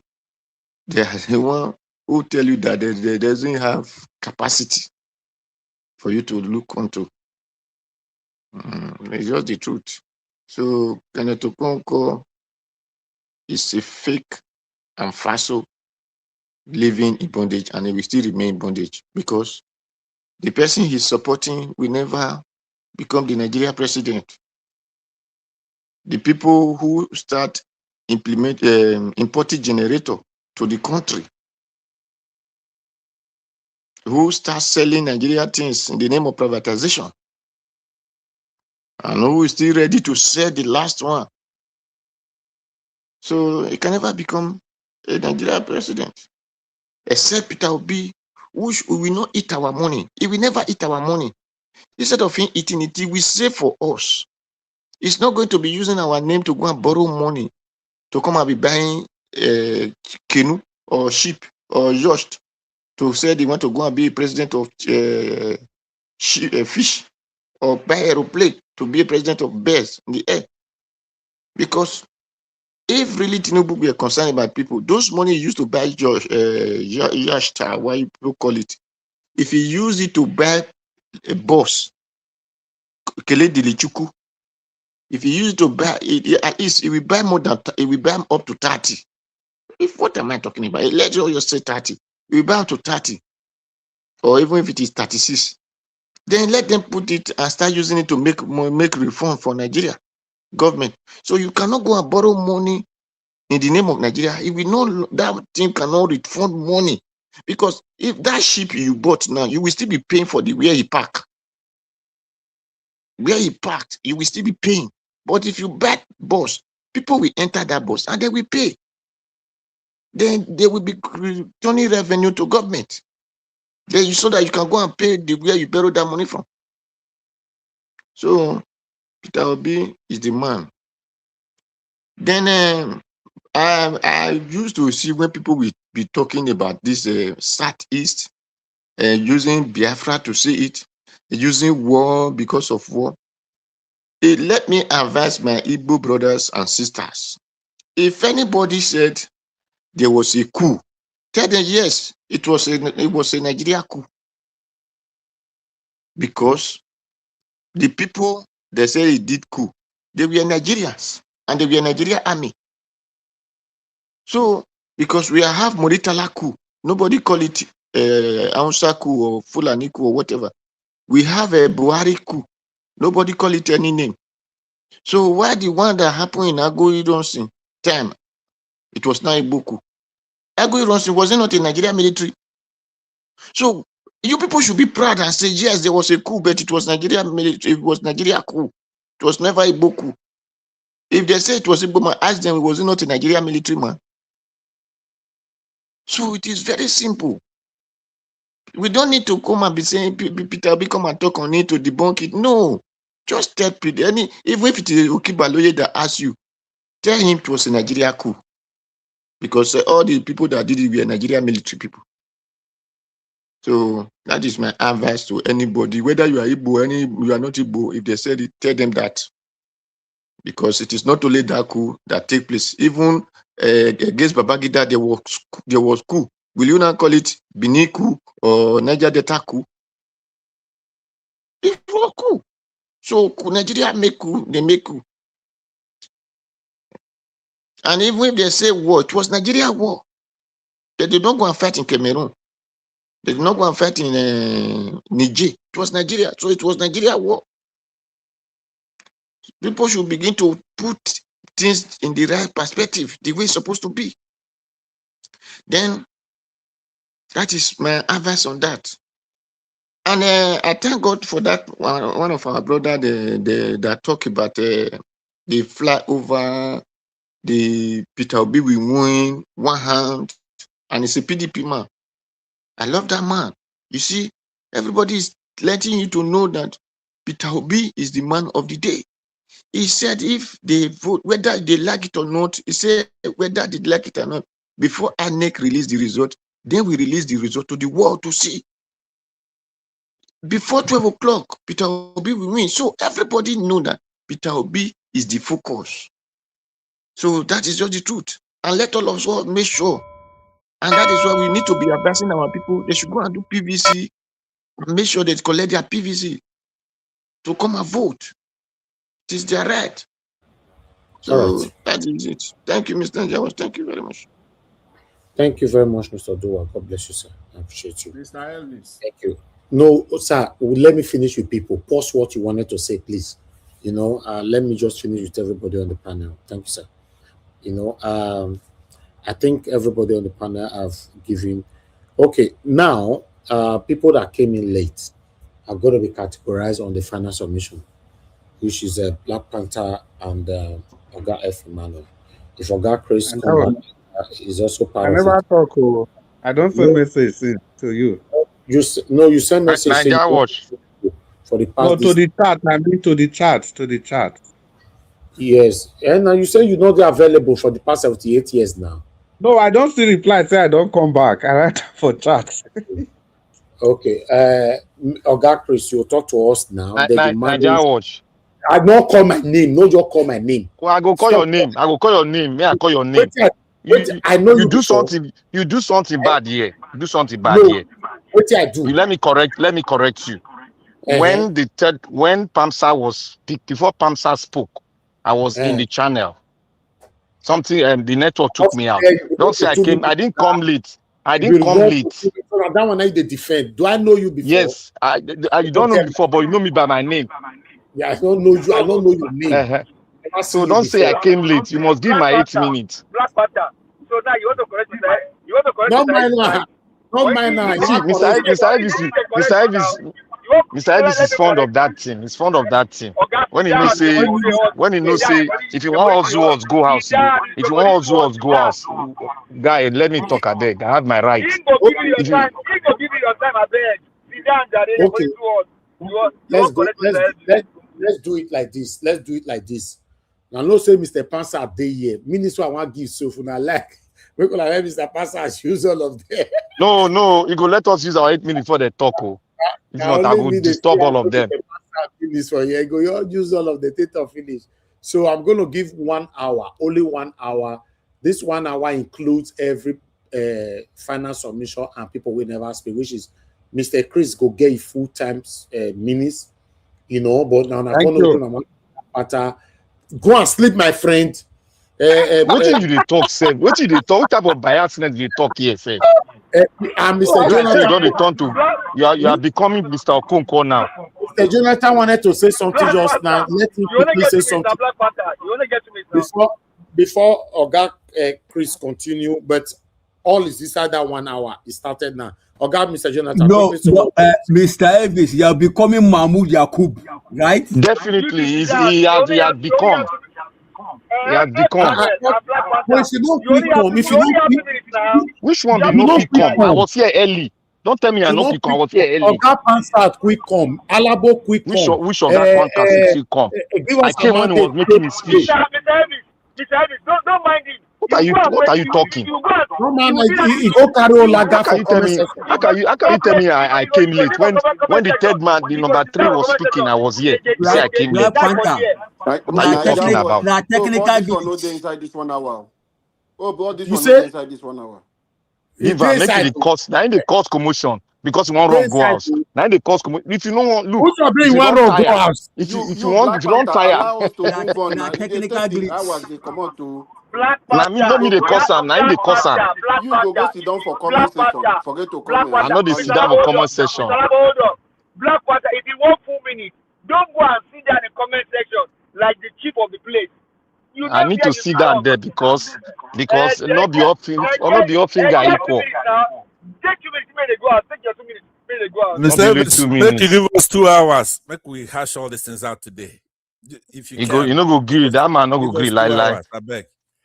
That one no agree. Good evening, ladies and gentlemen. Good evening. Oga Alavo, take charge, I beg. Good evening, everybody. Mr. Njawat. Oga Chris, go on, speak to us. Thank you, sir. Mr. Njawat.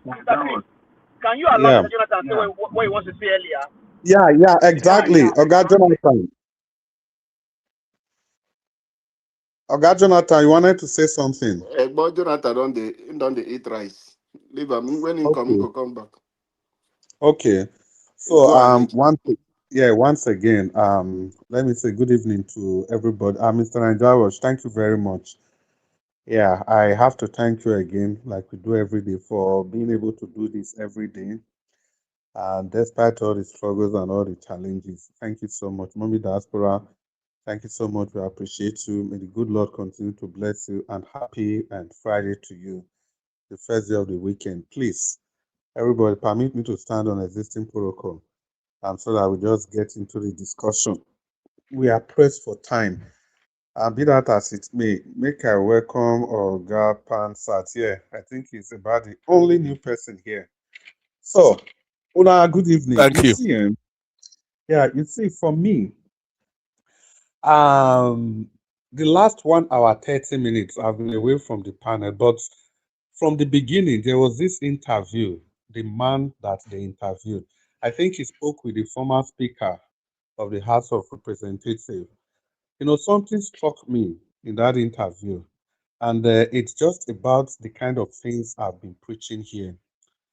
That what the opposition is doing, the opposition, the handlers of His Excellency Peter Obi and the NDC, personally, I've been shouting, they are exposing His Excellency too much. They've given him too much work to do. Peter Obi exactly know what he's gunning for. But I think the people around him, the campaign organization, they are not lifting their full weights. They are punching below their weights. They ought to do more. Now, I say this with all sense of responsibility. If you listen to the interview of Dogara, that's the former House of Rep. You know, there was a question that the interviewer asked him. The interviewer said, there is one thing that is, when Dogara was criticizing the government of Tinubu, the interviewer said, there is something that you cannot dispute. And Dogara said, what is it? He said, Dogara cannot dispute the fact that the state is getting more funds than they used to get. And Dogara asked the interviewer that, so you also fall into that cheap propaganda. I'm just paraphrasing. You know what the guy did? He quickly withdrew instantly. He said, no, that's what the APC, that's what they are saying. I was laughing. Dogara, after they argued amongst themselves, and Dogara struck him down completely. Now, he asked Dogara another question, and he said, there's another aspect of Tinubu administration that you cannot overlook. And Dogara said, what was that aspect? He said, the fact that Tinubu, they've made so much savings from subsidy. Then the Dogara asked him, what are you saying? Where is the fund? Then the interviewer quickly changed again. He said, well, it is not him that's saying it. It is Daniel Boala and the other people that he has interviewed. You see, this one are journalists too. This one are journalists. He doesn't have the facts. He thinks he can just throw the facts out there and people will swallow it, hook, line, and sinker. So the point in all this is a Dogara, a party man, if he can go to this extent in tackling these people that are trying to bring down His Excellency Peter Obi down for just no reason, then what is the campaign team? What are they actually doing? You see the second interview, I think Peter Obi was there, and they brought up this issue of the airport parking and all those shenanigans, those half-truth and outright lies. It has to take Peter Obi again to keep explaining and explaining and explaining and explaining. Whereas this last hope for Nigeria, he belongs to a political party. He has a team. I've said severally, every single day till I see the team, they start working, I'll keep calling them out. Because His Excellency Peter Obi is already doing too much. Too much. He needs to focus. He needs all the energy because the main campaign season is kicking off by August 19. I'm not saying that he shouldn't be doing what he can do, but he has to rest. Apart from just rest, he needs his time. If you listen to that interview, he said he has been to 4 states in how many days, and he's heading to another state again later today or tomorrow. That is the kind of man that we want to move, that we should pray for, not even vote for, we should pray for. If I say pray, not pray in the spiritual sense, to move this nation forward. Mr. Chris, yes. As Peter Obi is doing it, I think it's a planned work. They planned it. Konkoso is also doing it very, very intensively in the north. Yeah, the one Kwankwa, I'm coming to the one of Kwankwa. So you see Kwankwa, so you see they are big boss. They have a big boss in the north. They already wrote the NDC, they are waiting. But the difference in the one Kwankwa is doing and the one His Excellency Peter Obi is doing, you can see that the one Kwankwa is doing, the Kwankwansia people, they are out there everywhere. And they have men all over the places. If you tune to BBC Hausa, if you tune to local station in Kano State, in Jigawa, in Kebbi, you see the foot soldiers of Kwankwaso, all of them, all over the places. And also there's this senator that went to go and see Tinubu. And it was all over the place that the man is going to decamp, Go to BBC Hausa, go to FM stations in the north. The Kwankwasia group, they took that man to shreds. And the man quickly made a public announcement that he's not planning to leave the NDC. But even if he was. But the point is that there were counter arguments against him immediately. But we don't seem to be enjoying that down south. And there's no use denying that. If I ask you one question, can you tell me when was the last time you see any prominent obedience? Any prominent obedience defending anything prominent? If I say anything prominent, any news that has happened, the Peter Obi's interview, the airport incidents, the allegation that his life, is it one allegation that his life is not safe? All those things. And yet, these people, they take this news, they twist everything. Look at Keyamo. Shehu Kimbaloje interviewed him, and look at the kind of things he kept repeatedly saying that Peter Obi is a liar. His Excellency is a liar. He's a liar. He's a liar. For God's sake, you say that about a presidential candidate? Not even aspirant, is now a candidate of the NDC. You say that repeatedly on national TV. And that interview has been since yesterday evening. In the front pages of the newspaper today, nothing. No rebuttal. No chastising. Even if you can't do that on the mainstream media, why are the people not all over the places trying to push back with facts and figures? Because the facts and figures are there. But the interviewer did something very interesting. He asked Dogara that, look, let's flip the coin around. If His Excellency or the NDC, they were in power and all these things, this insecurity, everything is going on. They asked him, what do you think that Tinubu and these people, how could they have reacted? And that reminded me of 2015. What the APC, Lai Mohammed, the kind of opposition that they, see, that opposition, it didn't just start in they started way back like 2012. I think the first wave was that Ojota fuel subsidy thing. That was where they started. That was the real first public performance. Then they used all propaganda, everything. And there's something very crucial Dogara said. Dogara told the interviewer that by 2 p.m., the election is going to be done and dusted. He didn't say we are praying for the election to be free and fair. He said no, that they have all the software, everything ready to monitor the result, that Nigerians are going to see that His Excellency Peter Obi has won the election. That is what he said, that Nigerians will see that His Excellency has won the election. He wasn't talking about, maybe hopefully they will conduct a free and fair election. No. He said they are ready, the software. Those are the kind of things that the electorate want to hear now. Chris. People that stood in the sun. Round up, sir. Wow.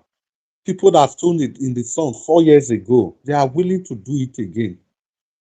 They are willing to do it again. And I was very glad when that man made that statement, that they have all the software from Dubai, from everywhere. So they are ready for the election. So those are the kind of things the NDC should put out in the space. Put it out there for everybody to hear. So that the APC, they will be running helter-skelter. In the process, they will falter. They will make a mistake. They will make a misstep. And that's the only way to go. As long as I am concerned, and especially for those of you, I want to tell you again, those of you that are saying that obedient, they should take it easy, they should take it easy, they should take it easy. Take it easy, go all of una there. It has not even started. Una go know what they mean by take it easy. When somebody is filtering our life away, the life of our children, life of our children's children, I should take it easy. It is either going to, if they like, may they call us bully, it is either going to be Peter Obi or nothing. Because all the statistics, everything points to the fact that this man won that election before, and any opinion poll you conduct today, he's still winning. That's why they have 32 governors, and yet they are still panicking. He's still winning. He's still winning. For me to take it easy so that they can repeat what they repeated before, make elections start. It's going to be fire and brimstone. It's going to, as long as nobody cross the boundary, we cannot cross the line, but it is going to be forceful. It is going to be fierceful. Everything, all the arsenal. We are going to mobilize everything. This man must be given the opportunity to turn this sick giant around. Thank you. Good evening, Thank you, Mr. Nigerians. Chris. Thank you, Mr. Chris. You know, you are one of our orators. If we leave you 30 minutes, 40 minutes, this conversation will not end. Let's manage this 1 hour that our brother borrow us and see how we can make it round for everyone. Black Panther. Yes, my brother. Thank you, sir. Good evening, sir. Welcome. God bless Speak to you. us, sir. God bless you, Mr. Niger Wash. God bless you, Alabo. Mr. Chris, Mr. Jonathan, give us a mandate. F. Emmanuel, Mr. Pamsat, Mr. Odua. May God bless every one of you. We have spoken very well, deeply. Some of us went deeply. I was excited. And I gave a comment out there that I am in support of, I'm in line with what Pamsat gave. Don't mind me. I did not specify because I was gluing to that data very well. Because I was excited on that data because that data speaks very big, and you can see how Mr. Jonathan brought elaborates very widely on it. That has disputed a lot of things. People calling in, saying a lot of things. It has crashed all the things they've said. Because I was going to come from that angle, but I'm going to go my own way too. But before going further, I would like to thank Mom in Diaspora, thank all the listeners. We are here to educate ourselves irrespective of where we all are. I want to thank every one of you for doing a great job. Now, I would like to start like this. I'd like to speak concerning the first caller, Madam, I've forgotten her name. She's always the first caller. I've forgotten her name. I'd like to speak directly to her. You spoke early, you started. Madam Deborah, I think it is. Madam Deborah, yes. You started something that you didn't really explain explain much on it. You didn't have a good knowledge of where you really went into. And I thank God my brothers here have brought the pattern, the voting pattern, and the word Mr. Jonathan spoke. You see, when we've always said this here, even Mr. Dr. CM always said this here. You see, the leadership of all the tribes are the problem. Of all the tribe are the problem. And we should all know that our politics is an abnormal. Sometimes we can tag this as an abnormal politicking because you use money to induce corruption plays its role in a very big way, and nepotism and tribalism plays its own, in a big form too. So that makes us exceptional. That makes us separate us from the other world. That is why we are not developing. That's why we are not developing.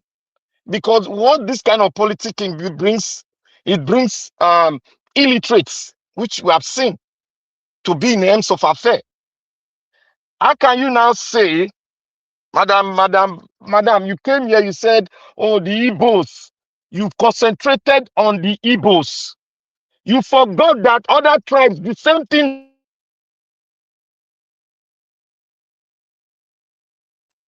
Let me give you an example.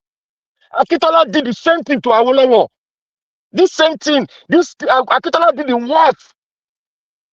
You see this one that this man is doing? He's not talking with his mouth to bring his personality down. Akitola went to the extent to take Awolowo to prison. And his first son died in that course. What happened to Abiola? You think it's the non-native that brought Abiola to his states of coma? They still use his own race to take him down. What are you talking about? It happened in all the race. The reason why you're not seeing it in the Fulani are just a micro sector in our economy, and they know that they don't have the population. That is why they have to distort the political landscape and the geographical landscape of the country. That is why they have to do it. They are few. If they have to, if the Fulani went to war the way they went, the Nigerian government fought war against the Biafra, the Fulani will not be, they will not be more than 3 million left. So let us look at our historical antecedent. Let us drag it down so that people will learn very well. We cannot just jump the train and just come and climb on the Igbo people. No, that's not the way to go. That's not the route to go, because it happens to every one of us. Every our tribe, we have what our people said. They said, if outside no fit, if inside no fit kill you, outside no go fit kill you. If I want to take you, madam, now, if I want to really go on you, I will use your member of your household to take you down, and it will happen because I have the power to induce any one of them to do it. Don't you know? So why are we so shocked about it? Do you think that if a Benin man want to become a president, they use a Benin man to bring him down? That's it. That's the principle. They will not use a Kanuri man to bring the Benin man down because he doesn't know anything about him.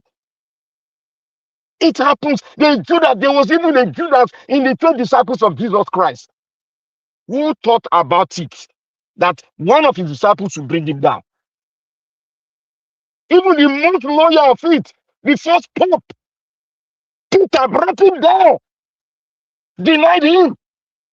So from that perspective, I think we should be knowledgeable enough. Some of us are Christians. The Bible speaks a lot about things that is happening on earth now. We should not. We have gone beyond. That's why we are not tribal blind. But when it comes to politicking, you all know the factors they use in dividing us. When Okonkwo was making all this nonsense, is it not? I fought I said that man to be crucified. If you were saying no, what he has done for this person, what he has done for obedient, blah blah blah, I said that's nonsense. In a revolution, anybody that stab you by the back, you throw him into the lagoon. Because it's irrelevant. Look at what he's doing now. All of you that were saying, oh, we need person. Look at what he's doing now. I told you that this guy has gone gaga. We need to put him at the right corner. Somebody like this, if the US is doing such thing, they would have cautioned him. They know how to caution people like him. But in Nigeria space, we are still growing, and we are growing in a very bad format. We are learning the bad format. That is why we are underdeveloped, and we will remain underdeveloped if we don't correct these abnormalities in the politicking of Nigeria. Then I want to go to Okonkwo. You see, the people like Okonkwo we all know. Let us all not be pretending. It's in our house, they are in our family, they are everywhere. Even madam that spoke, the people like that I saw in your big extended family. Don't let us pretend. We pretend a lot. Don't let us pretend. People like this are all in our various families. So why are you not trying to argue something out? You want to argue it from the perspective of generalizing the saying that the Igbos. Look at the data they brought. Look at what Brother Oga Jonathan said. They are the most educated voters that you have in your country. They come with black vote every time. Does that not tell you? Look at the data they brought. From how many years? If you look at 3 years data of the politics presidential election, they come with black vote all the time. They know what they want. Don't look at their leaders. Their leaders are like our leaders. They will sell us out. So please, when we want to speak on some issues, you see, when we want to speak on some issues, we should don't make our thoughts be like a filthy rag on the platform of intellectuals. Please, I beg you all. Look at what Pamsa, that's why Pamsa spent all the time facing Mr. This thing, which I didn't really like it. He had a good submission, but I don't know what make him deviate. But thank God that Jonathan continued from it. That is what we are talking about. The facts are clear, consistent. They have been consistent. So why do you now say the leader? Why use the leader to control the multitude of Igbo? It's not like that. Look, this election you are seeing, Nigeria would ask one question. Are these people, are they talking to Nigeria or they are talking to the international world? They are not talking to the international world. The only thing they can do in Nigeria, they can't talk to Nigeria. All they do is just to give them money and they are going to read it. I told you people yesterday. I told you their plan. Let anybody come here and challenge me. I will even go deeper in what they are going to do. Because I've participated in it before. I know what they can do that in that Lagos state. It's just that people don't return. Every one of us know it, but we just throw it aside. Please, they are not going, Nigeria position can never change. They are not going to make something so spectacular. It is we that are going to do the spectacular so that we can change the trajectory and win the election. Just look at what the former speaker, I think it was the former speaker, was saying. He said they are going to announce the winner. They are going to, as the result is coming, they are going to place it online. The world will see it. That is a good, I know they must have thought about it. They must have thought about it. And one thing I noticed, I observed, Peter Obi is doing a test run of what he did the last time. And it's working. Peter Obi is doing the test run. People don't understand. I told you that these people have plan. Kwankwaso is doing a lot of damage to APC in the north. As I'm talking now, go and follow him, his movement. Even the Kwankwaso is following Peter Obi to east. They are following Peter Obi more to anywhere he goes to. Go and look at it, fact check, they are following him. The Kwankwasia, they are following him. They have a plan. There are some things, despite what we are saying here, what is NDC is doing, we don't really like it. But people observe that they must have agreed on it, because if they have not agreed on it, if there is objection, you will see fight among them. But they are not fighting among themselves. They are coercing among themselves. They are following the plan, discipline with the plan of what they are doing. Making them, let them focus on Obi. That will not change Obi. That will not change the voters. Nigerians know Obi very well. They even made what the APC is doing now is making Nigeria know Obi better. Know the plan of Obi well. Making the Obi plan more assurable to them now, because they've seen it. Agbadora Center, look at what we are in a dirty situation. We are in a dirty situation. Anybody you see out there, the election that happened in Ekiti or where it happened, they rigged it, they wrote it. Because they are based. They wrote it. Go and look at the Ekiti election. Go and look at last election and compare with it. They wrote it. They wrote the election. They wrote it. So that is the format. Is that a different format? It's not different. We need to guide. Look, when it comes to president, people should know that presidential election in Nigeria, you can't say it should be like that of governorship election. Na lie. Governorship election is within the space, the confine of the tribe and the people within that zone. They can decide to put anybody they want to put there. But when it comes to national that affect every one of us, the system we are running, one man sign the signature to feed every one of us. So that is why people are focused. My brothers and sisters, the pattern of voting will not change in the southwest. It will not change in the southeast. It will not change in the south-south. It will definitely change in the northeast, northwest, and the core north to the favor of Peter Obi. I am saying it. I am confident in saying it. Because these people have a plan, and we should monitor their plan. Let us understand what they are doing. Black Panther. My brother, 10 minutes, 30 minutes, Abi, please. No. Just okay. a 10-second round up, sir. Okay, 10 seconds. I want to thank everyone. Let us reason. You know, fella will say, let us reason together. Even the Bible says, let us reason together. These people, they are not quarreling among themselves. It is we that is quarreling, you know. Make you understand now. But among them, they are not quarreling. Is that not a flag that is waving? Let us wake up. something is cooking. Let us wake up. Obi Thank is you, test Captain. running the east, and the test running, it does not seem that Obi is reducing, rather it's increasing. He went to Ebony State. It looks like Obi is doing Black campaign Panther, in can you Ebony hear me? State. Thank you very much, my brother. May God bless you. Okay, thank you, sir. Sorry, guys. Sorry, panelists.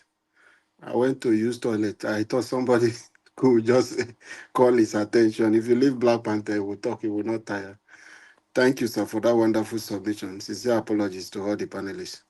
Okay, let's see how we can manage this 1 hour that our brother helped borrow us.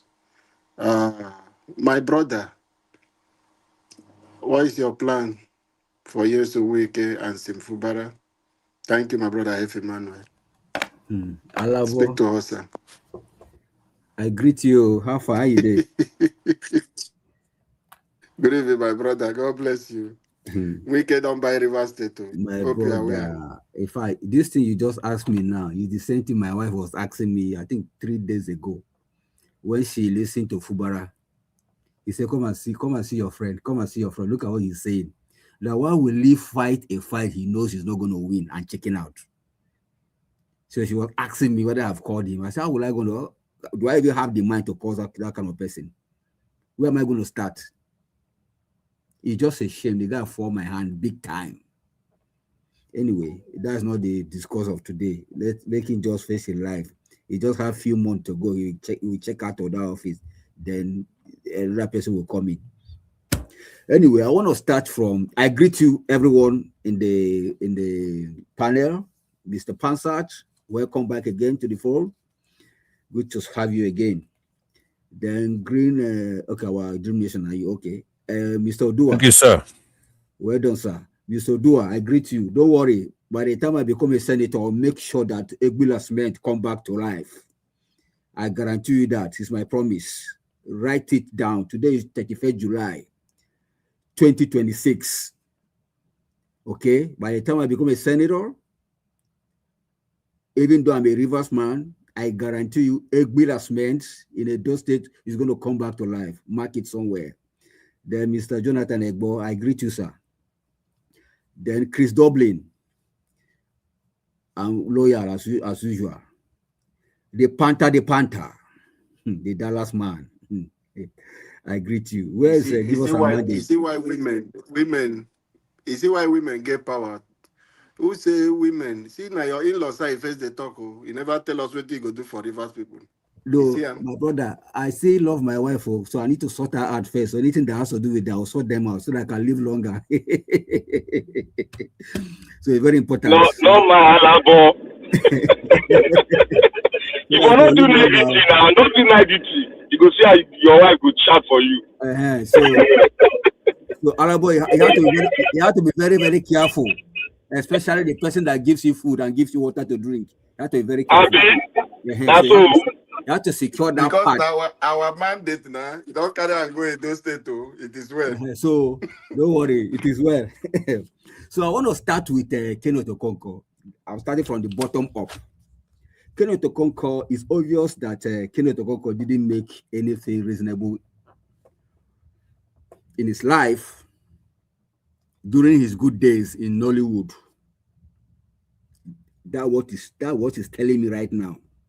It's obvious he didn't make anything good out of those things he did in Nollywood.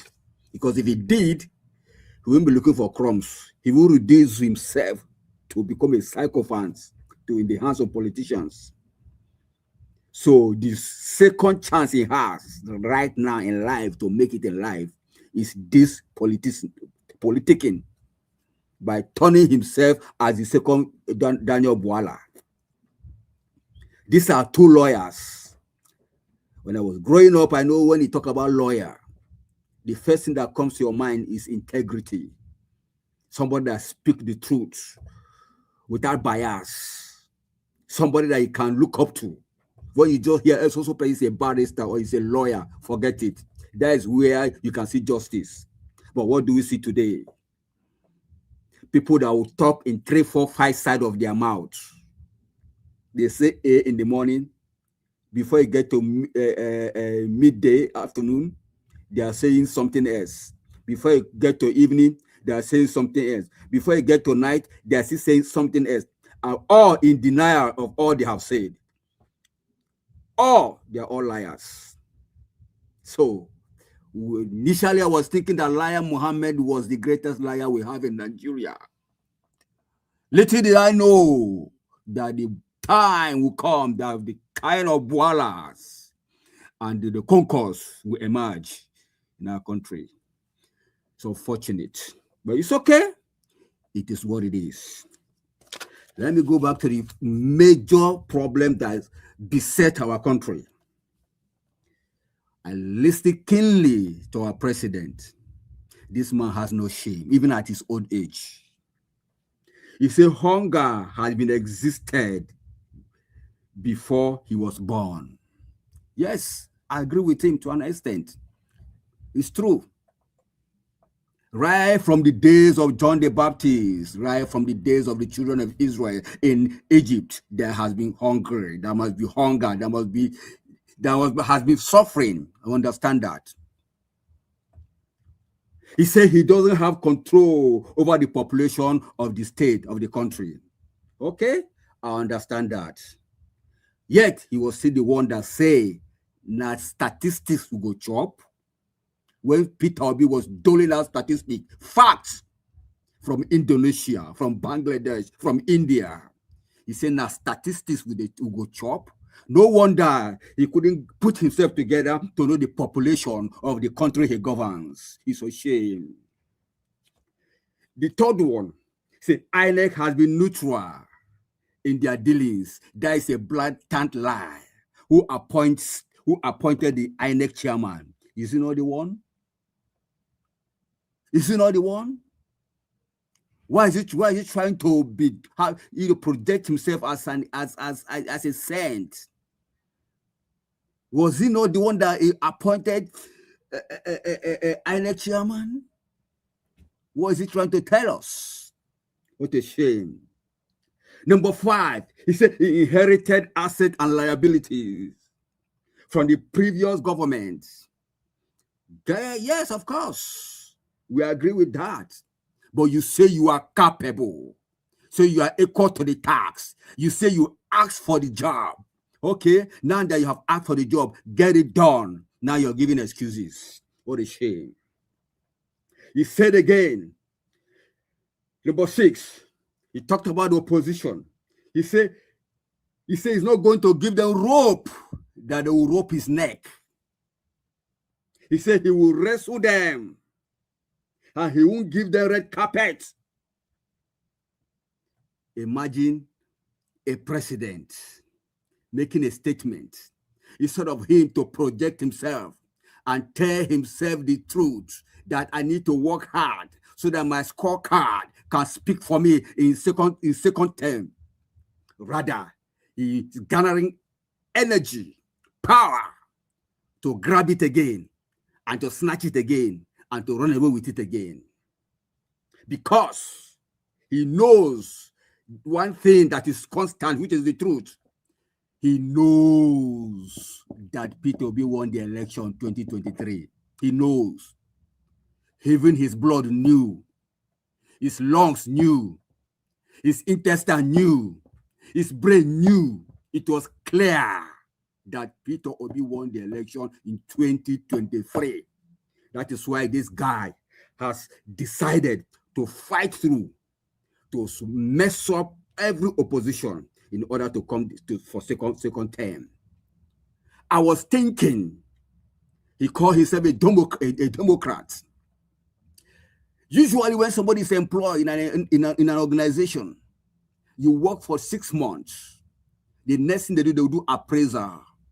They check how far you have done, whether you're in compliance with the organizational rules, organizational order, right? To know how far you're putting in the organization, whether you're measuring up. Then down the line, they can begin to recommend you for a promotion, you know? But this guy came in. He doesn't even want the Nigerian to assess him. Absolutely, there is nothing to assess. We want to assess the core card of this criminal. the first thing that comes to your mind is insecurity. The first thing that comes to your mind is looting. The first thing that comes to your mind is borrowing and borrowing and borrowing. Okay, now tell me, on what basis are you going to appraise this person for promotion for second term? Nothing. The rate of poverty has increased. The rate of insecurity has increased. Everything negative is on the increase because of this guy. And yet, we are here. He's still opening his vocal cavity to talk. I'm happy that Nigerians are listening. I'm happy that Nigerians are seeing it. They are hearing it from his mouth.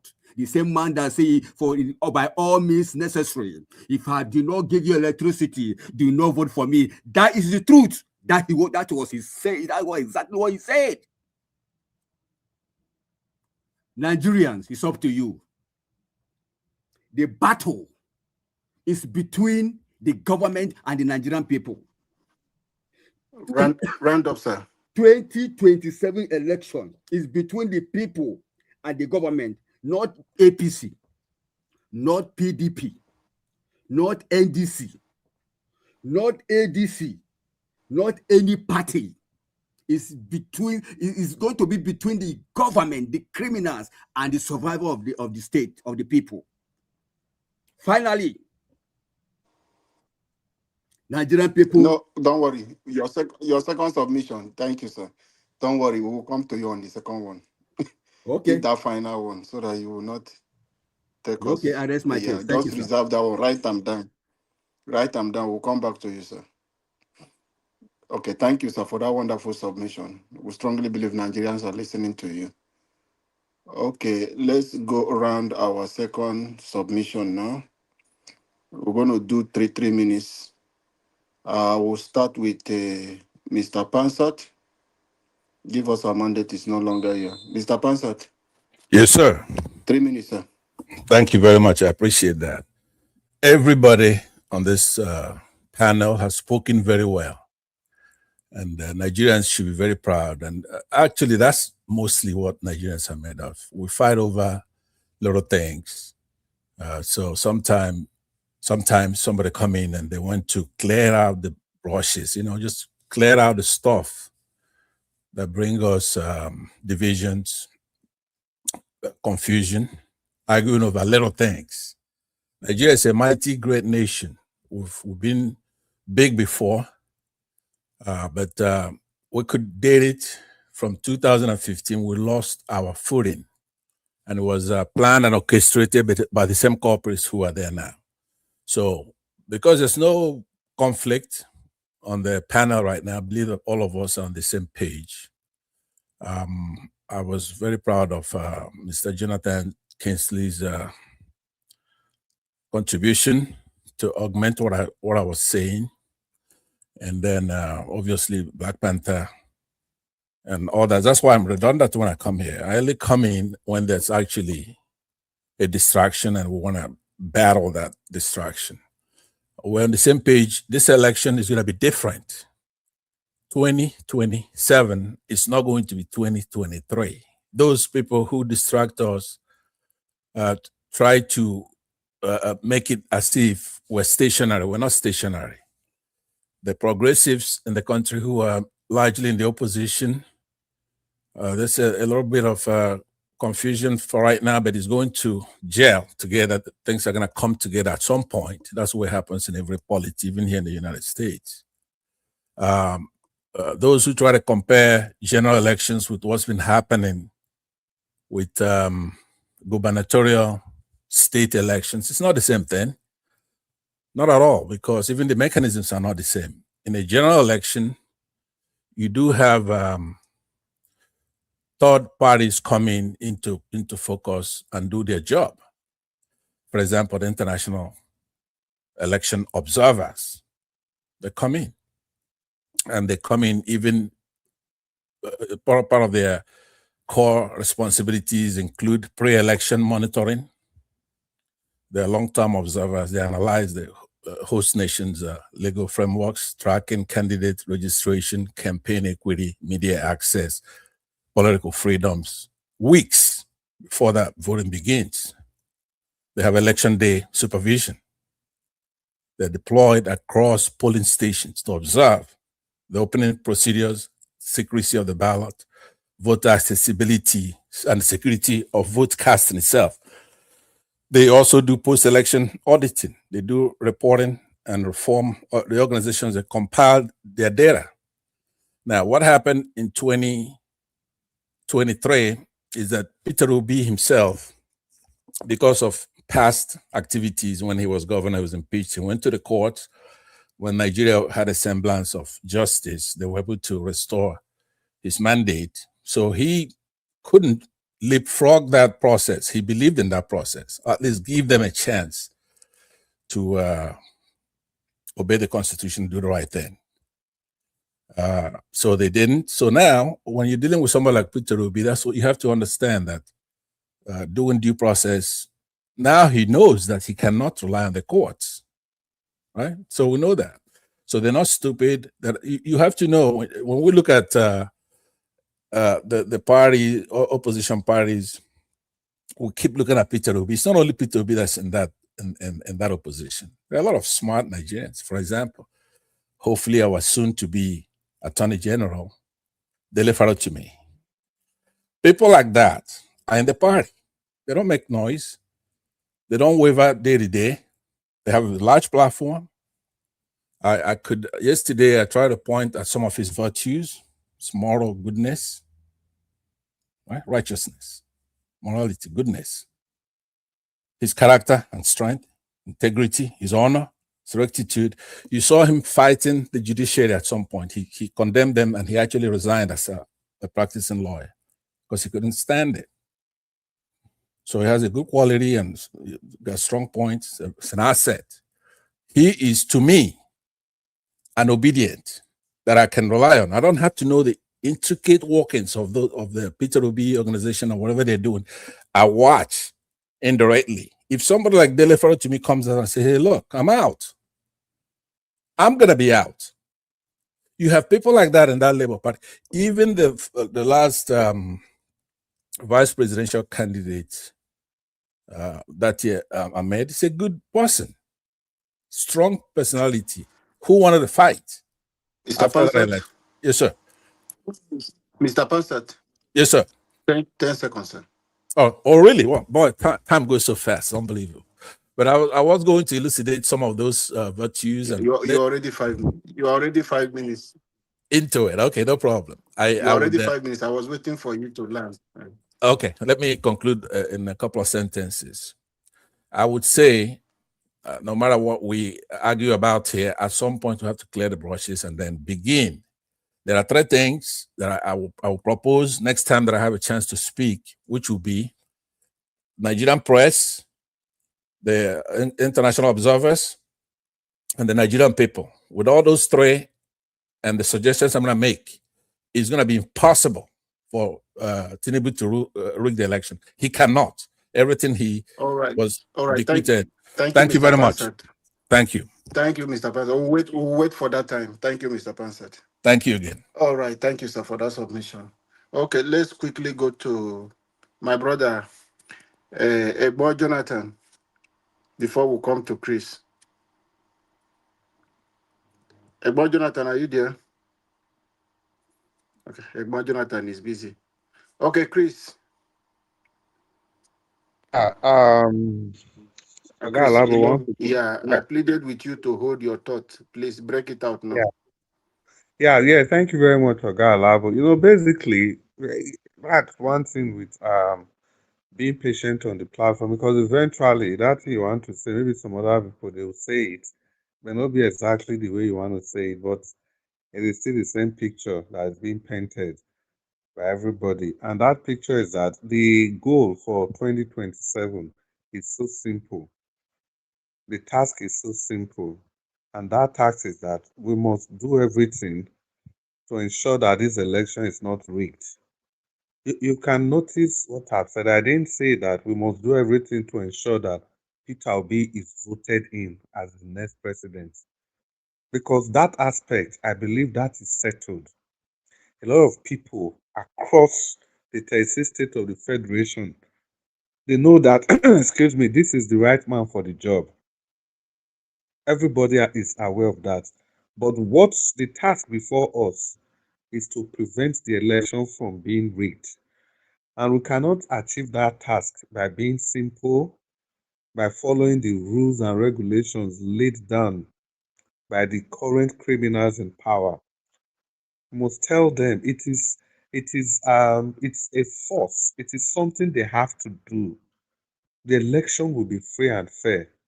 They don't have any option in that. So I'm saying this to every single Nigerian that wants a new government, that wants a government that will be effective, that will be functional, that will address the decadence in the society. If you are up for that, then come on board. Let's not think that this is a Peter Obi's project. It is a Nigerian project.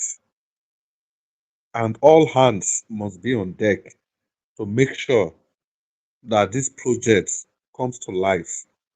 Now to add my voice to the voice of Black Panther, this Igbo this, Igbo that, Igbo this, Igbo that. I've said it several times on this panel. It's not going to, I don't know, it's not going to be a distraction. Never. Because that's the best some people can come up with. Igbo people, do you people even realize for this in this our country, Buhari was contesting election. Let's even start from Jonathan. When Jonathan was contesting, Jonathan vice president, Sambo Namadi is a Katsina man, a Fulani man. When Buhari contested against what's his name again, Atiku. Buhari and Atiku, they both Fulani men. I didn't hear one day, not even by any stretch of imagination. Nobody ever said that. Mr. This Fulani. Chris, Yeah. Namadi Sambo, is it Katsina or Kaduna? Sorry, Kaduna, Fulani from Kaduna. All right. So, sorry, Fulani from Kaduna. So, Yaradua, Fulani man. Buhari, Fulani man. I don't hear one day say any person talks, why are these people? Why Fulani people? No, I didn't hear that any day at all for that matter. Even Yaradua, Buhari contested against Yaradua. Both of them from Katsina State. Both of them Fulani. I didn't hear in any place where any person talks, why are Igbo people? Why? See, Obasanjo. Do you people even know that Obasanjo lost his word when he contested? I didn't hear people vilifying the Yorubas. Nigeria has gotten to a stage where people just look out for anything the Igbo man does is a problem. Anything. If Igbo people rally around Peter Obi, they turn it that Peter Obi is an ethnic bigot. If the Igbos are not there, it is a problem. The Igbos are not cooperating. They should play politics of national unity. They should play What is all this for? Where is all this going to lead us to? And I keep telling everybody, the Igbos, they are just a special group in the, if you are talking about ethnic groups in Nigeria. Remember, there's already a tag on them. These people, they fought a civil war. Brutal civil war that has still not been apologized for till today. Chris. And apart from 10 seconds, sir. I beg, maybe we make it 30 seconds. I beg. Apart from that, at the end of that war, now just 20 pounds, now they give those people. And look at what they've turned 20 pounds to. So why would the other people not be afraid of them? Why would there not be propaganda, everything again? In 2026, people, national figure, they'll still come out on national television to say that the North will not vote for Peter Obi because he's an Igbo man, because of Biafra, because of this, because of that. So people, if your focus on Igbo people, now you sabi. If your focus is to get a new Nigeria, now you sabi. My own focus now to get a new Nigeria. And fortunately or unfortunately, the best person for the job as it stands happened to be an Igbo man in the person of His Excellency Peter Obi. Thank you. And a Thank you, little my brother correction. Chris. When I mentioned Dogara before, I think that person was in Dogara. Was only sounding like Dogara. Thank you very much. Naido man, I know Dogara. Yeah, exactly. Yeah. Okay. Thank you very much. Yeah. Thank you, sir. Thank you, sir. If we leave you, you will go ahead. You beg for 30 seconds. Don't take 1 minute plus. Thank you, sir. All right, let's go. All of us they chop for 5 minutes plus. It is well. Make Niger was not going to ring bell end us. Hey, Paudo, are you there? Okay, I go jump past like Niger was they do very fast. Hey, Paudo is not there. Give Black Panther. Yeah, Black Panther, are you I there? did. I'm Okay, there. I'm here. go ahead, sir. Thank you very much. Thank you, Mr. My Chris. May God bless you. You see, this Igbophobia has gotten into some Nigerians that maybe it's lost. It's like they don't know they don't enter them. They don't know they're inside of them, but they want a good Nigeria, a good country. They don't know that Igbophobia is inside of them. That is why we are here to correct the abnormalities in there. We are here to correct the abnormalities. If you want to talk the whole country, who be real nationalists, say who they stay for everywhere. They know they can stay inside, go the thick place of the north. Igbo man they there. Go the other side, Igbo man. Okay, Mogu talk ourselves now. Mogu talk our own tribe now. Individual. Your brother there for inside Meduguri. Rivers man there for Meduguri. Edo man there for Meduguri. But Igbo man they there. So who not talk, who like to go around the country? Who should we refer to as people that really want to integrate, want to make everybody come together? Who do we call? Is it not the Igbos? Let us not be selfish or greedy with our words. It is there, it is physically, you can see it. So this is not, let us not let those people, our opponent, laugh at us. Keep on saying, oh, when this man just called the former spokesperson for Obi, when he start talking, the only thing people remember is Igbo. They don't remember say someone like Buala came from the North Central. He was working for the same man, the so-called man that backstab us is looking for. Now he now went to Tinubu. What has this man, this our what's his name, has done that Buala has not done? What has he done that Buala has not done? Buala abused Atiku. He abused Tinubu, but he's with Tinubu today. The same thing this one they do. The same thing is doing. So what is so new? I want to ask every one of us that called in, what is so new that he did that have not been done before that you have not seen? So why intensify anger? We that saw it earlier, we attacked him. We said it should go to hell. But some people were saying, no, we do not mean he's he's the best speaker, he's the best spokesperson so far. Out of how many millions of Nigeria, 250 million, you say he's the best. Are you kidding me? So let us be very careful with our words, and let us be careful with the situation we are now. It's a revolutionary situation whereby even your brother can backstab you. That's how revolution is. Go and check modern revolution. It is insider that backstab people fighting for revolution. Even the American Revolution itself. It happens. Let us be awakened and know that we should guide ourselves with due diligence and watch our steps and our tongue and watch our neighbor who is with us.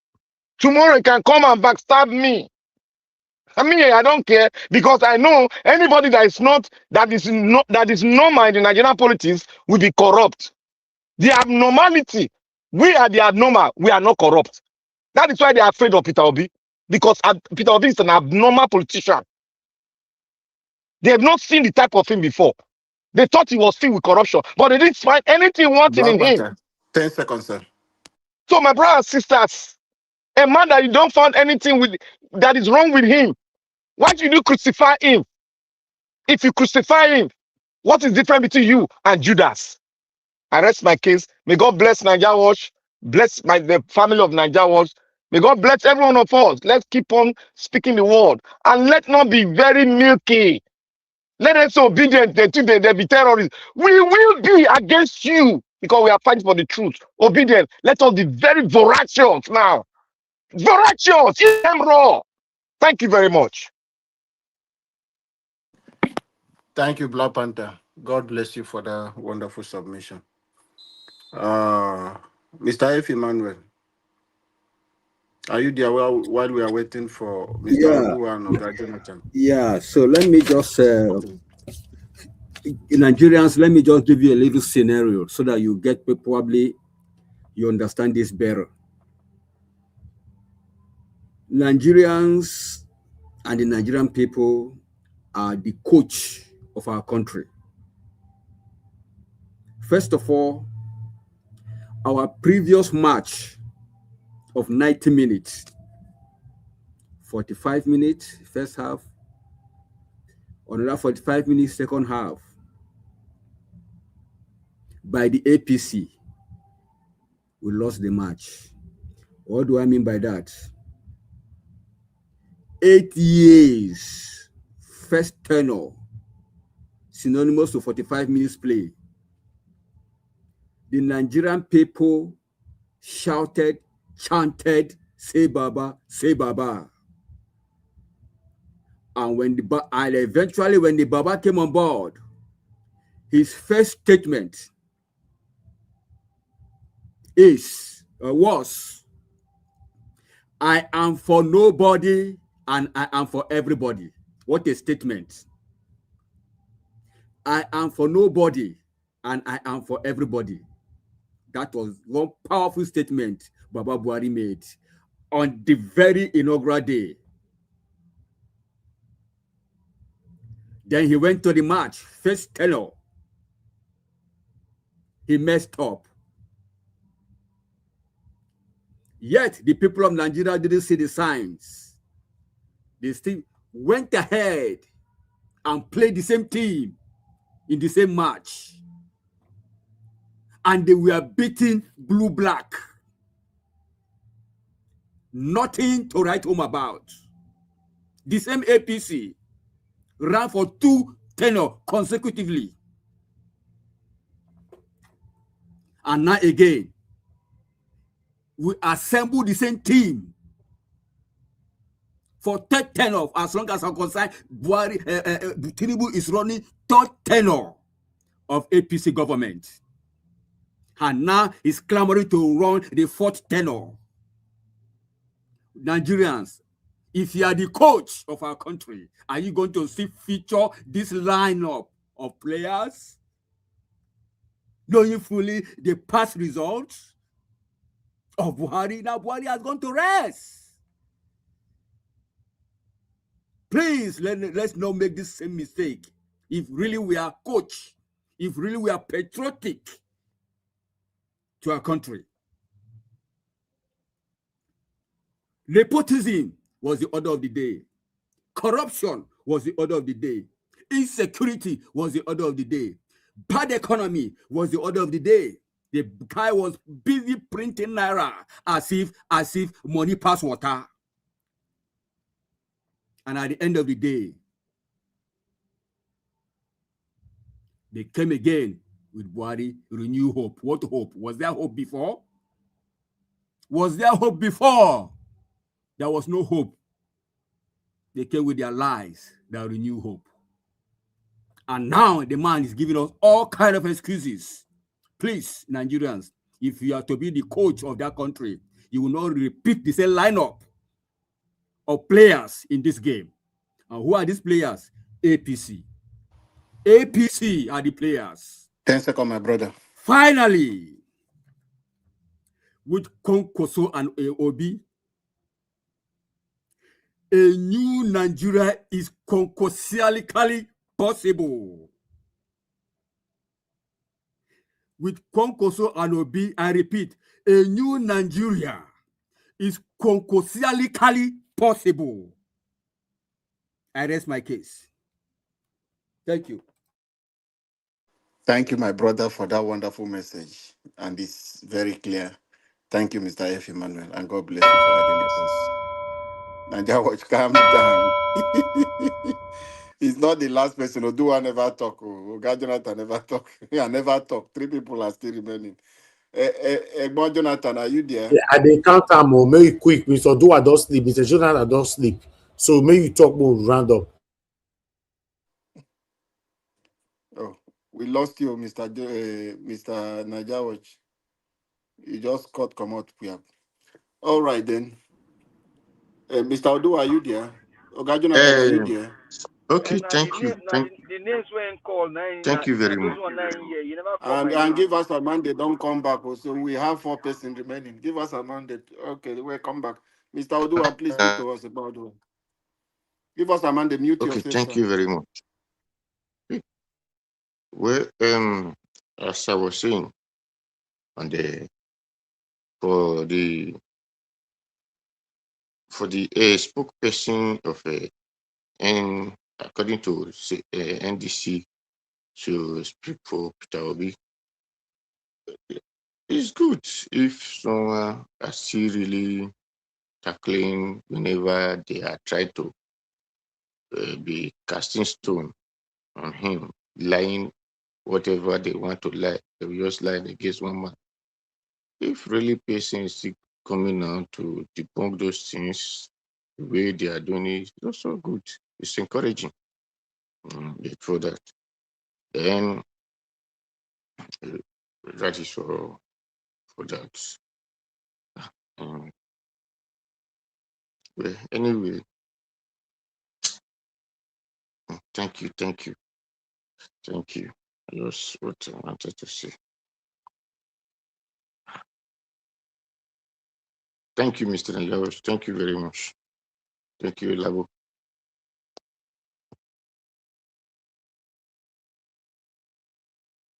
Thank you, Mr. Odua. I don't know. Your network was a kind of break. I don't know if it was from my own end alone. Okay.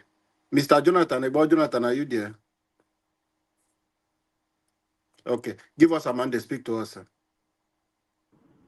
Well, thank you very much. All deliberations wonderful today. We will back here again tomorrow. For Nigerians, let's understand that the fight is getting more fiercer. Let's get ready because these guys will not relinquish power easily. So get ready, Nigerians, and let's fight and get back our country. Thank you very much. Have a blessed night.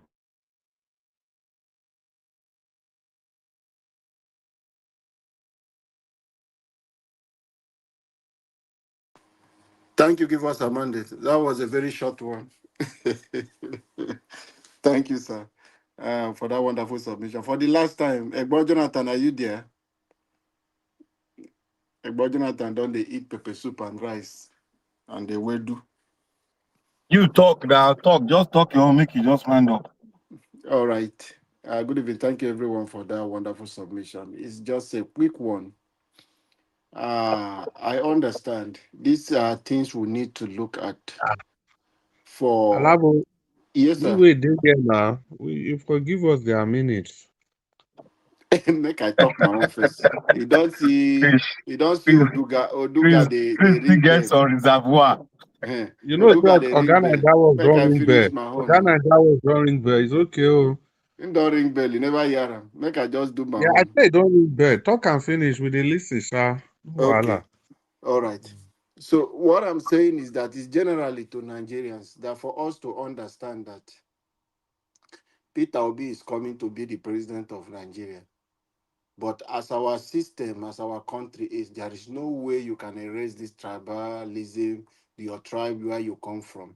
Whenever you are coming for public office, they have to identify. That is why Shehu could go to that extent to ask him about Biafra and Nigeria war. Is it Biafra and Nigeria war, the coup that happened in 1966 and what happened then?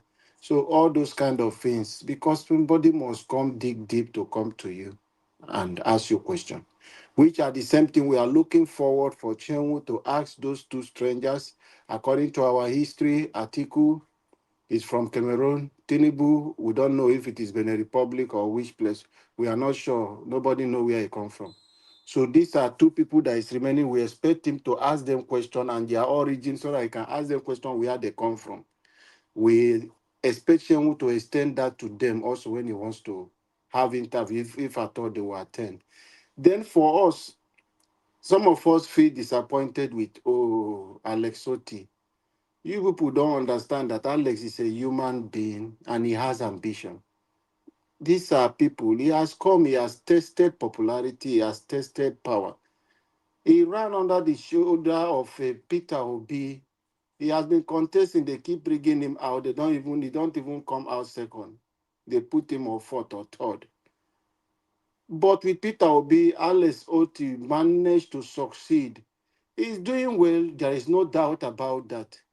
But do you people think he does not have ambition to become a president in future? That is something. So some of them now beginning to feel, most of the Southeast governors, they are feeling that Peter Obi is an obstacle to them. So Alex Oti shouldn't be exempted. So all of them want to be president when it comes the plan for their own plan to say, okay, to be an Southeastern. I don't know who is telling them that there will be time that Nigerian people, Fulani will say it's a Southeastern. So let them keep deceiving themselves. This is a golden opportunity for every Igbo man and every Nigerian to support their own. See, after Tinubu finish his lifetime presidency and he goes to the north, I want you to point out if with the character of Peter Obi, the north are still fighting back and pushing back. This is Peter Obi who they know is not corrupt. He is clean. Point out anyone in the Southeast today as he stands today in the political history that a Fulani man will trust. Is it Soludu? Is it Hopus or Dimma?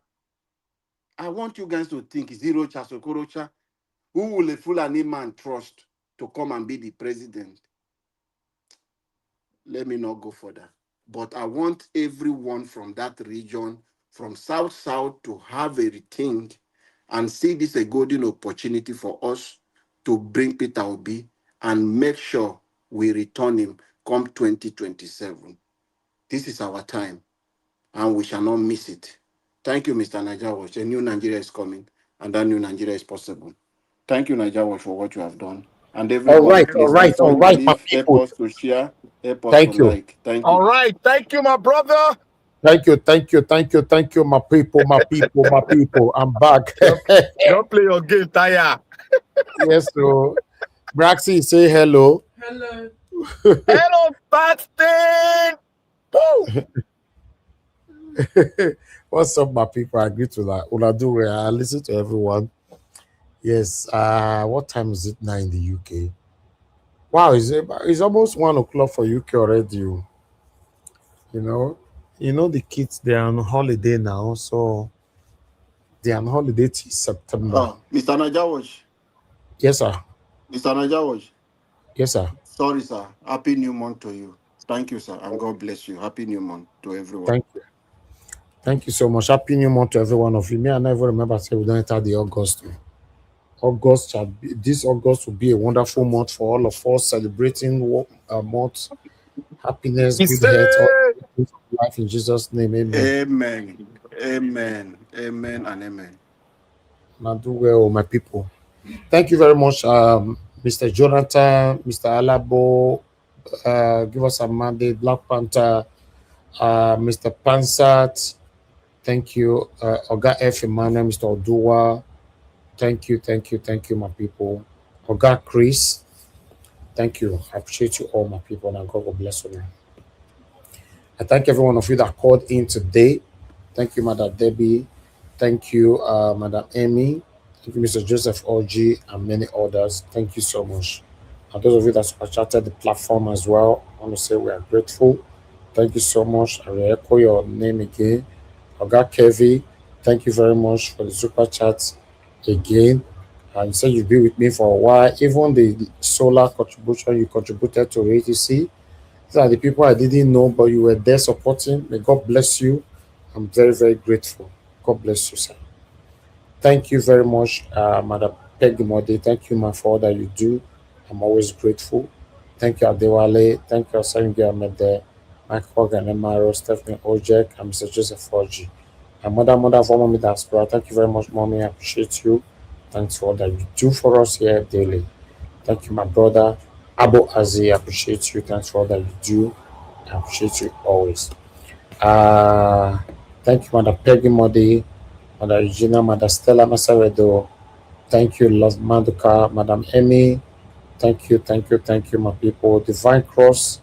Thank you, Madam Amen Bright, Uye Desmond. Thank you, my people. Truth, I can see you. Thank you very much.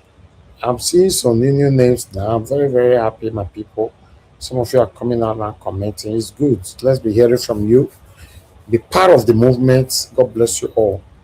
Thank you, everyone right there. Come to the end of the broadcast.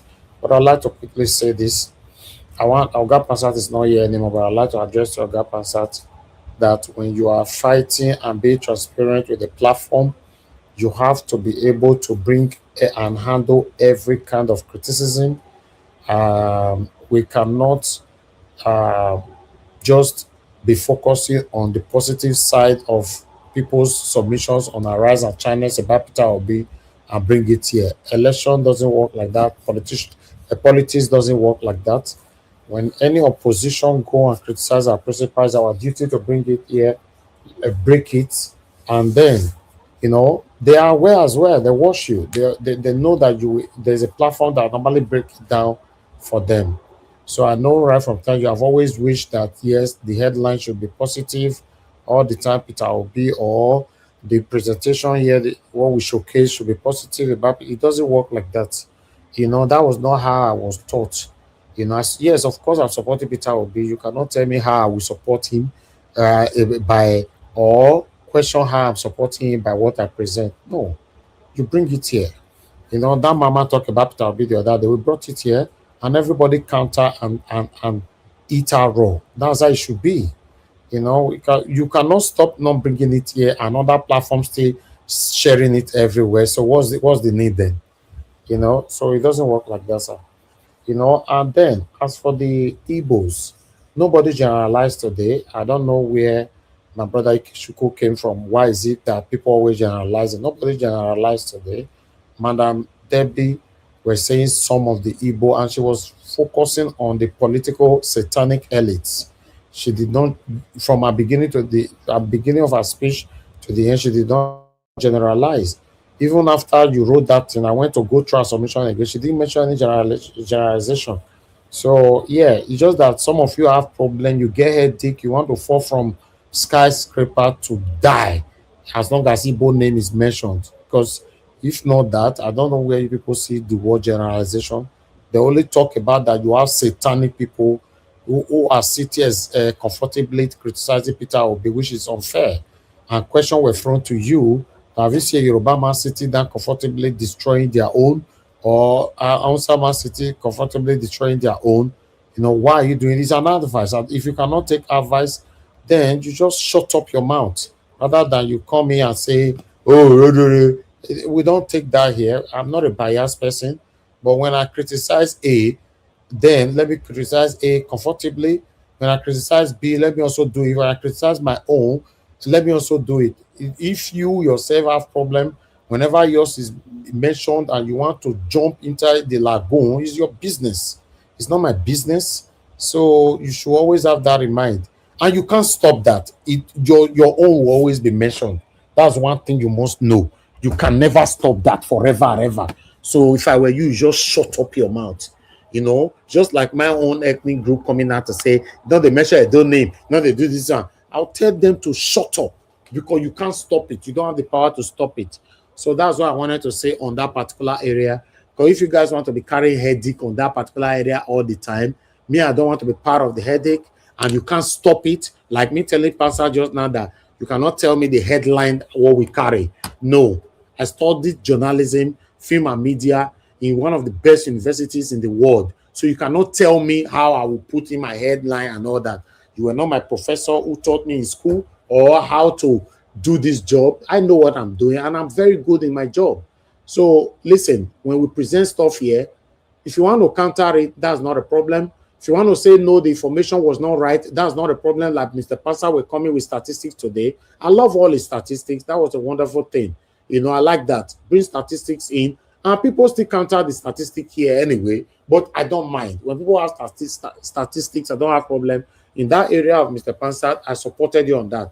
The only area of our headline, negative side of it and all that, you want to try to change, you can't change that. It's not your duty, your right, to change that. You cannot have that right forever to change that. So yes, let's be able, I want to talk to everybody. Let everybody be free to be able to talk without any fear of anybody on this platform. If now me talk, as long as you're not biased, if now you talk, as long as you're not biased, just say it how it is. The truth about the whole thing is that Mother Deborah were 100% right.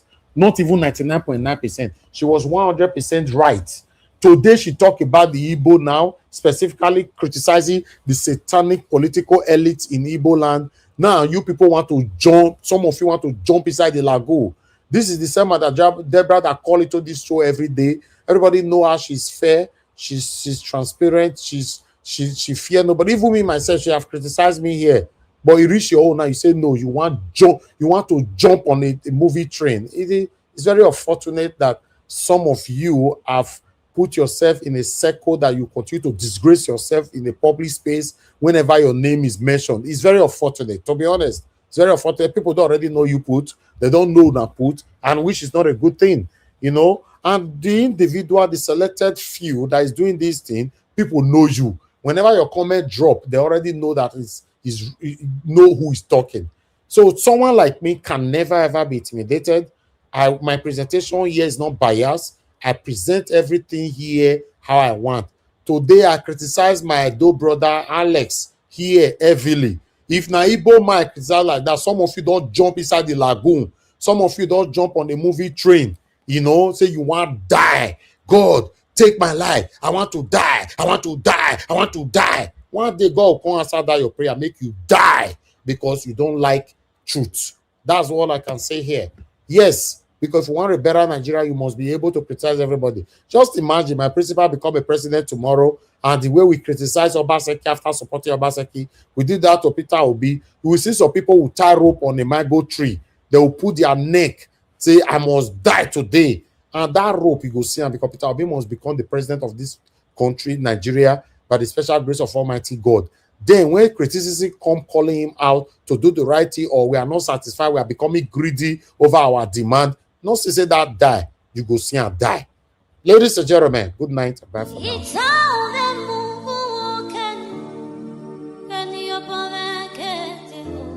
That's right.